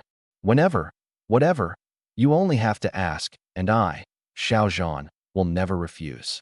This wasn't a pleasantry. It was an oath. The oath of a 4th-stage beast tamer grandmaster. I smiled. Senior Xiao, no need to stand on ceremony between family. Linjiang City, Beacon Fire Pavilion. At the very top of the tower, on a rosewood table, sat that undying Luan bird egg. Murong Shui stared at it a long while. It was the only SS-rank beast egg in Linjiang City, a birthday gift she'd prepared for her daughter. Her daughter Murong Qing, 20 this year, had awakened a B-rank azure feather sparrow. Aptitude not bad, but not top tier either. In this dog-eat-dog world, how far a B-rank could go, she knew well. But with this undying lawn bird egg, an SS-rank phoenix reborn from Nirvana, her daughter's future would be limitless. Pavilion Mistress. A maid at the door, looking uneasy. Wang Hai of the Black Hawk Gang is here again. Murong Shue's eyes narrowed. Wang Hai, master of the Black Hawk Gang, third stage Grand Beast Tamer. He'd come once before. She'd just gotten back from Lulan, and somehow word had leaked. Wang Hai had come to her door offering 100 million for the egg. She refused. She'd thought that was the end of it. Now it seemed she'd been too naive. What does he say? He says today he's not here to buy, but to discuss a partnership. Murong Shue sneered. Let him wait. She put away the egg and went downstairs. In the hall, Wang Hai sipped tea at his leisure, two young men seated before him. The one on the left, early 20s, in a white suit, hair slicked glossy, an indescribable wrongness in his smile. The one on the right, buzz-cut, in black, expressionless as a block of stone, but a pair of eyes bright as a blade hidden in its sheath. Murong Shue's step faltered, not because of Wang Hai, but the aura on these two young men. That kind of aura she'd only seen on the coarse scions of the great families in the provincial capital. Pavilion Mistress Murong, we meet again. Wang Hai rose with a smile. Let me introduce. This is the eldest young master of the provincial Ma family, Ma Wenyuan. The Ma family deals in beast materials. They hold 30% of all Jiangnan province's material market. The white suit nodded slightly. And this is the second young master of the provincial Shui family, Shui Wu. The Shui family deals in beast breeding. 20% of Jiangnan's beasts come from the Shui family. The buzzcut nodded, not even a change of expression. The provincial Ma family, the Shui family? Murong Shue's voice went cold. Master Wang, what's the meaning of this? Nothing, Wang Hai smiled. I'd just like the pavilion mistress to reconsider that egg. I said, not for sale. Not for sale is fine too. Ma Wenyuan drawled lazily. Let's do it another way. Give me the egg, and I'll make the Beacon Fire Pavilion big. Resources, channels, connections, whatever you want.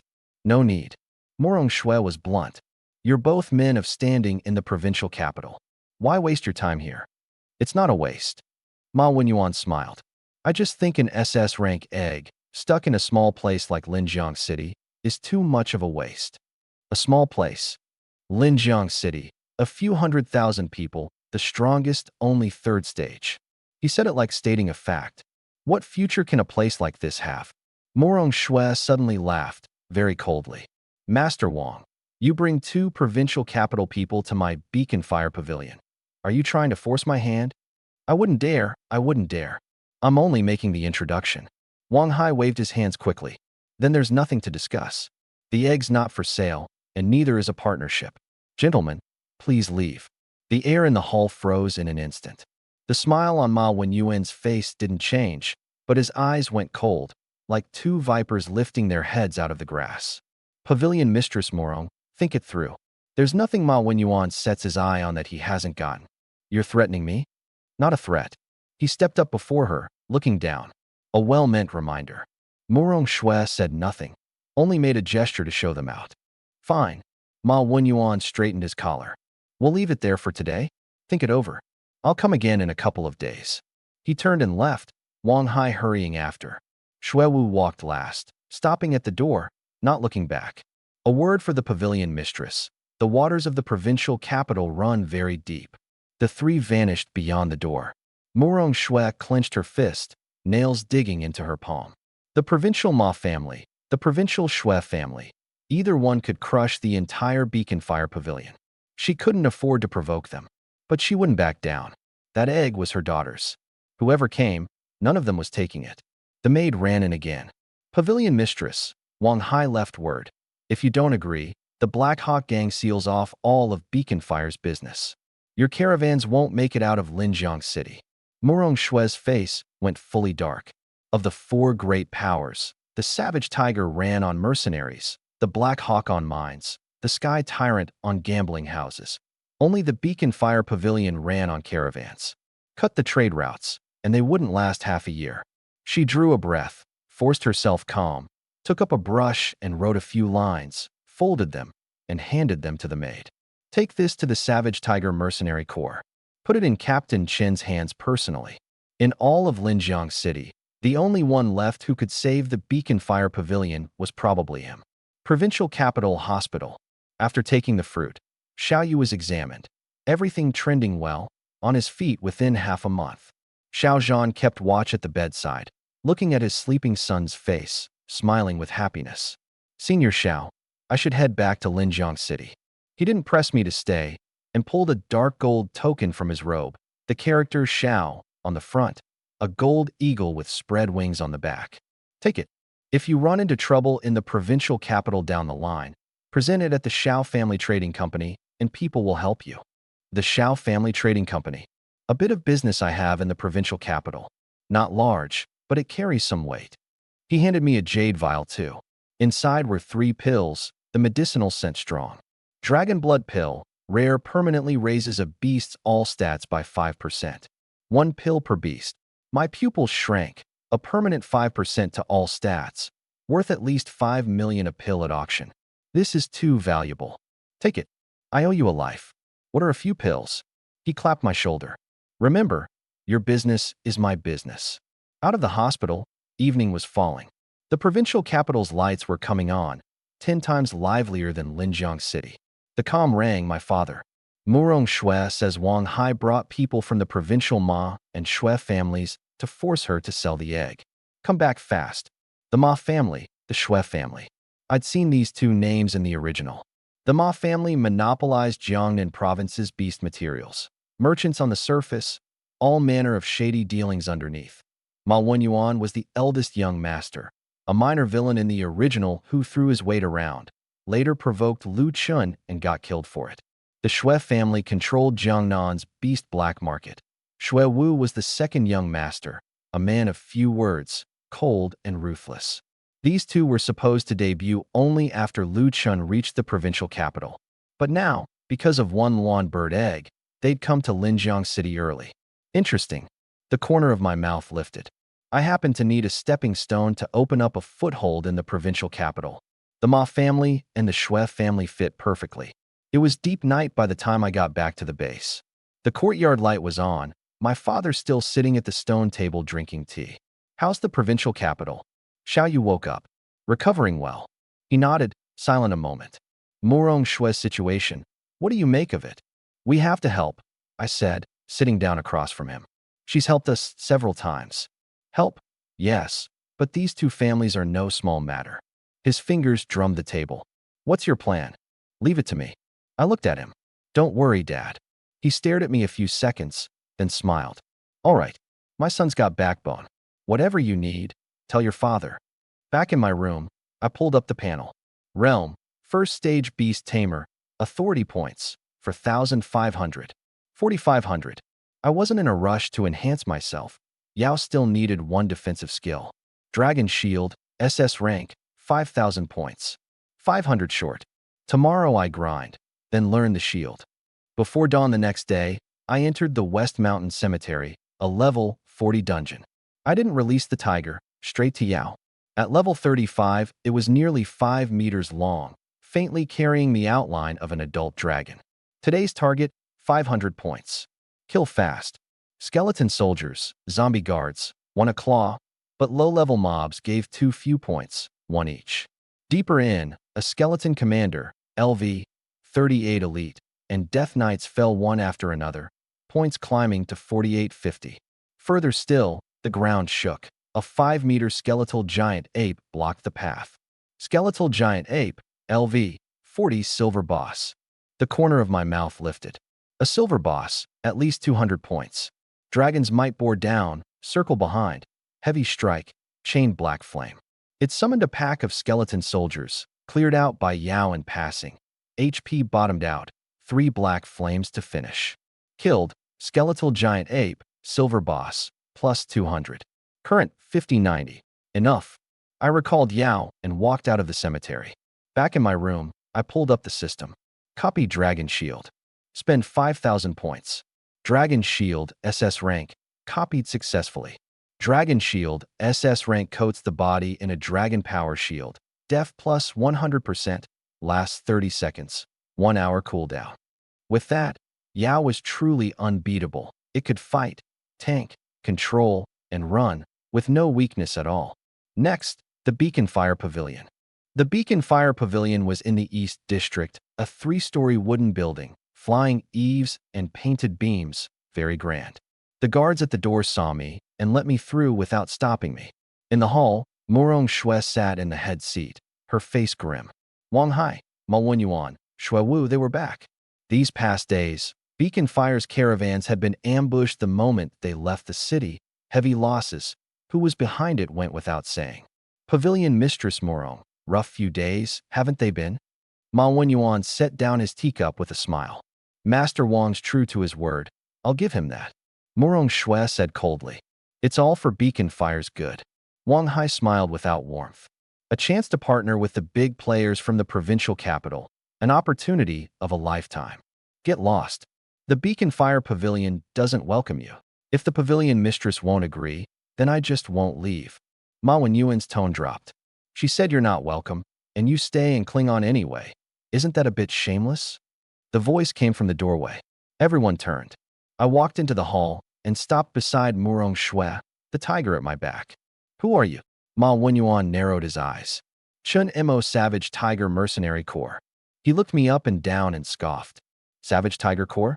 Never heard of it. That's just your ignorance. Chun Mo, watch your mouth. Wang Hai's face changed. Young Master Ma is from the provincial Ma family. The provincial Ma family? I looked at Ma Wenyuan. The Ma family that built its fortune cornering beast materials? Provincial Ma family men come to Linjiang City to bully a woman. What kind of skill is that? You're sticking your neck out for her. Ma Wenyuan's gaze cooled. The egg is Pavilion Mistress Murong's. If she says it's not for sale, it's not for sale. I looked him in the eye. Ma Wenyuan, eldest young master of the Ma family, 21, second stage, main beast a level, 65S rank gold feather eagle. His pupils shrank. How do you know that?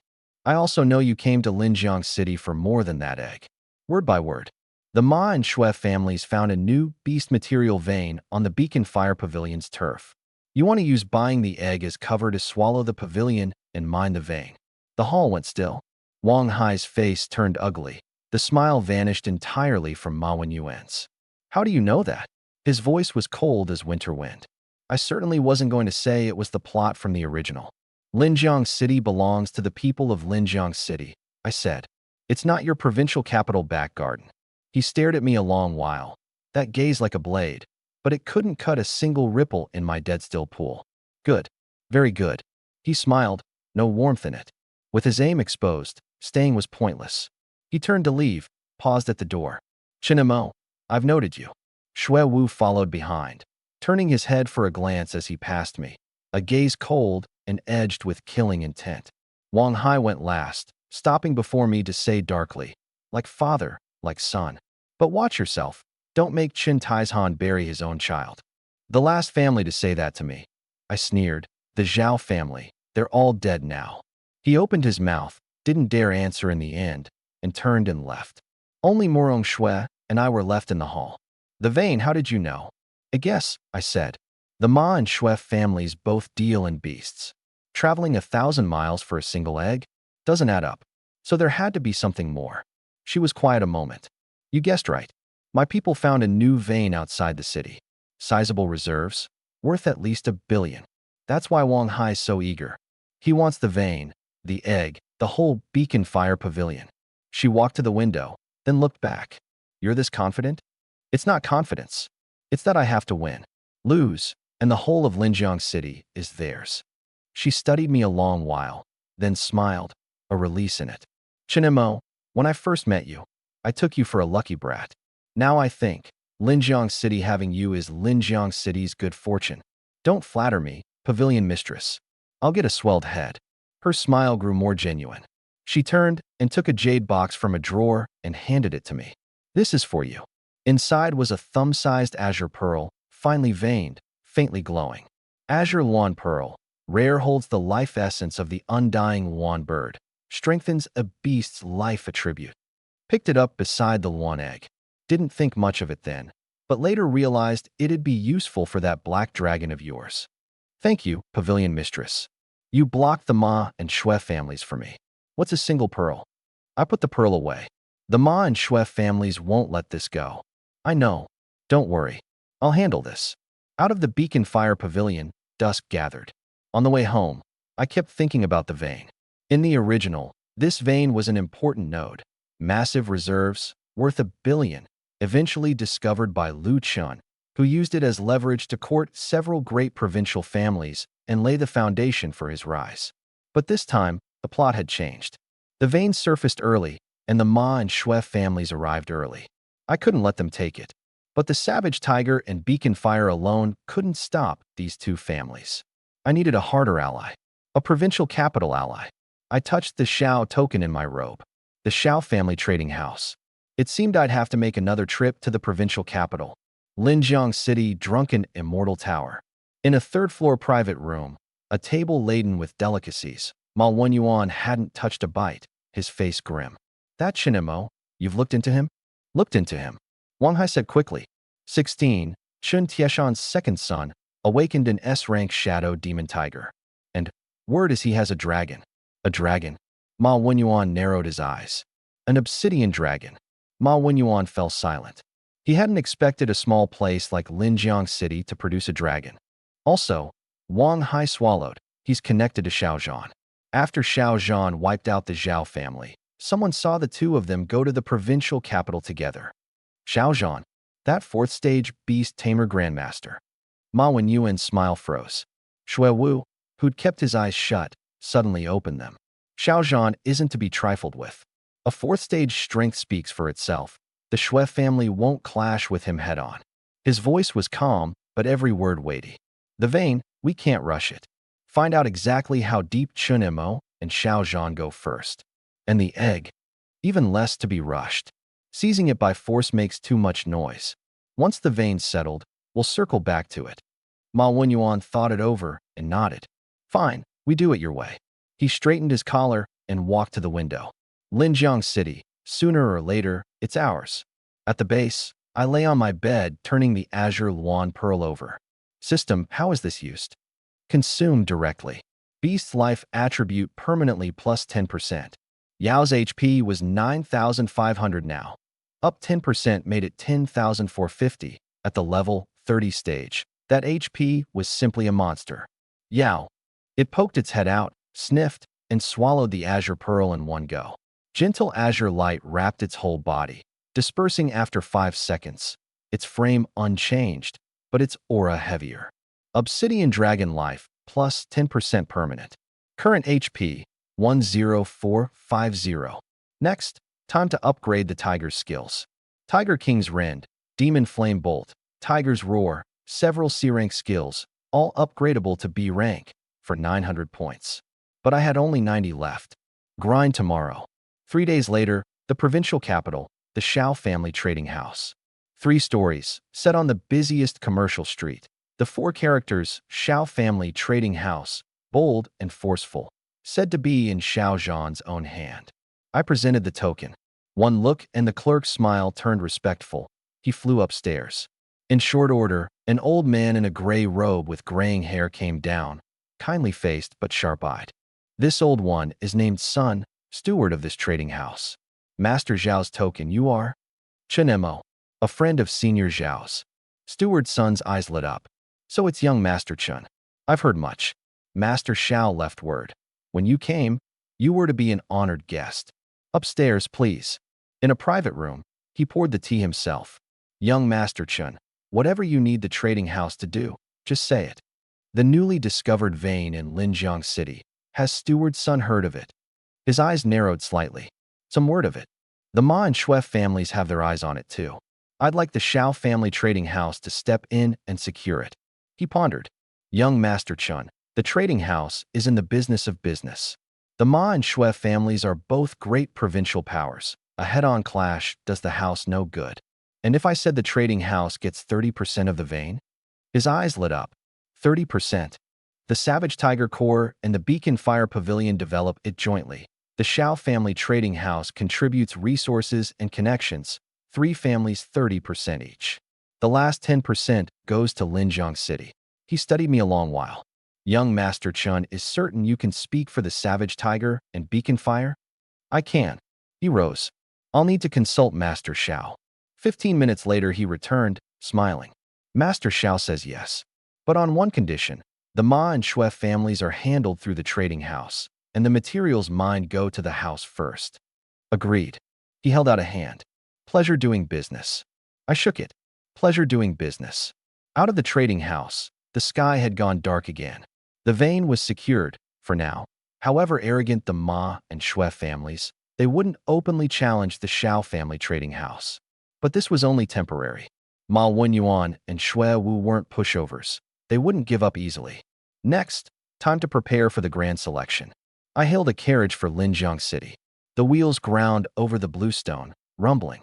I shut my eyes, the original's plot flashing past like a film. The grand selection, the provincial finals, strong rivals on all sides. Lu Qin would shine in the finals. But this time, I wouldn't let him have his way. This time, I'd end him with my own hands and give him no chance to flee again. In the courtyard, I held the notice for the grand selection. Jointly run by the Jiangnan Province Military and the Beast Tamer Association. Preliminaries in each city, finals in the provincial capital. The top 10 awarded the title 10 Heroes of Jiangnan, with handsome rewards besides. MOR. My father came out of the hall, his expression grave. This one's no simple matter. Several great provincial families will send people to watch, and there'll be moves made in the shadows. I know. My tone was flat. But first place, I'm taking it. He looked at me, then suddenly smiled, as if seeing his younger self. Go. I believe in you. The square before the city lord's manor was a sea of people. Nearly every tamer aged 16 to 20 had come, the line stretching to the end of the street. Make way. Young Master Zhou's here. Zhou Ziheng swaggered through with 3 lackeys. Word was he'd just broken into first stage, his frost wolf up to level 32. He spotted me at a glance and raised his voice with a sneer. Oh, the Savage Tiger Corps' second young master is signing up too? I thought a prodigy like you would get a free pass. His lackeys chimed in at once. I didn't break stride, walking right past him without a glance, like ignoring a stray dog by the roadside. Chinemo, stop right there. I stopped and slowly turned my head.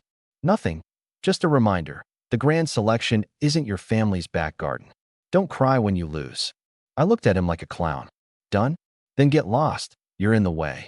His face flushed red. The frost wolf, sensing its master's anger, bared its fangs and growled at me.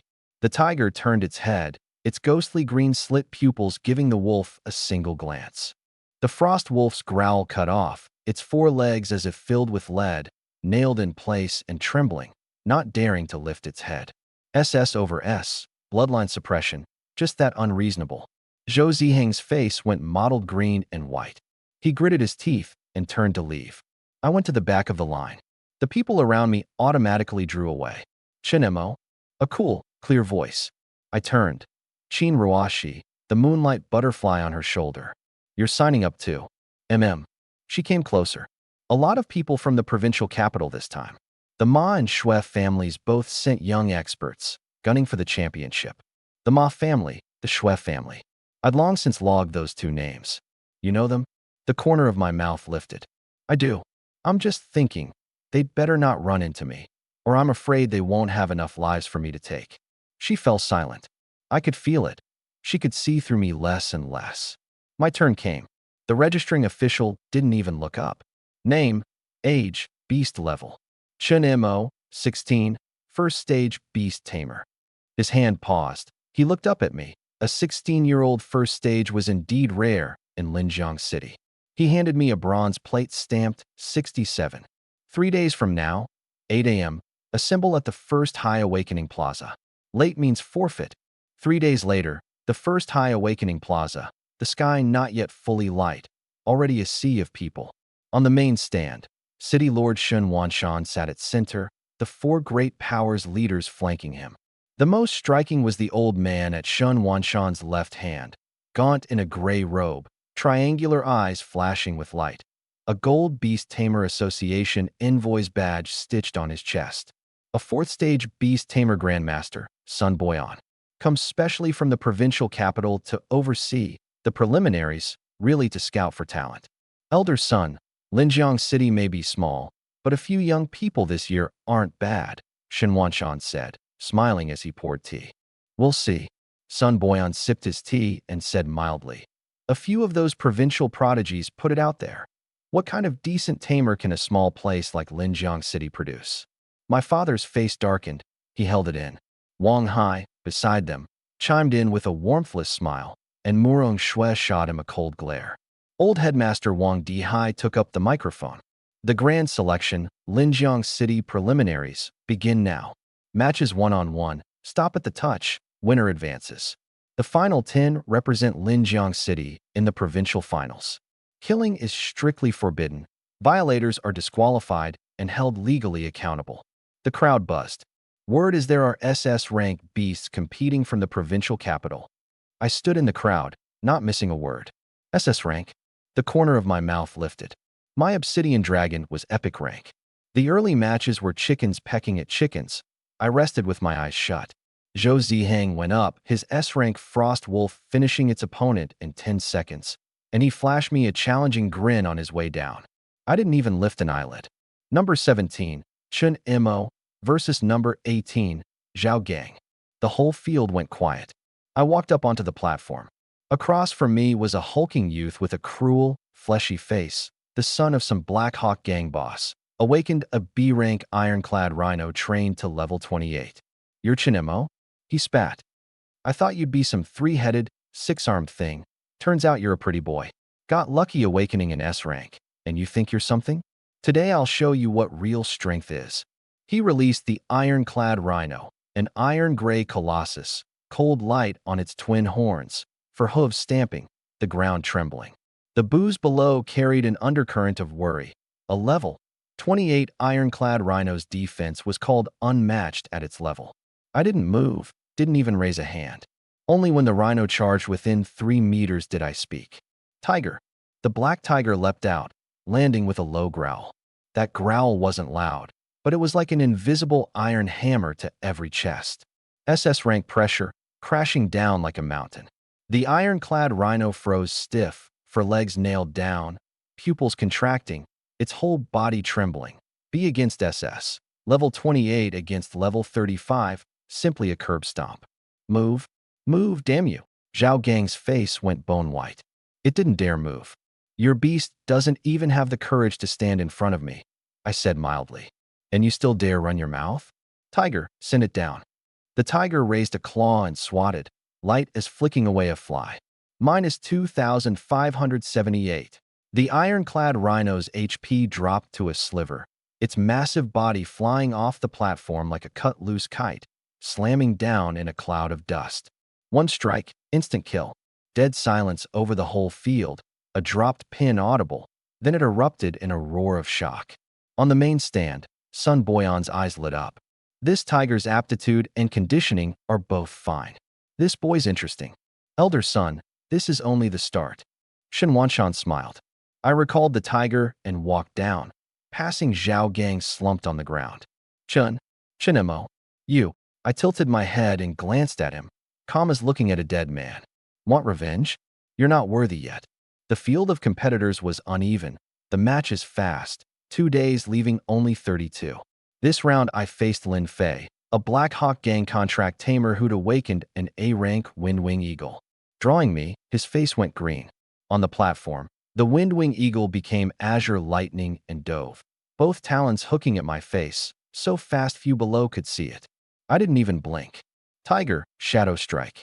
The tiger sank into shadow, the next instant appearing behind the Windwing Eagle, fangs biting through its neck. Minus 2,892. The Azure Eagle dropped like a cut line. Instant kill. I turned and walked down.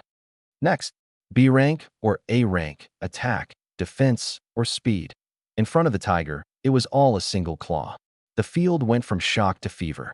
Chun Mo, Chun Mo, Chun Mo. The sound shook the sky. Stands Shui family. Wang Hai lowered his voice. Brother Shui, what do you make of Chun Mo's strength? Shui Yi toyed with a copper coin, indifferent. An S-rank tiger, level 35, nothing special. Disciples of that caliber, my Shui family has by the handful. He flicked his fingertip, the coin spinning down into his palm, not a trace of a smile in his eyes. Rest easy, Leader Wang. When the Shui family takes a job, we never fail. Beside him, Shuiren said nothing, only tapped a finger lightly on his knee. Once. That was enough. After that round, only 16 remained. Back at the base, I read Lin Ruoshue's intel.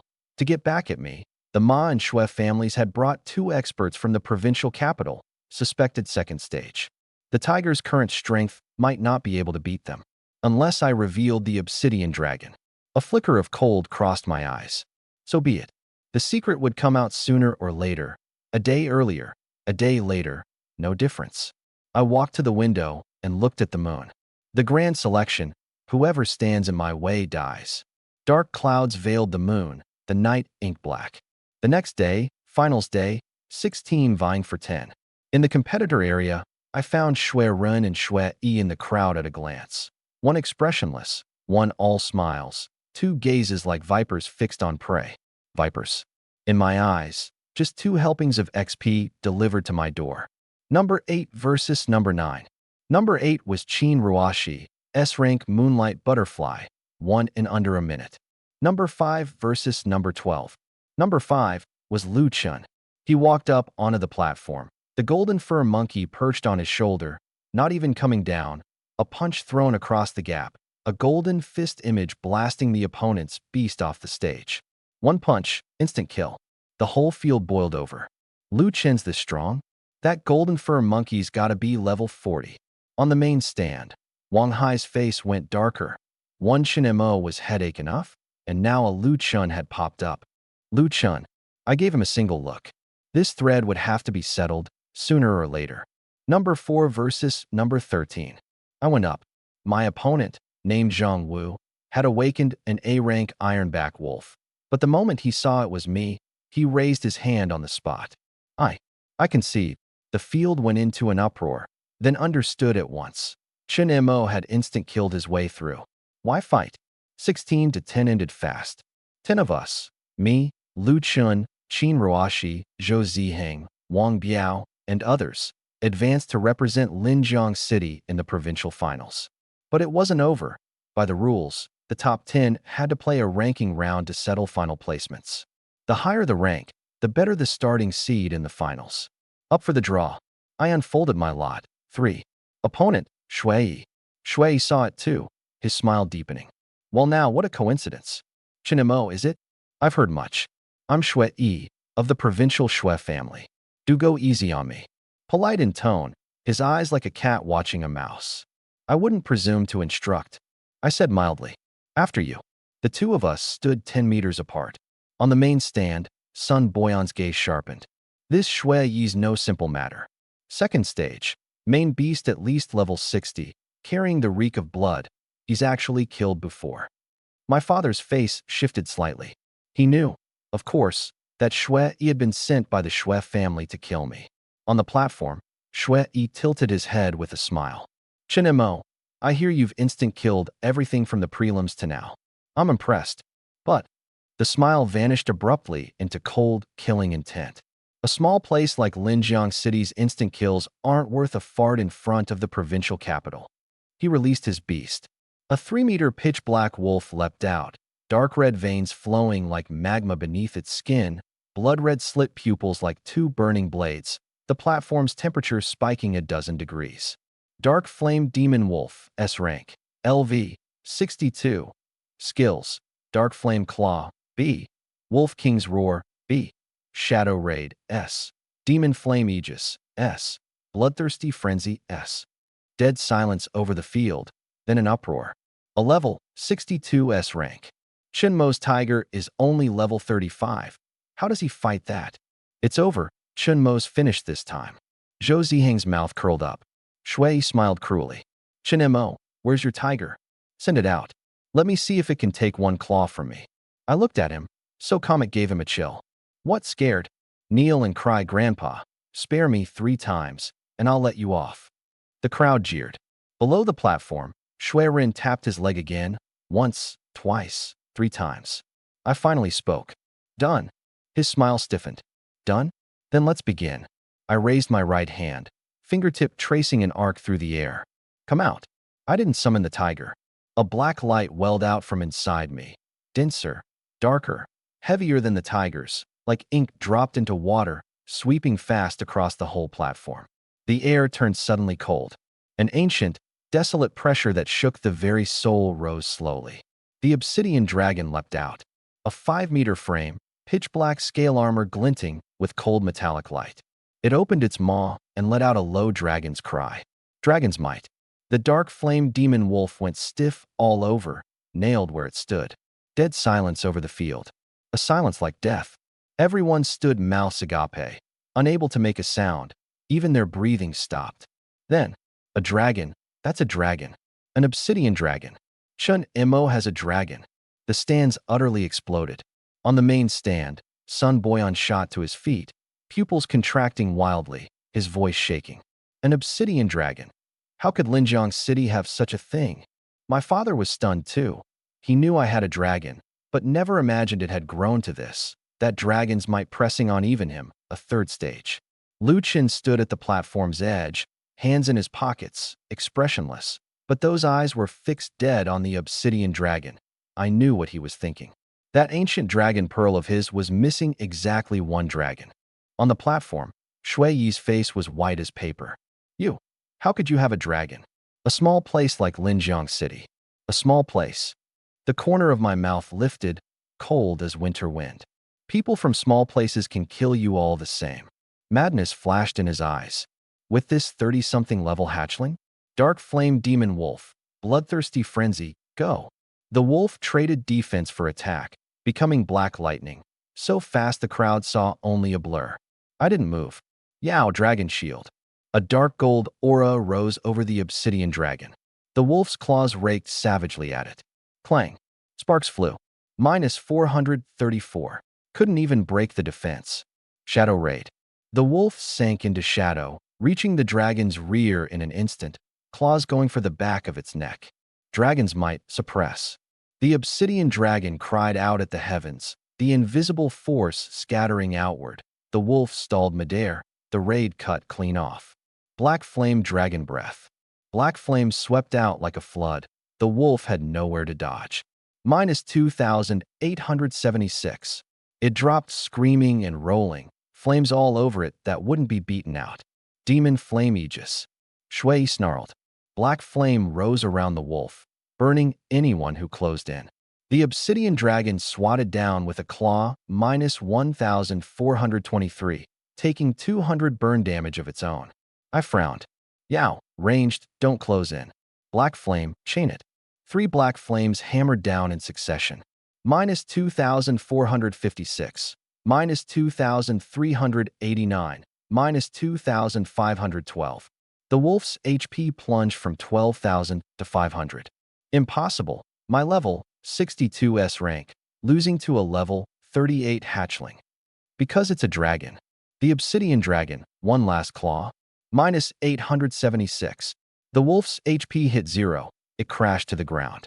The field went still for a beat, then erupted in a sky-shaking cheer. He won. Chun Imo has a dragon. #1 in Linjiang City. No, #1 in Jiangnan Province. Shui slumped to the ground, face bloodless. Beaten by a 16-year-old, by a level 38 hatchling. I walked up to him, looking down. A Shui family man? That's it. Chun Imo, don't get cocky. The Shui family won't let you go.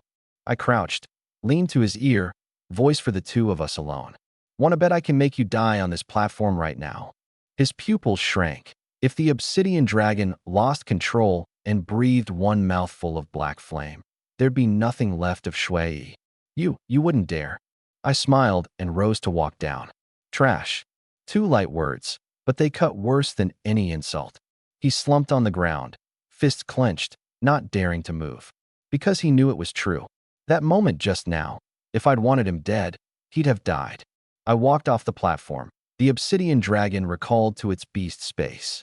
The crowd parted automatically, eyes on me full of awe, fear, and worship. I paid it no mind. walked straight to the rest area, sat down, and shut my eyes. The ranking round went on. The second-to-last ranking match, Shui Rin versus Lu Chun. The winner would contest the championship with me. I watched from the rest area. Shui Rin expressionlessly released a shadow leopard, which became black lightning and lunged at the golden fur monkey. But the monkey was faster, flicking aside and backhanding it flying with a punch, minus 876. Impossible. Your monkey's only 30-something. How does it hit this hard?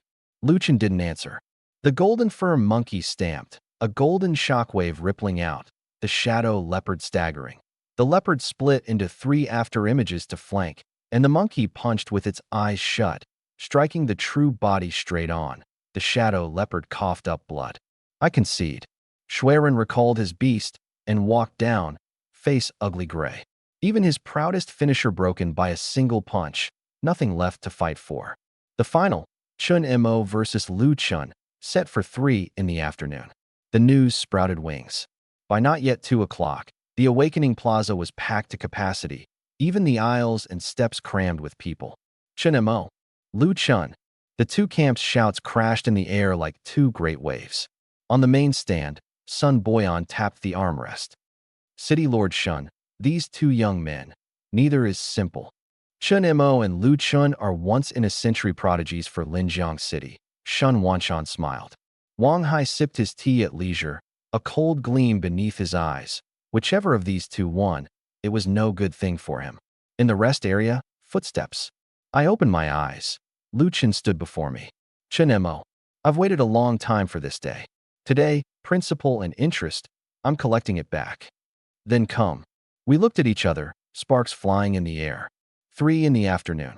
Linjiang City preliminaries, final battle. Chun Mo versus Lu Chun. Begin. The whole field's cheer was like thunder. Lu Chun and I stood at the center of the platform, 20 meters apart. Chun Mo, today I won't lose again. You say that every time. The corner of my mouth lifted. Golden fur monkey, go. The golden fur monkey charged with a roar. I was in no hurry to release the dragon. Tiger, go.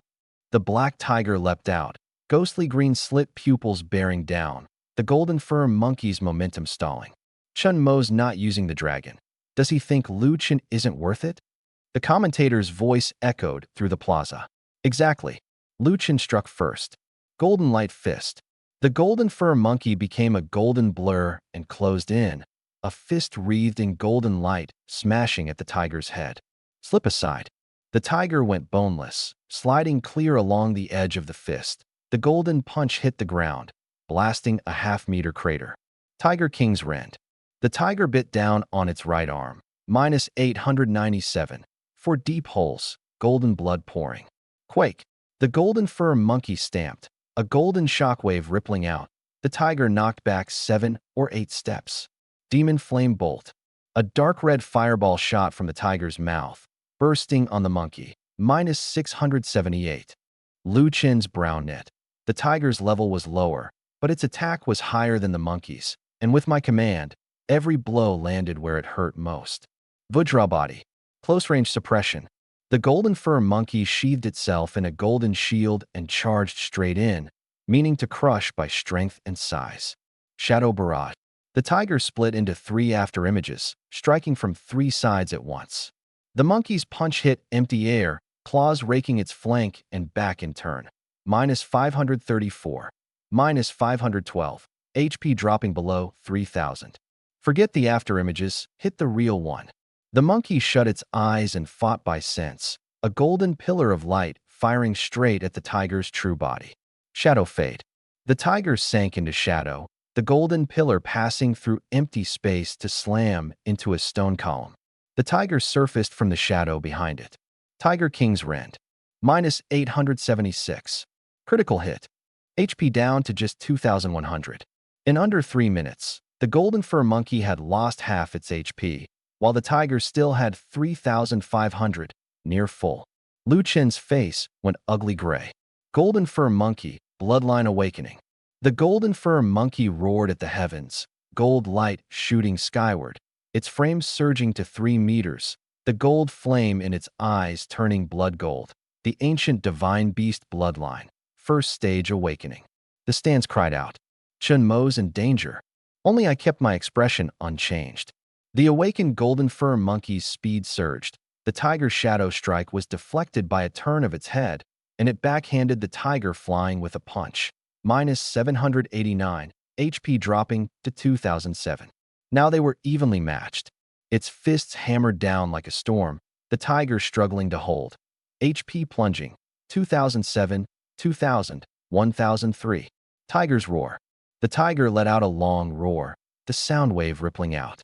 The golden fur monkey stiffened, stun triggered, just 1 second. Heavy strike. Full power. Black light gathered at the claw, one blow smashing into its chest. Minus 1245. Critical hit. HP halved to 1001. The golden fur monkey shook off the stun with a roar and returned a punch. Minus 723. The tiger left with only 580. Both beasts battered. The whole field held its breath. Madness flashed in Lu Chen's eyes. He knew that if the fight dragged on, the golden fur monkey would lose. The awakening had a time limit. But he had another card. Chen Mo, you forced me to this. A surge of crimson light, and Blaze the demon leopard leapt onto the platform. Crimson Flame Demon Leopard, SS rank, LV 45. The field went into an uproar. A second beast? When did he contract that? 2-on-1. That's not fair. On the main stand, Sun Boyan's eyes lit up.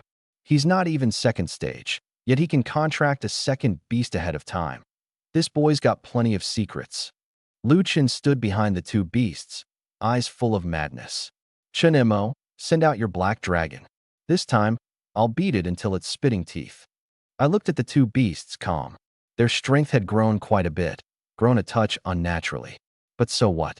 I was improving too, and far faster than he was. Lu Chen, you think you're the only one who gets lucky breaks. His pupils shrank, a faint unease rising in him. I raised my right hand. Since you want to see the obsidian dragon, then keep your eyes wide open. Black light welled out from inside me, the ancient, soul-shaking pressure rising slowly. The obsidian dragon leapt out, a 5-meter frame, pitch-black scale armor glinting with cold metallic light, and let out a dragon's cry. Dragon's might. Dead silence over the field, then an explosion. A dragon. That dragon again. Lu Chen's face was grim. He'd seen this dragon, but never imagined it had grown to this. Even his crimson flame demon leopard trembling. Hold steady. Golden fur monkey Blaze. Don't let dragon's might scare you. The golden fur monkey sheathed itself in gold flame. Blaze the demon leopard cloaked itself in crimson fire, barely resisting dragon's might. You think having a dragon makes you something? Both of you together. One gold, one red, lunging from left and right. I had the low HP tiger fall back to my side. Yow, dragon shield. A dark gold aura rose. The golden fur monkey's punch, minus 567, and Blaze's claw, minus 534, were both mostly shed by the shield, the dragon's body not moving an inch. My turn. Dragon's might, full power. The dragon's cry rippled out, both beasts stalling. Black flame dragon breath, sweep. A fan of black flame swept out across 180 degrees in front. The two beasts had nowhere to dodge. Minus 1,287. Minus 1,476. Scatter. Don't stand together. Lu Chen's face changed. The two beasts split to flank from left and right. Golden light fist and inferno dash coming at once. Yow, gale wings. The obsidian dragon's wings snapped open, span over 10 meters, and it shot skyward, in a blink soaring 30 meters up. The golden pillar of light and the inferno dash hit nothing but air. Damn it, it can fly. Black flame, vertical strike. Black flame poured down from above. The golden fur monkey rolled to dodge, still left with a sliver of HP by the shockwave. Blaze shielded. Blaze the demon leopard breathed fire to collide with the black flame. But black flame dragon breath was SSS rank. Its A rank fire a whole tier below. They held 5 seconds before the breath punched through, slamming it hard into the ground. Sweat beaded on Lu Chen's forehead. 1 against 2, and he was still being overpowered. Force it down. Attack together. Golden pillars and fire fired up at the sky. The obsidian dragon dodged nimbly, one golden pillar grazing its wing, taking 300 HP. My eyes went cold. Yow dive. The obsidian dragon folded its wings and fell like a black meteor. Good. Get ready. Lu Chen's eyes lit up. The golden fur monkey gathered a gold ball the size of a wheel, blazes flames surging all over it, both waiting to land a death blow when it touched down, diving to 10 meters off the ground. Hard stop. The obsidian dragon abruptly spread its wings, halting dead at 5 meters height, the shockwave rippling out. The two beasts' killing moves hit empty air again. Black flame point blank. A black flame poured down on them at close range. The two beasts couldn't dodge. Minus 1,567. Minus 1,432. The golden fur monkey flew backward, hit the ground, and didn't move. Stone. Lu Chen's eyes went red, fixed on me, full of killing intent. Chen Mou. A fair duel, life and death by fate's hand. I cut him off. Still fighting. Blaze the demon leopard was already gravely wounded. But Lu Chen wouldn't concede. Fight. Blaze, sky-burning fury. Blaze burned its own life force, the flame over its body shifting from crimson to white gold, its aura surging more than double. A last, life-staking strike. It became a streak of white gold lightning, so fast I couldn't fully track it, a claw raking the dragon's chest. Minus 1,190. The shield shuddering violently. Second claw. Minus 1,365. Third claw. Minus 1,232. Under sky-burning fury, it abandoned defense. Only attack in its eyes. Even dragons might unable to pin it. The obsidian dragon's HP dropped to just over 7,000. My eyes went fully cold. No more holding back. Yao, dragon god's descent. The obsidian dragon roared at the heavens, black light shooting up. Behind it rose the phantom of an ancient titan dragon, a frame like a mountain, blotting out the sky, dark gold eyes like two burning stars, a world-ending pressure pouring down. Blaze the demon leopard froze. It lifted its head to that phantom, its white gold flames flickering wildly. That wasn't fear. It was despair. The despair of facing absolute power. The obsidian dragon opened its maw and breathed not fire, but a bowl-thick pillar of pure energy. Blaze the demon leopard was pinned where it stood by the dragon god's pressure, unable to dodge. Boom. Minus 6,589. HP to 0. The massive body crashing down, its flames snuffed out, its veins dimming. Dead silence over the field. Lu Chen stood there, face bloodless, looking at the golden fur monkey. Then it blazed the demon leopard, both beasts, utterly defeated. He dropped to his knees. Why? Why is it always like this? I gave everything I had. He looked up at me, eyes bloodshot and unwilling. Chen Mou, tell me why. I looked down at him. The obsidian dragon was already recalled to its beast space. Because I'm stronger than you, I said. You're weak, so train more. His pupils shrank. You're lucky, and luck alone makes you stronger. But you, relying on luck alone, how do you beat me? He opened his mouth to argue and couldn't get a word out. Because it was the truth. He'd always leaned on luck, on the strength of his beasts, never once thinking about what he, as a tamer, ought to be training. What gives you the right to lecture me? He gritted his teeth. You think you're so much stronger than me? I never rely on my beasts, I said. I lead them to grow stronger. They don't carry me. I turned and walked off the platform. The crowd parted automatically, eyes on me full of awe, fear, and worship. The champion. Chen Mou is the champion. That black dragon's too strong. No ordinary stock after all. The cheers shook the sky. I kept my expression unchanged, as if nothing had happened, walked to the rest area, sat down, and shut my eyes. Qin Ruashi handed me a bottle of water. You all right? I'm fine. This Lu Chen really is uncanny. He can even beat the experts from the provincial capital. Good thing you're here. Don't worry, I said. As long as I'm around, he'll live forever in my shadow. On the main stand, Sun Boyan rose, watching my retreating back. City Lord Shun, this boy named Chen Mou, I want him. His voice wasn't loud, but those around heard it all the same. Shin Wanshan frowned. Elder son, Chen Mou belongs to Linjiang City. Whether he stays or goes is up to him. Of course. Sun Boyan smiled. I mean, after the provincial finals, I'd like to take him as my disciple. The whole field broke into an uproar. Sun Boyan, 4th Stage Beast Tamer Grandmaster, Association Envoy, a figure of great weight in Jiangnan Province. For him to take Chun Mo as a disciple, that was a chance countless people dreamed of. Wang Hai's face went dark as ink. If Chun Mo entered Sun Boyan's school, then anyone wanting to move on him would have to weigh it carefully. Two Beast Tamer Grandmasters backing him, Xiao Zhan and Sun Boyan. Which provincial family would dare provoke that lightly? My father stood to one side, the corner of his mouth lifting, the pride in his eyes near to overflowing. His son was just that exceptional.